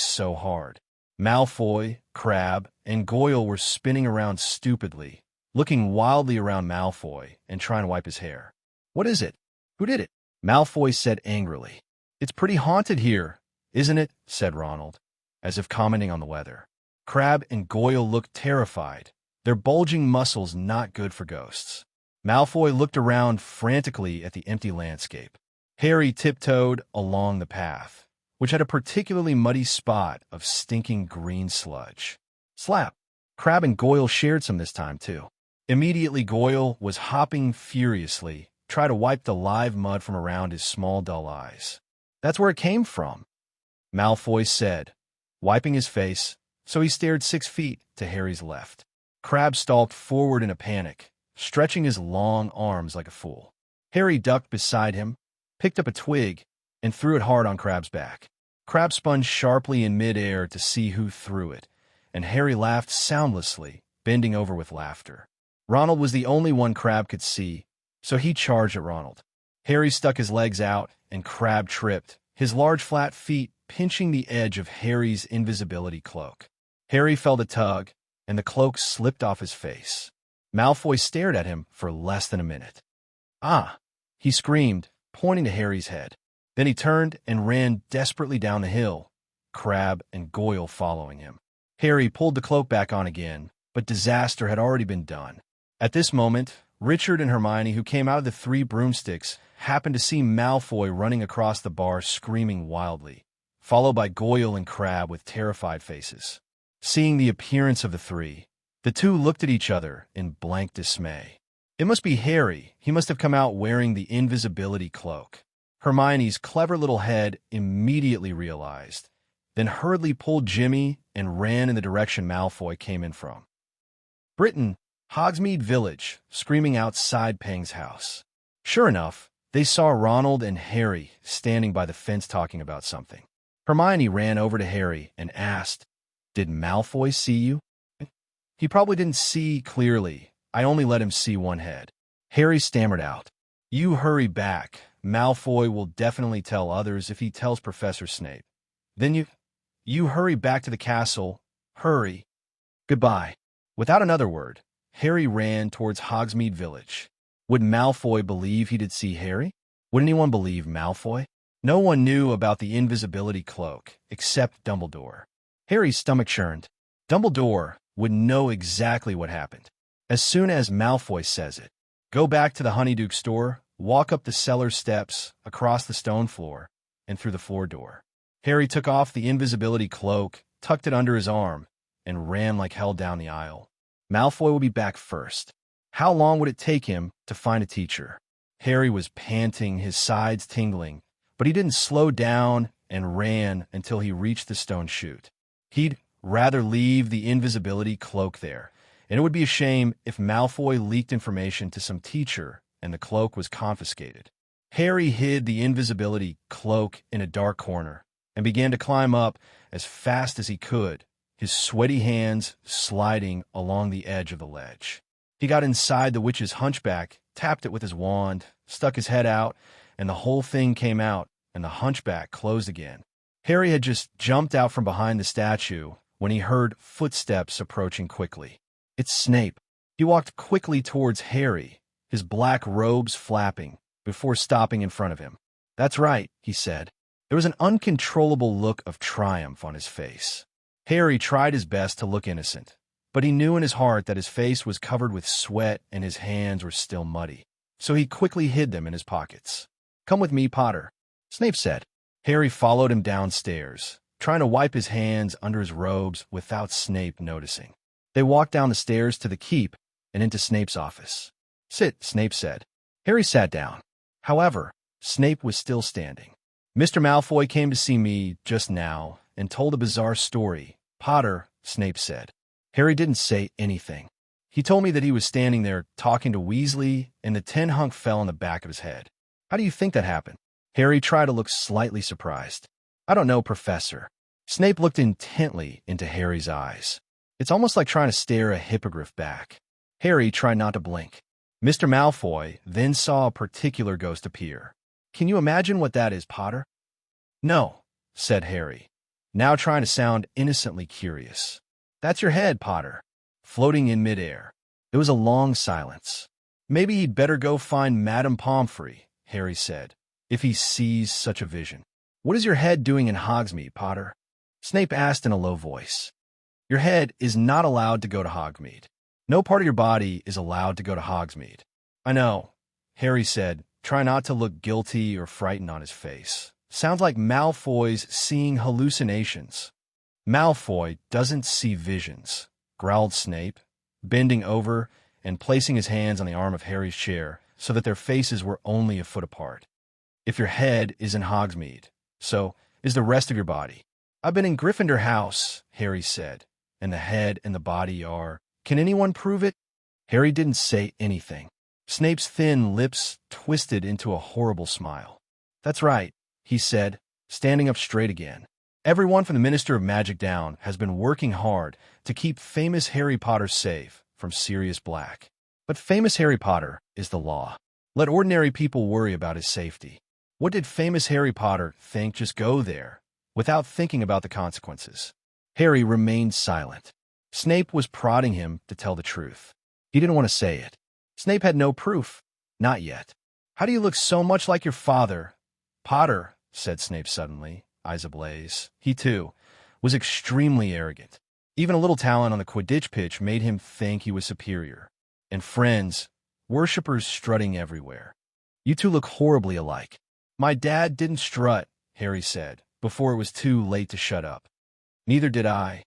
"Your dad doesn't follow the rules very much either," Snape continued, leaning forward, malice on his thin face. "Rules are for lesser people to follow, not for people who win the Quidditch Cup. You got a bloated head." "Shut up." Harry stood up suddenly. He hadn't been this angry since his last night at Uncle Vernon's. He didn't care that Snape's face was hardened, his small black eyes flashing dangerously. "What did you just say to me, Potter?" "I told you to shut up and don't talk about my dad," Harry yelled wildly. "I know the truth, don't I? He saved your life. Dumbledore told me. If it wasn't for my dad, you wouldn't be here at all." Snape's yellow skin had turned the color of bad milk. "Did the headmaster tell you the background of your dad's saving my life?" he whispered. Or did he think the details were too unpleasant for Precious Potter's ears? Harry bit his lip. He didn't know what had happened and didn't want to admit it, but Snape seemed to read his mind. "I don't want you to leave with false ideas about your father, Potter," he said, a horrible smile twisting his face. "Have you ever imagined some action and heroic deeds? Let me correct you, your saintly papa and his friends made a very funny joke on me. If your papa hadn't gotten cold feet at the last moment, I'd die. There's nothing brave about what he did. He saved himself and I. If their joke works, Hogwarts will expel him." Snape's crooked teeth were showing. "Turn your pockets inside out, Potter," he yelled suddenly. Harry didn't move. There was a roar in his ears. 0 for flowers. "Turn out your pockets, or we'll go straight to the headmaster." "Turn them out, Potter." Chilling from fear, Harry slowly took out the bag of various gadgets he bought at Zuko's shop and the Marauder's map. Snape picked up Zuko's bag. Ronald gave it to me, Harry said, praying to himself that he would have the chance to inform Ronald before Snape saw him. He bought it in Hogsmeade last time. Really? You've been carrying around since then? It's touching, what's that? Meanwhile in Hogsmeade, Ronald stared stubbornly at Hermione and asked, "What are you doing here? If Malfoy tells others that Harry was fired, you are an accomplice." Hermione said to Ronald word by word. Ronald's face turned pale immediately, and he looked at Richard with pleading eyes. Richard had goosebumps and quickly said, "Don't worry, even if Harry is fired, he can still come to my house. It just so happens that I don't have a horseman in my house, so he is quite suitable." Hermione snorted coldly. Harry's wand will definitely be broken if he is fired. A wizard without a wand will not be able to let go of his horse. 0-0. That's all right. You could just let him put a horse. Hearing Richard's words, Hermione gave him a sly look, forced a smile back, and continued. Now we can only hope that Malfoy didn't tell others, or that Harry made it through himself. Afterwards, they were not in the mood to continue shopping, and rushed back to Hogwarts Castle. On the way back, Hermione and Ronald formed a stark contrast, one triumphant, the other devastated. Back in the castle's vestibule, Richard asked Ronald to see how Harry was doing. After Ronald left, Richard asked Hermione curiously, "Aren't you worried about Harry?" "Worried, but not too worried," Hermione said. "Oh, why is that? Remember what you said to me in the second grade? Before Voldemort was completely wiped out, the whole Ministry of Magic would tolerate Harry whatever he did. At that time, he and Ronald drove to school, violating the Wizarding Secrecy Act. It's all right, this time I just went to Hogsmeade once. Even if he was caught on the spot, he will be fine." Hermione complimented me with a quick looked at Richard with a blank expression. "You're so clever. You're indeed our Miss Knowing Things." Richard pampered Hermione's head. After speaking, the two went to the Gryffindor common room together. When they came to the gate guarded by the fat lady, Harry happened to be back. After the three went in together, they saw Ronald pacing back and forth in the common room. "Harry, how's it going?" Seeing Harry coming back, he immediately ran over and asked anxiously, "It's all right. It's all right. Yes, I concealed it," Harry said proudly. "Tell me quickly," Hermione said hastily. "Just as I was coming out of the secret passage, I met Snape. It turned out that Malfoy had returned and told him." Hearing what Harry said, Ronald was immediately frightened into a cold sweat. Hogwarts, inside the Gryffindor common room, Harry was recounting the extreme tussle he'd just had with Snape, and how he'd confronted Snape head-on. Ronald's heart surged immediately when he heard it, but he also became nervous when he heard that Snape had found the Marauder's map. Later, did he discover the secret of the Marauder's map? At this critical juncture, seeing Harry paused, Ronald asked hastily, "Of course not," Harry said with lingering fear. "You don't know, I was scared to death at the time," said Harry's tense expression. Hermione and Ronald held their breath, and following Harry's next words, Snape's gloomy face seemed to appear in front of everyone's eyes. Time went back to when Harry was still in Snape's office. Is it written in invisible ink? Or instructions to enter Hogwarts without going through a Dementor? Snape said to Harry coldly. Harry blinked. Snape's eyes lit up. Let me see. Let me see," he muttered, taking out his wand and laying out the map on the table. "Show your secrets," he said, touching the map lightly with his wand. Nothing happened. Harry clenched his fists to keep his hands from shaking. "Show," said 670 tapping sharply on the map with his wand. The map is still blank. Harry let out a long breath, feeling relieved. "The Dean, Professor Severus Snape, orders you to reveal the hidden information," Snape said, tapping the map with his wand. As if an invisible hand were writing on the parchment, writing appeared on the smooth surface of the map. "Mr. Moonface greeted Professor Snape and begged him not to poke his oversized nose into other people's business." Snape froze. Harry stared dumbfounded at the words. Can't say anything. But the map didn't stop there, and a new text appeared under the first paragraph. "Mr. Prongs agreed with Mr. Moonface and would like to add, That was Professor Snape being an ugly idiot. If the situation were not so serious, it would be very interesting. But then there was Mr. Padfoot was willing to express his surprise. How a fool like Snape could be a professor. Harry closed his eyes in fear. When he opened his eyes, the writing on the map was almost finished. Mr. Wormtail greeted Professor Snape, advising him to wash his hair, that ooze. Harry waited for Snape to throw a fit. In that case, Snape said weakly, we'll take care of it. He was pacing in front of the fireplace, grabbing a handful of shiny powder from a jar on the mantelpiece, and sprinkled it over the flames. Lupin, Snape yelled at the flame. I have something to say. Harry was completely bewildered, staring at the flame. A large shape appeared in the fire, spinning rapidly.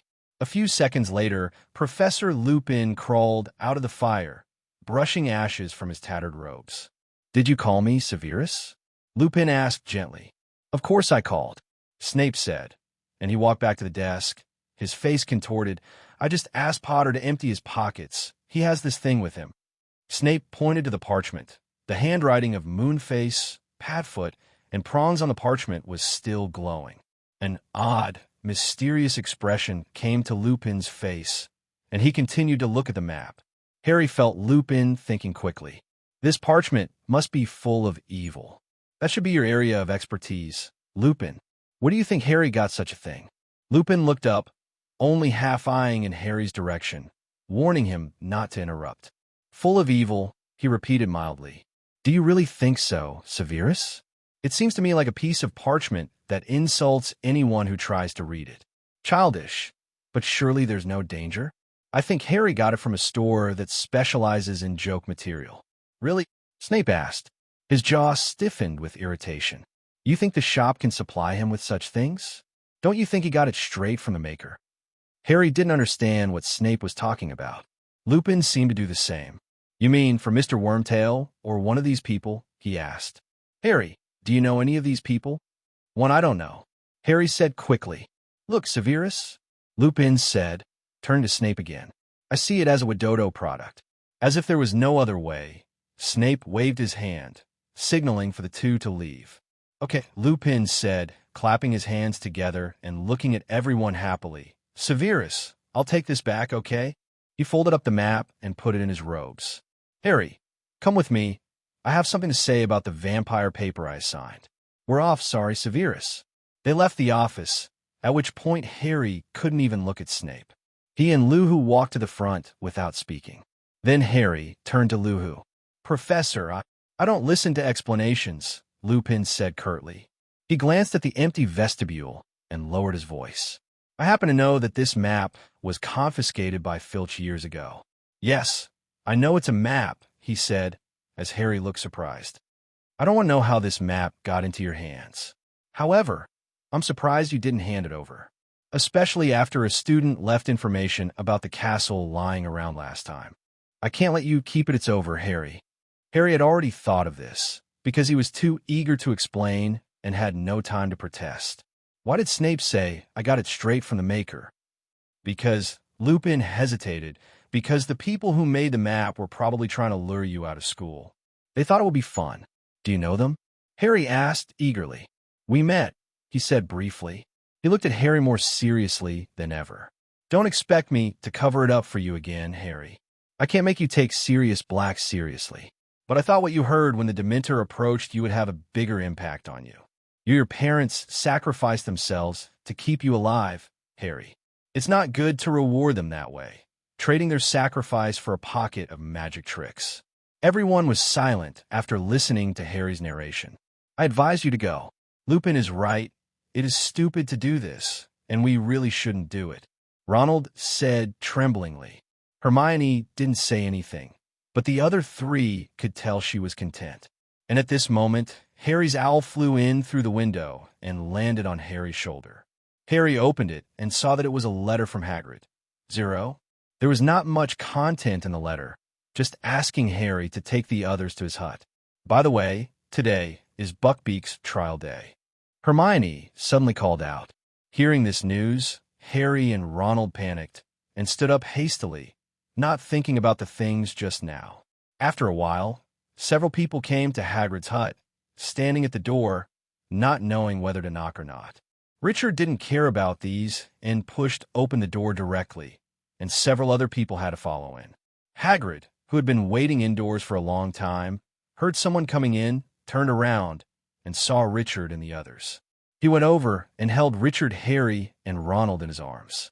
"It's great that you are here." The Japanese struggled to jump out of Hagrid's thick arms. "You know what? We won, we won."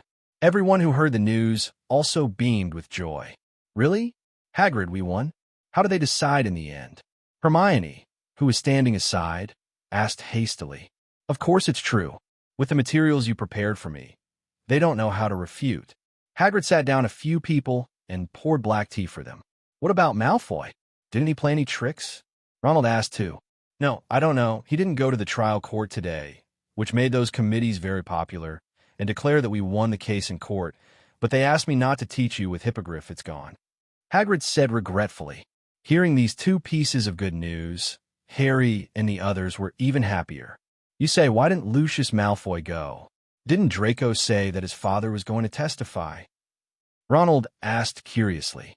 "Then I don't know," Hagrid said, giving Richard a look. "Maybe he got into a car accident on the way and was killed." Harry blessed. "Never mind that, as long as Hagrid wins the case." Richard said, "By the way, didn't you guys go to Hogsmeade today?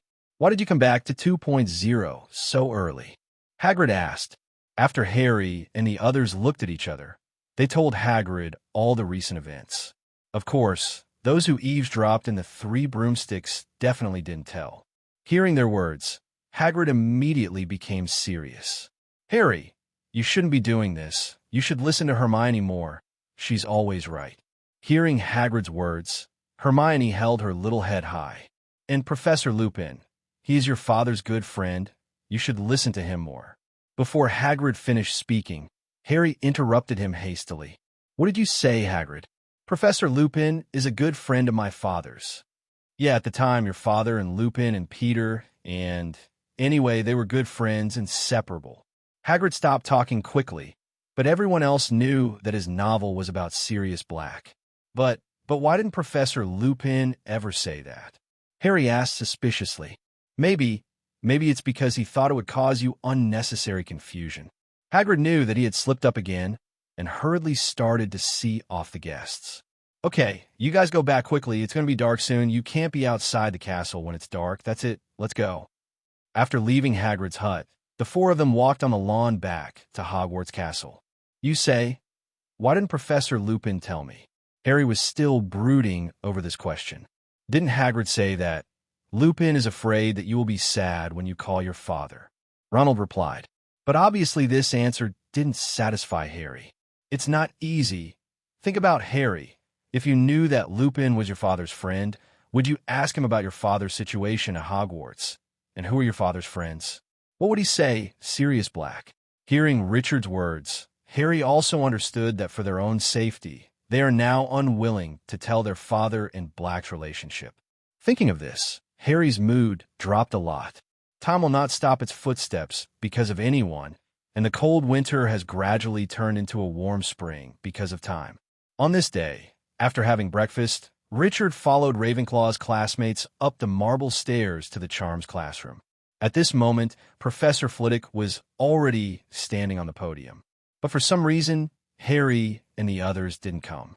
It wasn't until the class bell rang for a few minutes that Harry and Ronald hurried over. "You're late, boys." Harry pushed open the classroom door, and Professor Flitwick scolded. "Come on, wand out. We're going to experience the power of the happiness spell today. We've been divided into groups of 2. Harry and Ronald hurried to a table in the back row and opened their school bags. Richard first directly gave Terry a happy spell, which made him laugh so hard that he couldn't straighten his waist, and then walked to Harry and the others. "Where's Hermione? Why isn't she here?" "Hermione?" Harry and Ronald looked around in surprise. "It shouldn't be. She was with us just now. Why is she gone now?" Maybe she went to wash her hands and ask what she was doing," Harry said. But Hermione didn't show up for the whole class. At this time, the whole class was going to have lunch, everyone was smiling, and the happy spell gave them a great sense of satisfaction. But while eating lunch, Richard took a special look at Gryffindor's table and found that Hermione was still not there. Although he knew that Hermione was most likely due to the time turner, he was still a little worried. So he went to the Gryffindor public rest with Harry after the beef meal. They passed the security midget, said the password to the fat lady dude, and climbed up the hole in the portrait to the common room. Once inside, Richard saw Hermione sitting at the table, fast asleep, with her head resting on an open textbook of arithmetic and divination. Richard sat down next to Hermione and bumped into her by accident. What? Hermione said, startled. She woke up, looking around in a panic. Should we go? What class should we have now? Richard? Why are you here? Isn't this the Gryffindor's lounge? Divination, but there are still 20 minutes. Harry on the side heard Hermione's words. Hermione, why didn't you go to Charms? What? Oh no, screamed Hermione. I forgot Charms. But how could you forget? Harry said.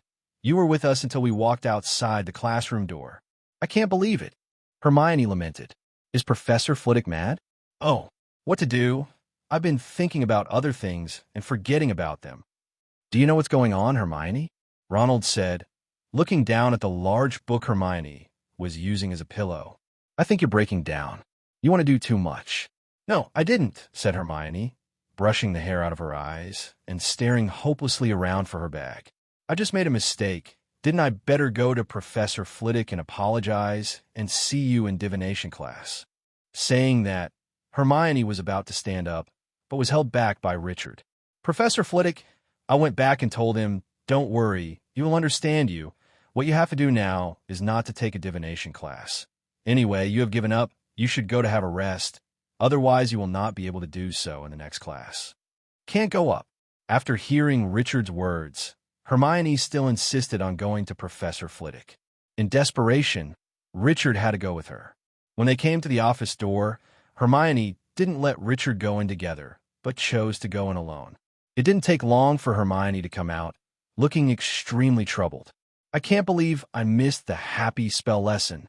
I'll bet there's one in the exam. Professor Flitwick just hinted it's possible. It's okay, let's go to practice in the evening. Richard comforted. This made Hermione relax a little bit, because he was really worried about Hermione, so Richard decided to go to a divination class with her. Anyway, he won't have any class, just in time to see the famous Hogwarts god stick. Together, they climbed the stairs into the dimly lit and stuffy tower classroom. There's a crystal ball on each small table, and the luminous crystal balls are filled with pearly self-colored objects. Richard followed Hermione to Harry's table. Richard, why are you here? Harry asked in surprise when he saw Richard's appearance. Let me visit your divination class. I thought I'd start crystal ball class next term, Ronald mumbled, his eyes carefully searching for Professor Trelawney in case she was listening nearby. Don't complain. That means we're done learning palmistry. Harry also grumbled back. She winces every time she looks at my palm, and I'm getting tired of it. Hello, said the familiar, indistinct voice, and Professor Trelawney stepped in from the shadows as usual. Parvati and Lavender were shaking with excitement, their faces illuminated by the milky light of the crystal ball. I decided to take the crystal ball class a little earlier than originally planned. Professor Trelawney sat down, with his back to the fire in the fireplace, and looked around after sitting down. Fate has informed me that your exams in June will be about spheres, so I'm anxious to give you enough practice. Hermione snorted to express her disdain, and then said deliberately not to lower her voice. Well, to be honest, Fate has notified her who will give the exam questions. Her. This kind of prophecy is really amazing. It's hard to say if Professor Trelawney heard her, because her face was in the shadows. She continued, however, as if she hadn't heard. Looking at crystal ball is a very fine art, she said dreamily. You are peering into this unfathomable sphere for the first time. I don't expect any of you to see anything. We should start from practice relaxing the subjective mind, and the outer eye begins. Ronald started snickering uncontrollably and had to put his fist in his mouth to stifle the laugh. Doing so clarifies the sky and the superconscious. If we're lucky, some of them might be able to see something before class ends. So they started. Harry felt that this was at least an extremely stupid thing to do. So he stared blankly at the crystal ball, trying to think of nothing, but this very stupid thought popped into his mind from time to time. Ronald kept secretly laughing, and Hermione kept tisk-tisk to express her impatience, which didn't help Harry to get rid of distracting thoughts. "Say anything?" Richard asked them after quietly looking at the crystal ball for a quarter of an hour. "See, there's a burn mark on the table," Ronald pointed. "Someone knocked over a candle." "What a waste of time," Hermione murmured. "I could have practiced something else useful. I could have made up the lesson of the happy spell." "Didn't see anything," Harry said honestly. "Do you do this every class?" "That's great." Hearing Richard's words, Hermione and the others looked at him in surprise. "What's so good about it?" "What a perfect fishing class. I regret not choosing this one," Richard said angrily. Hearing Richard's words, Hermione and the others were stunned. It turned out that they could still understand in this way. At this moment, Teacher Trelawney came over with the rustling of the dress. "Anyone wanting to help explain what's looming in their crystal ball?" She walked, her bracelets crackling. "I don't need help," whispered Ronald. "It's obvious 650. It's going to be foggy tonight." Both Harry and Hermione burst out laughing. "Now, really," said Professor Trelawney, as heads turned in their direction, and Parvati and Lavender looked shocked and indignant. "You're messing with the vibes of the discerning." She approached their table and looked at their crystal ball. Harry felt his heart sink. He knew for sure what was going to happen. "There's something here," whispered Professor Trelawney. She moved her face closer to the crystal ball, and her big glasses reflected two crystal balls. "Something is moving, but what is it?" "My darling," Professor Trelawney gasped, looking at Harry. "From here, it's clearer than ever, my darling, striding towards you, getting closer. That's ominous."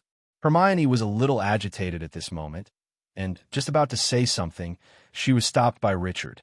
She turned her head to look at Richard, but she did see Richard's unusually serious face, and Hermione was frightened immediately. She knew Richard the First have always disliked when someone is in class, no matter what class someone is making trouble. Hermione watched Richard warily, then settled down. The rest of the time ended with Professor Trelawney rambling on. When get out of class was over, Hermione still looked at Richard carefully. "Hermione, I remember I said that it doesn't matter whether you can accept the professor or not, but you can't disturb others. What did you want to do just now? Argue with Professor Trelawney?" I just thought she..." Hermione stammered. "That's right, she..." Harry and Ronald said hastily. "If you all think she doesn't have any ability and is delaying you, you cannot take her class, or go to Professor Dumbledore and tell him your suggestion, instead of making a big noise in class. You must know how to respect others. Respecting others is respecting yourself." At this moment, a burst of applause came from the side, and several people looked in the direction of the sound. Dumbledore's figure quietly appeared there. Hogwarts, outside the divination classroom. Richard and the others suddenly heard the sound of applause, and all looked towards the source of the sound. I saw Dumbledore, who was all in white, standing there at some point. The three of them were terrified to see Dumbledore Hermione, because they were here to speak ill of divination Professor Trelawney just now. "Eavesdropping is not a good thing," Richard said calmly to Dumbledore. "Of course, I think so too," Dumbledore said shamelessly, as if he wasn't the one who just overheard. Richard rolled his eyes at Dumbledore before asking him, "Mr. Headmaster, what are you doing here if you're not sitting in your own office?" Richard asked Professor Dumbledore unceremoniously. "Me? I just took a nap on the road of life, and I didn't expect to hear such a wonderful speech." But seeing Richard's indifferent expression, Dumbledore said again, "I don't know if you're free. Let's go to the office to chat." Richard shrugged indifferently, then gave Hermione a look and followed Dumbledore to his office. According to the usual practice, Richard first came to the corner of the principal's office, and then gently stroked Fawkes for a while. Dumbledore sat at the end of the table and watched silently, without urging him. After a while, Richard settled down at the other end of the table and asked Dumbledore, "Okay, Principal, if you have anything to say, just say it directly." Dumbledore was silent for a moment, then asked, "Did Harry know about Sirius' relationship with his parents?" "Of course I know. The invisibility cloak you gave him is very convenient," Richard said directly without hiding anything. Then what do you think of Sirius Black? Me? How else can I watch? Just sit and watch. Richard said casually. At this moment, Dumbledore showed a helpless look. For Richard, he has always been helpless. Then will you deal with him? As long as he doesn't jump around in front of me, I don't bother to care about him. Actually, I never believed that Black would betray Potter and Lily. I think something must have gone wrong. Dumbledore said dejectedly. No matter what went wrong, the Potters are just doing it to themselves, but it's just implicating Harry. Richard said indifferently. In an instant, Dumbledore was shocked by Richard's speech. What is self-inflicted? Looking at Dumbledore's expression, Richard also knew what he was thinking now, and explained calmly. At that time, you had already gone to find James Potter and offered to be their secret keeper. But he didn't care about his wife who was about to give birth, and he had to prove his so-called friendship. What about Lily? She's a good mother. Dumbledore continued. Indeed, she is a respectable and good mother. There's no doubt about it. But isn't it weird enough that she can choose James Potter over Professor Snape? Although James was naughty at school, he is undeniably a good person. Dumbledore said decisively. Really? Can't you tell the difference between what is naughty and what is bullying? Richard said unceremoniously. George and Fred, they are naughty and pranksters, but they don't hurt others. And your so-called good man James Potter, I'm yuck. Richard's emotions gradually mobilized. Their predators are school bullies and bullies. They should know what they did to Snape, whether they took off his pants or locked him with werewolves. Do you call these naughty? Seeing Richard, who was a little excited, Dumbledore didn't know what to say. Indeed, what James and the others did in school was a bit too much, and there is nothing to be ashamed of. After Richard relieved his mood, he continued.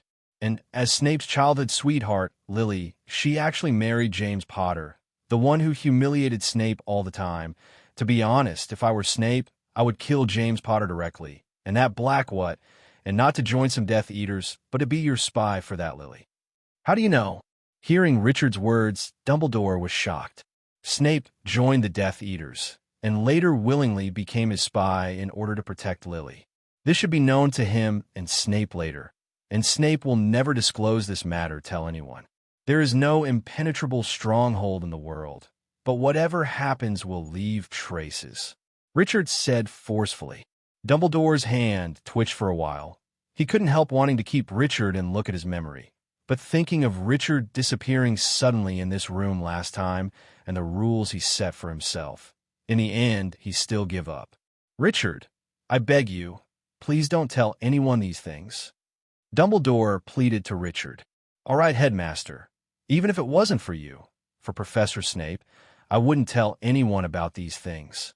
Seeing Dumbledore calm down, Richard also breathed a sigh of relief, although he was sure Dumbledore had nothing to do with himself, but it's not good to tear your face apart. After all, he still likes the campus life at Hogwarts. Although he himself will definitely not stay in the 7th grade, it is good to experience a few more years of student life. By the way, Professor Dumbledore, I don't know if I could go to Nurmengard once during the vacation. Richard suddenly thought of what the head of the welfare patriarch told him during the summer vacation last year. It's time to chat with Grindelwald. Although Dumbledore agreed with him, he would go there. But Grindelwald was Dumbledore's old lover after all, and it would be much more convenient if Dumbledore took him there. Are you going to find Grindelwald? Dumbledore said that today's surprise was enough, and if he continued, his old heart couldn't bear it. Yes, I have always believed that Grindelwald can be called a real Dark Lord, and Voldemort is just a joke, so I'm very interested in Grindelwald. If you're really that interested, I'll take you there during the summer vacation. He hasn't had a visitor for a long time. He will be very happy to see you. Dumbledore knew he couldn't stop Richard. Of course, there was no need to stop Richard. After watching for so long, Dumbledore knew exactly what kind of man Richard was. This little wizard is definitely not something that Grindelwald can influence. Seeing that Dumbledore was fine, Richard left the principal's office directly. Dumbledore sat there alone, thinking about something quietly. After a while, Dumbledore directly summoned his patron saint and let it inform Snape to come over. Soon Snape was in the headmaster's office. Professor Dumbledore, what did you call me here for? Snape asked coldly, not changing his usual personality because of Dumbledore's identity. Dumbledore didn't answer, but continued to think deeply, and Snape didn't continue to ask. After thinking for a moment, Dumbledore asked Snape first, "What do you think about Richard?" "Genius. Unparalleled genius." Although Snape was a little puzzled, he still spoke out his thoughts. After pausing for a moment, Dumbledore told Snape everything he heard in the corridor today and what Richard said in the office after he came over, without reservation, before continuing to ask, "How did he know, did you say?" Snape stopped the agitation in his heart and said irritably, "It's not me. What kind of person do you think Richard is now?" After Snape thought for a moment, he said seriously, "He has his own ideas and doesn't allow others to invade. But as long as he doesn't offend him or the people he cares about, he won't take care of it, even if it's a torrential flood." "And who do you think he cares about at Hogwarts?" "Of course it's the little witch named Hermione from Gryffindor. There should be others, but I don't know," Snape said impatiently. "So are you someone he cares about?" Dumbledore said with a smile. Snape didn't speak, but he knew that he was indeed one, otherwise in Lupin's class. Thinking of this, Snape's cold heart warmed up a little after a long time. "Actually, you are not sure. Richard is a person who cares about order very much, or he is a beneficiary of the existing order, so he does not want or hope that someone will destroy this order and disturb his life. Le noir j'alive." Hearing Dumbledore's words, Snape agreed. "By the way, what do you think about his wanting to talk to Grindelwald?" Dumbledore continued. "Let's chat. Don't you already promise him? Don't you go back on your word?" "Of course not. I always think that Richard's state of mind is the most perfect now. Although I am not worried that he will be influenced by Grindelwald, I am afraid that he will change his mind." Dumbledore said hesitantly, "Are you scared? Afraid that this little wizard out of your control will do something you can't accept?"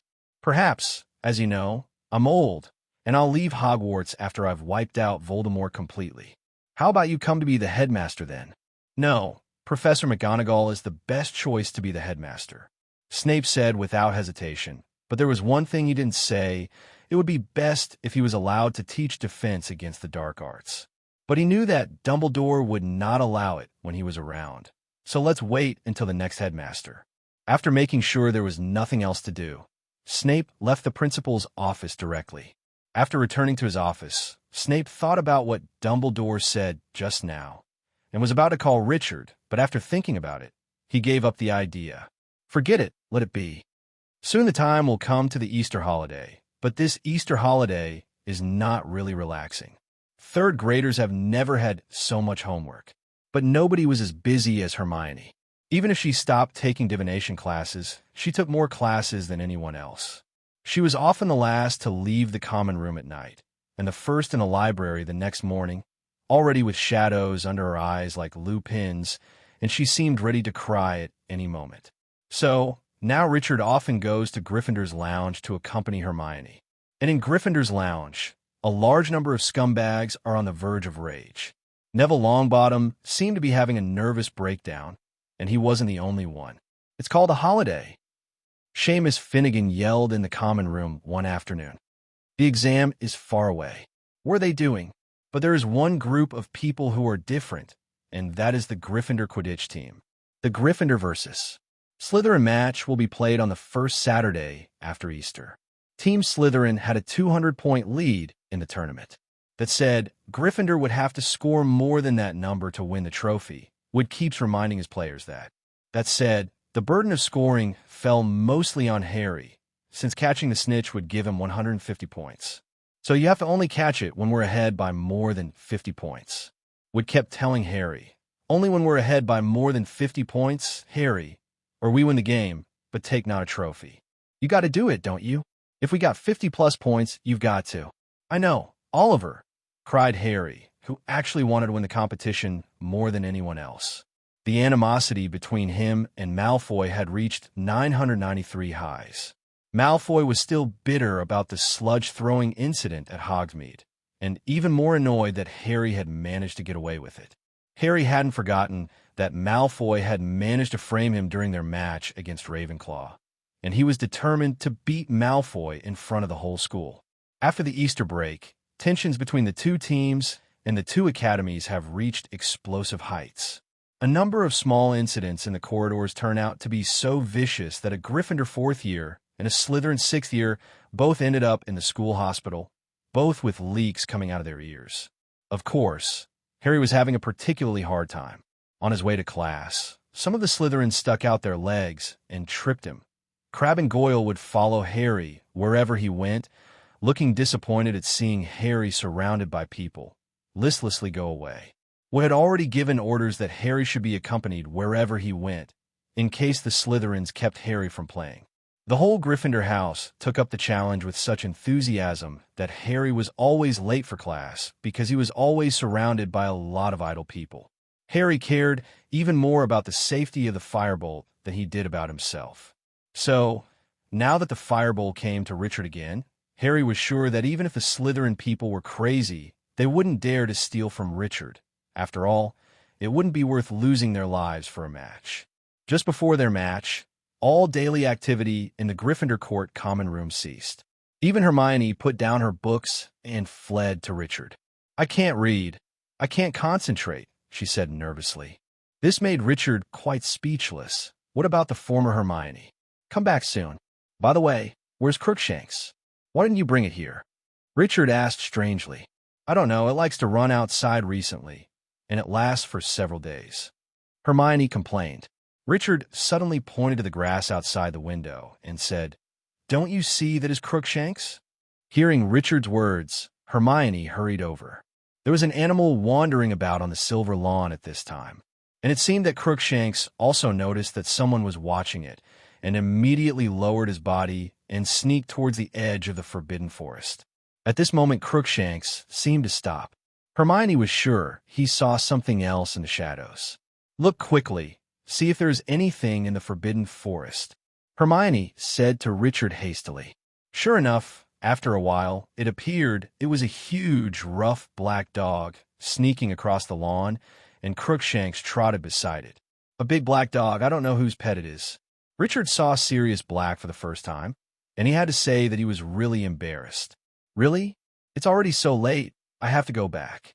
Hermione was surprised to see that the sky outside had completely darkened. She said hastily. At the same time, in Gryffindor's lounge, Harry also saw the big black dog, and he quickly called Ronald, who was already asleep. "It's so dark outside, Harry," Ronald muttered vaguely. "What are you doing?" "Come here." Harry hurriedly turned his head to look out the window. Crookshanks and the dog are gone. Harry climbed onto the ledge and looked into the shadows of the castle, but they weren't there. Where did they go?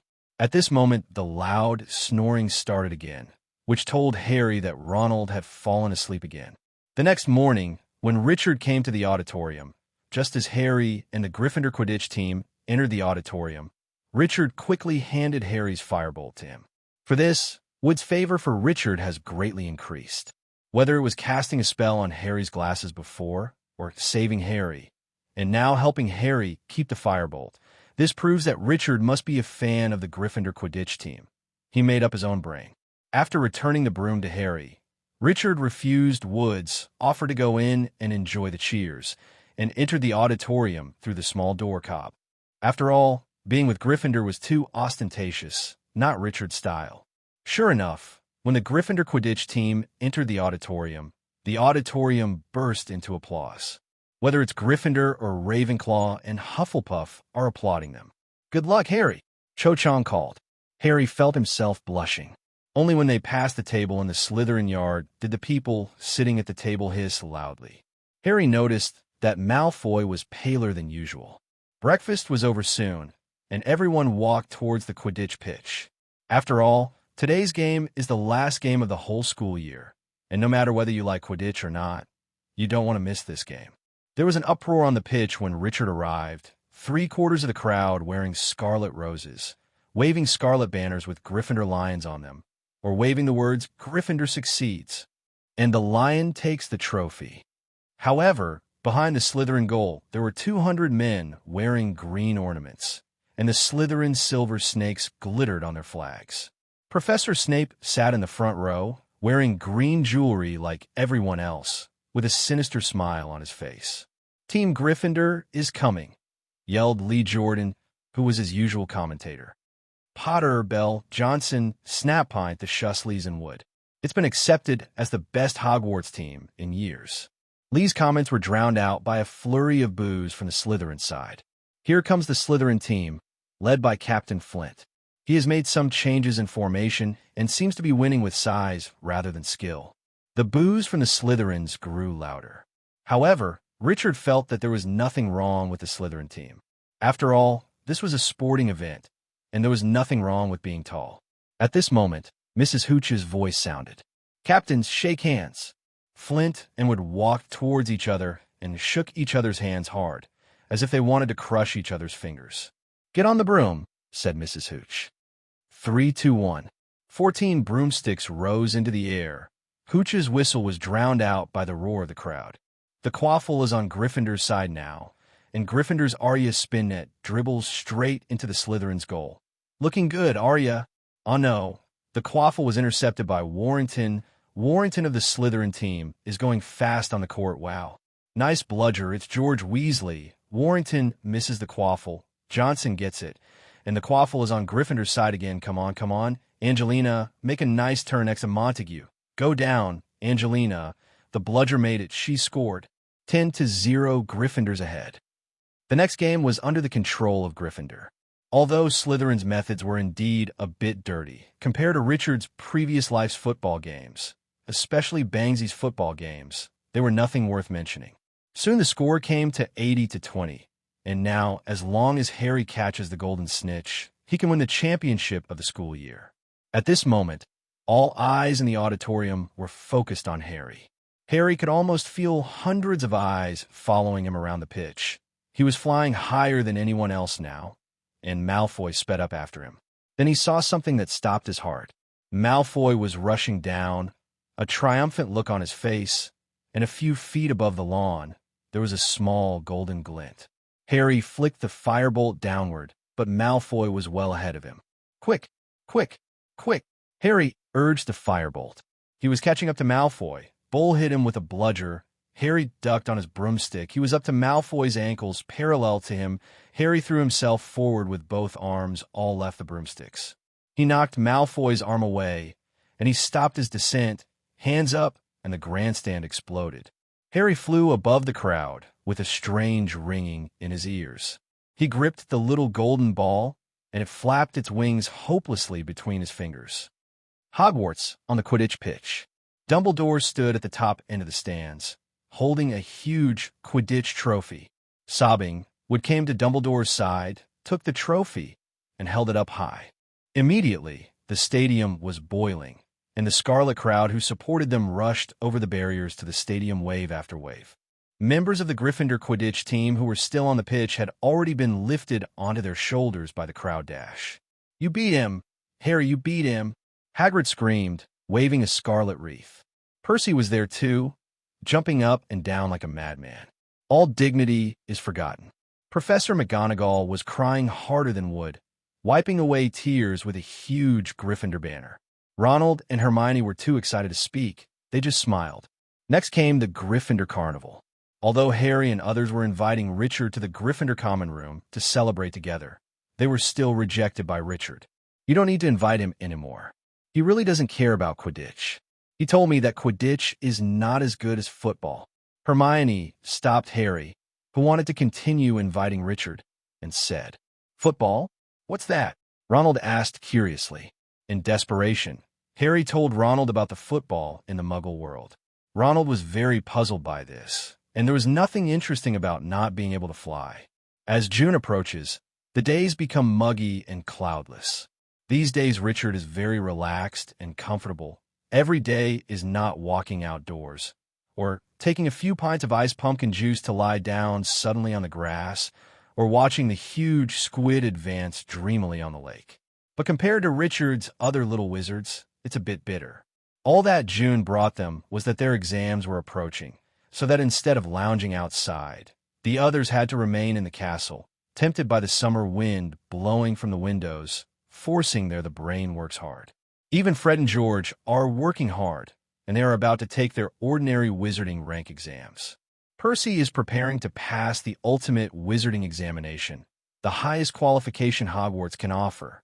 Percy wants to work at the Ministry of Magic, so he must have the highest degree possible. He became more and more irritable, and he would severely punish anyone who disturbed the tranquility of the common room at night. Actually, the only person who was more anxious than Percy was Hermione. Harry and Ronald had stopped asking her how she was able to take several subjects at the same time, but they couldn't help it when they saw the exam timetable she had drawn up for themselves. The first column of this table reads, Monday at 9 o'clock, arithmancy at 9 o'clock, transfiguration lunch at 1 o'clock, charms at 1 o'clock, ancient runes. Hermione, Ronald asked cautiously, because these days she was prone to tantrums when disturbed. Oh, are you sure you copied the times correctly? What? Snapped Hermione, picking up the timetable to examine it carefully. Yes, of course I copied it correctly. How can you sit in 2 examination rooms at the same time? Isn't it pointless to ask? Harry said. Not counting, said Hermione curtly. Which of you has seen my math and grammar? Both Harry and Ronald shook their heads quickly to show that they didn't see it. Hermione started moving piles of parchment on her desk, looking for the book with increasing movements. Why don't you ask Richard? Don't you have many of your books in his place? Harry said cautiously. Oh, damn, I forgot. He has all the books on divination. Hermione covered her head and suddenly thought, Can you help me find him to get it? I still have a lot of homework. Of course, he's over there now. Ronald pointed out the window and said. Harry and Hermione poked their heads out to have a look, and sure enough, Richard was lying leisurely under the big tree on the lawn at this time, and seemed to have fallen asleep. How can he be so relaxed? Harry said enviously. If you have his strength, you can also relax, Hermione said with a displeased face. She used to regard him as her biggest opponent, but now it seems that it is completely unnecessary. We'll go find him first. Ronald took Harry's hand, said something to Hermione, and left the lounge directly, running towards the stairs. Soon, they came to Gita's side. Who is that? You are blocking my sunlight. Please let me go. Richard closed his eyes and said lazily, Wake up, Richard, it's us. Harry sat down and said. Only then did Richard slowly open his eyes. Harry, Ronald, why are you here? Don't you need to review? You don't need to review, and your whole family doesn't need to review. Harry and Ronald were already powerless to complain. If they couldn't beat Richard, they would definitely have to rub against the ground against Richard. Hermione asked us to come to you to get her book. Ronald explained to Richard. Hermione's book? Oh, yes, it's in my dormitory. Richard scratched his head and said to Harry and the others. But now there's a problem. I can't move. Hearing Richard's words, Harry immediately became anxious. Richard, what's wrong with you? Why can't you move? Are you injured? Who hurt you? I haven't been injured yet, but I know that I can only get up at noon, not now. Why is that? Ronald asked curiously. Because something will happen sooner or later, Richard said righteously. Immediately, the two felt a chill. If it was a cartoon now, they would definitely see the black lines on Harry and Ronald's faces and the corners of their mouths twitching. Okay, Hermione has so many classes, so don't worry about this one. Don't worry, the sun is so bright. Why don't you lie down and take a nap? It's only half an hour. When the time comes, I'll go get the books with you. Hearing Richard's suggestion, the two of Harrow were obliged to lie beside Richard. Inside the soul, it's so comfortable. In this way, the three of them, under the warm sunshine and feeling the breeze, fell asleep unconsciously. Hermione was sitting in the common room of Gryffindor, doing her homework conscientiously, and the time passed unconsciously. Strange why Harry and the others haven't come back yet. Hermione stood up, stretched her waist, and then came to the window, looking out. Hermione seemed to see something strange. Could it be that she was dazzled by doing her homework? She wiped her eyes well, and then looked over carefully. I wiped these three little ones. At this time, the three of Richard were already lying on the lawn and fell asleep. Hermione ran down in one breath, first carefully covered Richard with the scarf she had taken by hand, and then lifted Harry hard with her foot. Instantly, Harry woke up. Hermione, why are you here? Didn't you ask you to help me with the book? Why did you fall asleep here? Hermione lowered her voice and asked Harry, isn't Richard asking us to take a break first, just for half an hour? Zero looking for flowers. Half an hour? Would you like to see what time it is? Seeing Hermione's gloomy face, Harry swallowed hard, then took out his pocket watch and looked at it. Unexpectedly, 3 hours had passed. He quickly pulled Ronald up, and then he was going to pull Richard. Forget it. You guys go first. I'll call Richard later. Hermione hastily stopped her. Seeing that Hermione let them go, Harry and Ronald ran away quickly, leaving only G still sleeping in place. Hermione must want to punish Richard properly. Let's take a sneak peek. Ronald said gloatingly. That's not necessarily true. Harry said hesitantly, not knowing what came to his mind. Soon the two were back in the Gryffindor common room, and they went to the window to look out. At this time, Hermione had already reached Richard's side and gently placed Richard's head on her lap, looking at Richard quietly like this. In fact, Hermione is also feeling very tired now. She's also a normal little girl with such a high intensity of study every day. Everyone will feel tired. So taking advantage of this opportunity, Hermione could just take a rest. Unknowingly, Richard woke up from his sleep. Although he didn't open his eyes, the soft touch of his head and a special fragrance rushed into Richard's nose along with the breeze. This should be the smell of Hermione. Richard opened his eyes, and he saw Hermione. At this time, Hermione quietly looked up at the big tree above her, wondering what she was thinking. At this moment, a leaf fell from the branch, and Hermione looked down following the fall of the leaf. Just happened to see Lynn, who was staring at her with open eyes. "Ah, you're awake!" Hermione exclaimed in surprise. "How? Did you sleep comfortably? It's comfortable to have you by my side. By the way, why did you get down?" Richard didn't get up, but changed to a more comfortable position, still resting on Hermione's lap.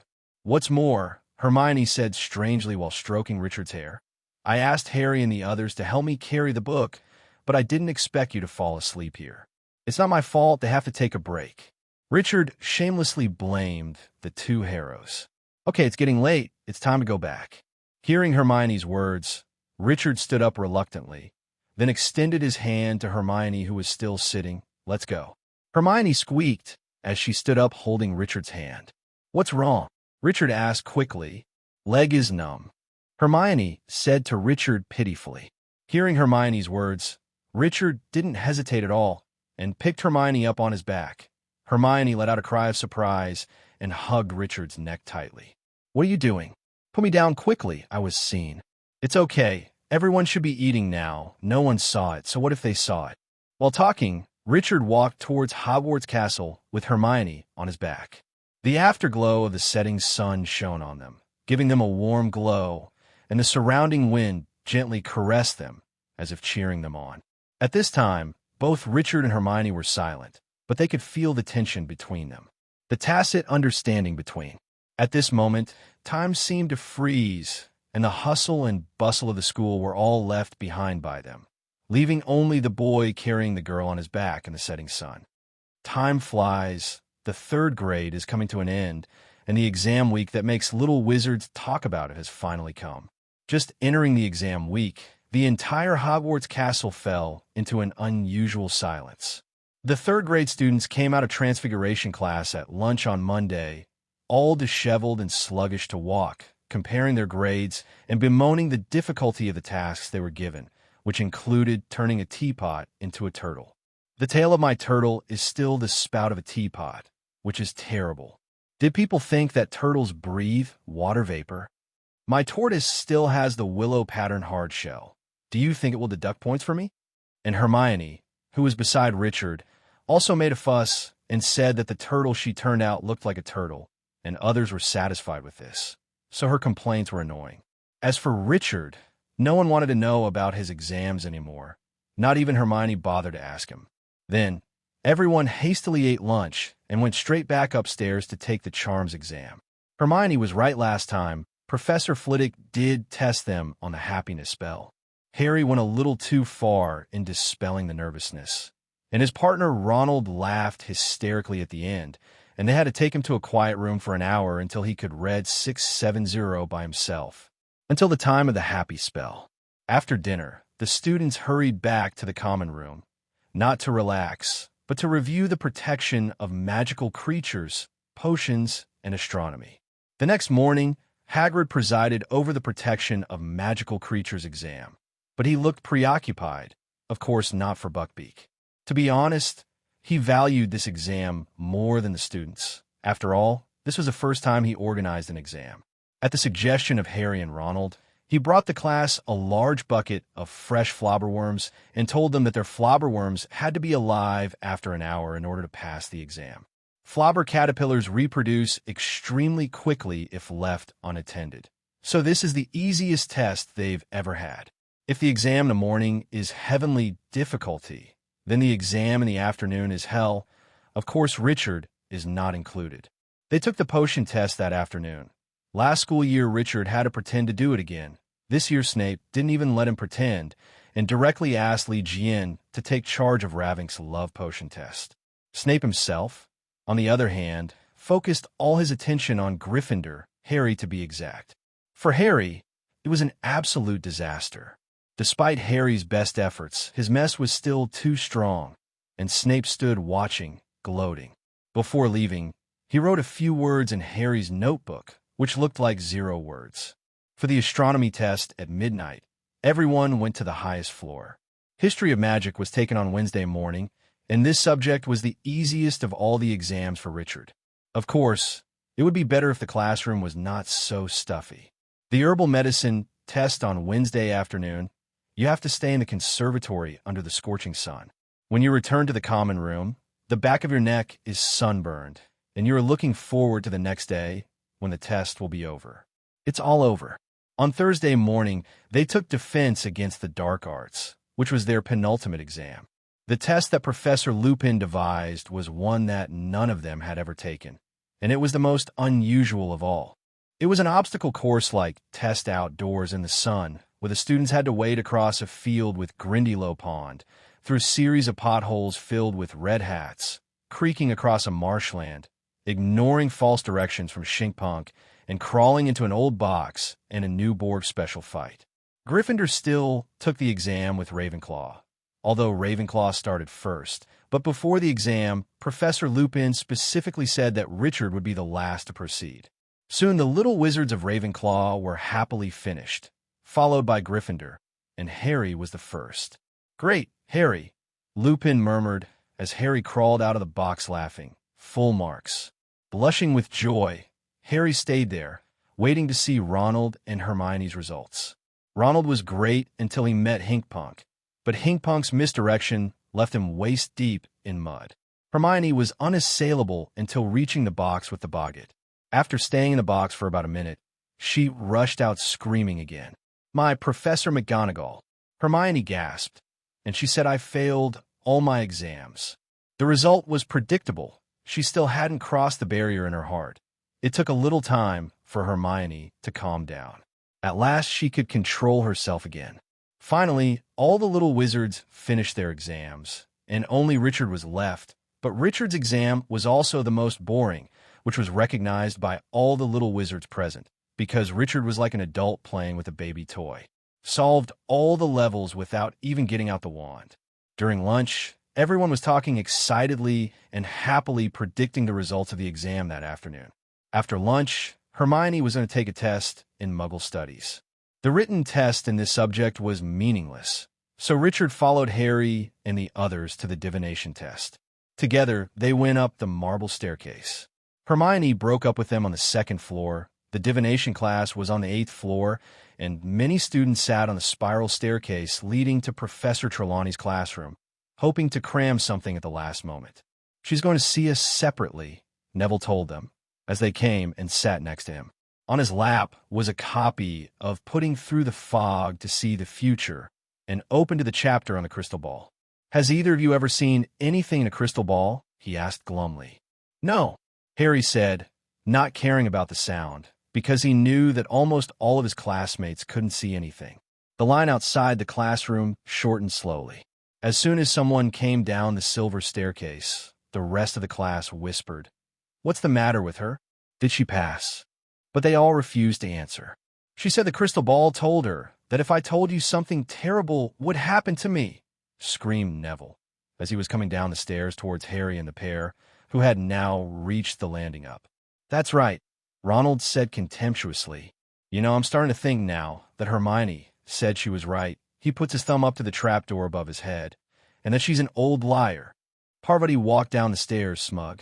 She said I had all the makings of a real seer, she told Harry and Ronald. I saw a lot of things.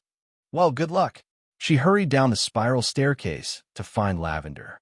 Ronald, Weasley, said the familiar, indistinct voice above them. Ronald made a face at Harry and Richard, climbed the silver staircase, and disappeared. Now Harry was the only one waiting for the exam.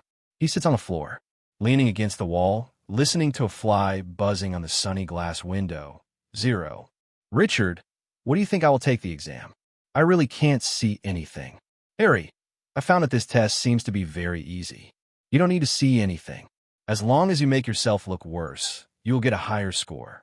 Richard concluded, by the way, wait next. I will use the illusion spell to go in with you and have a look.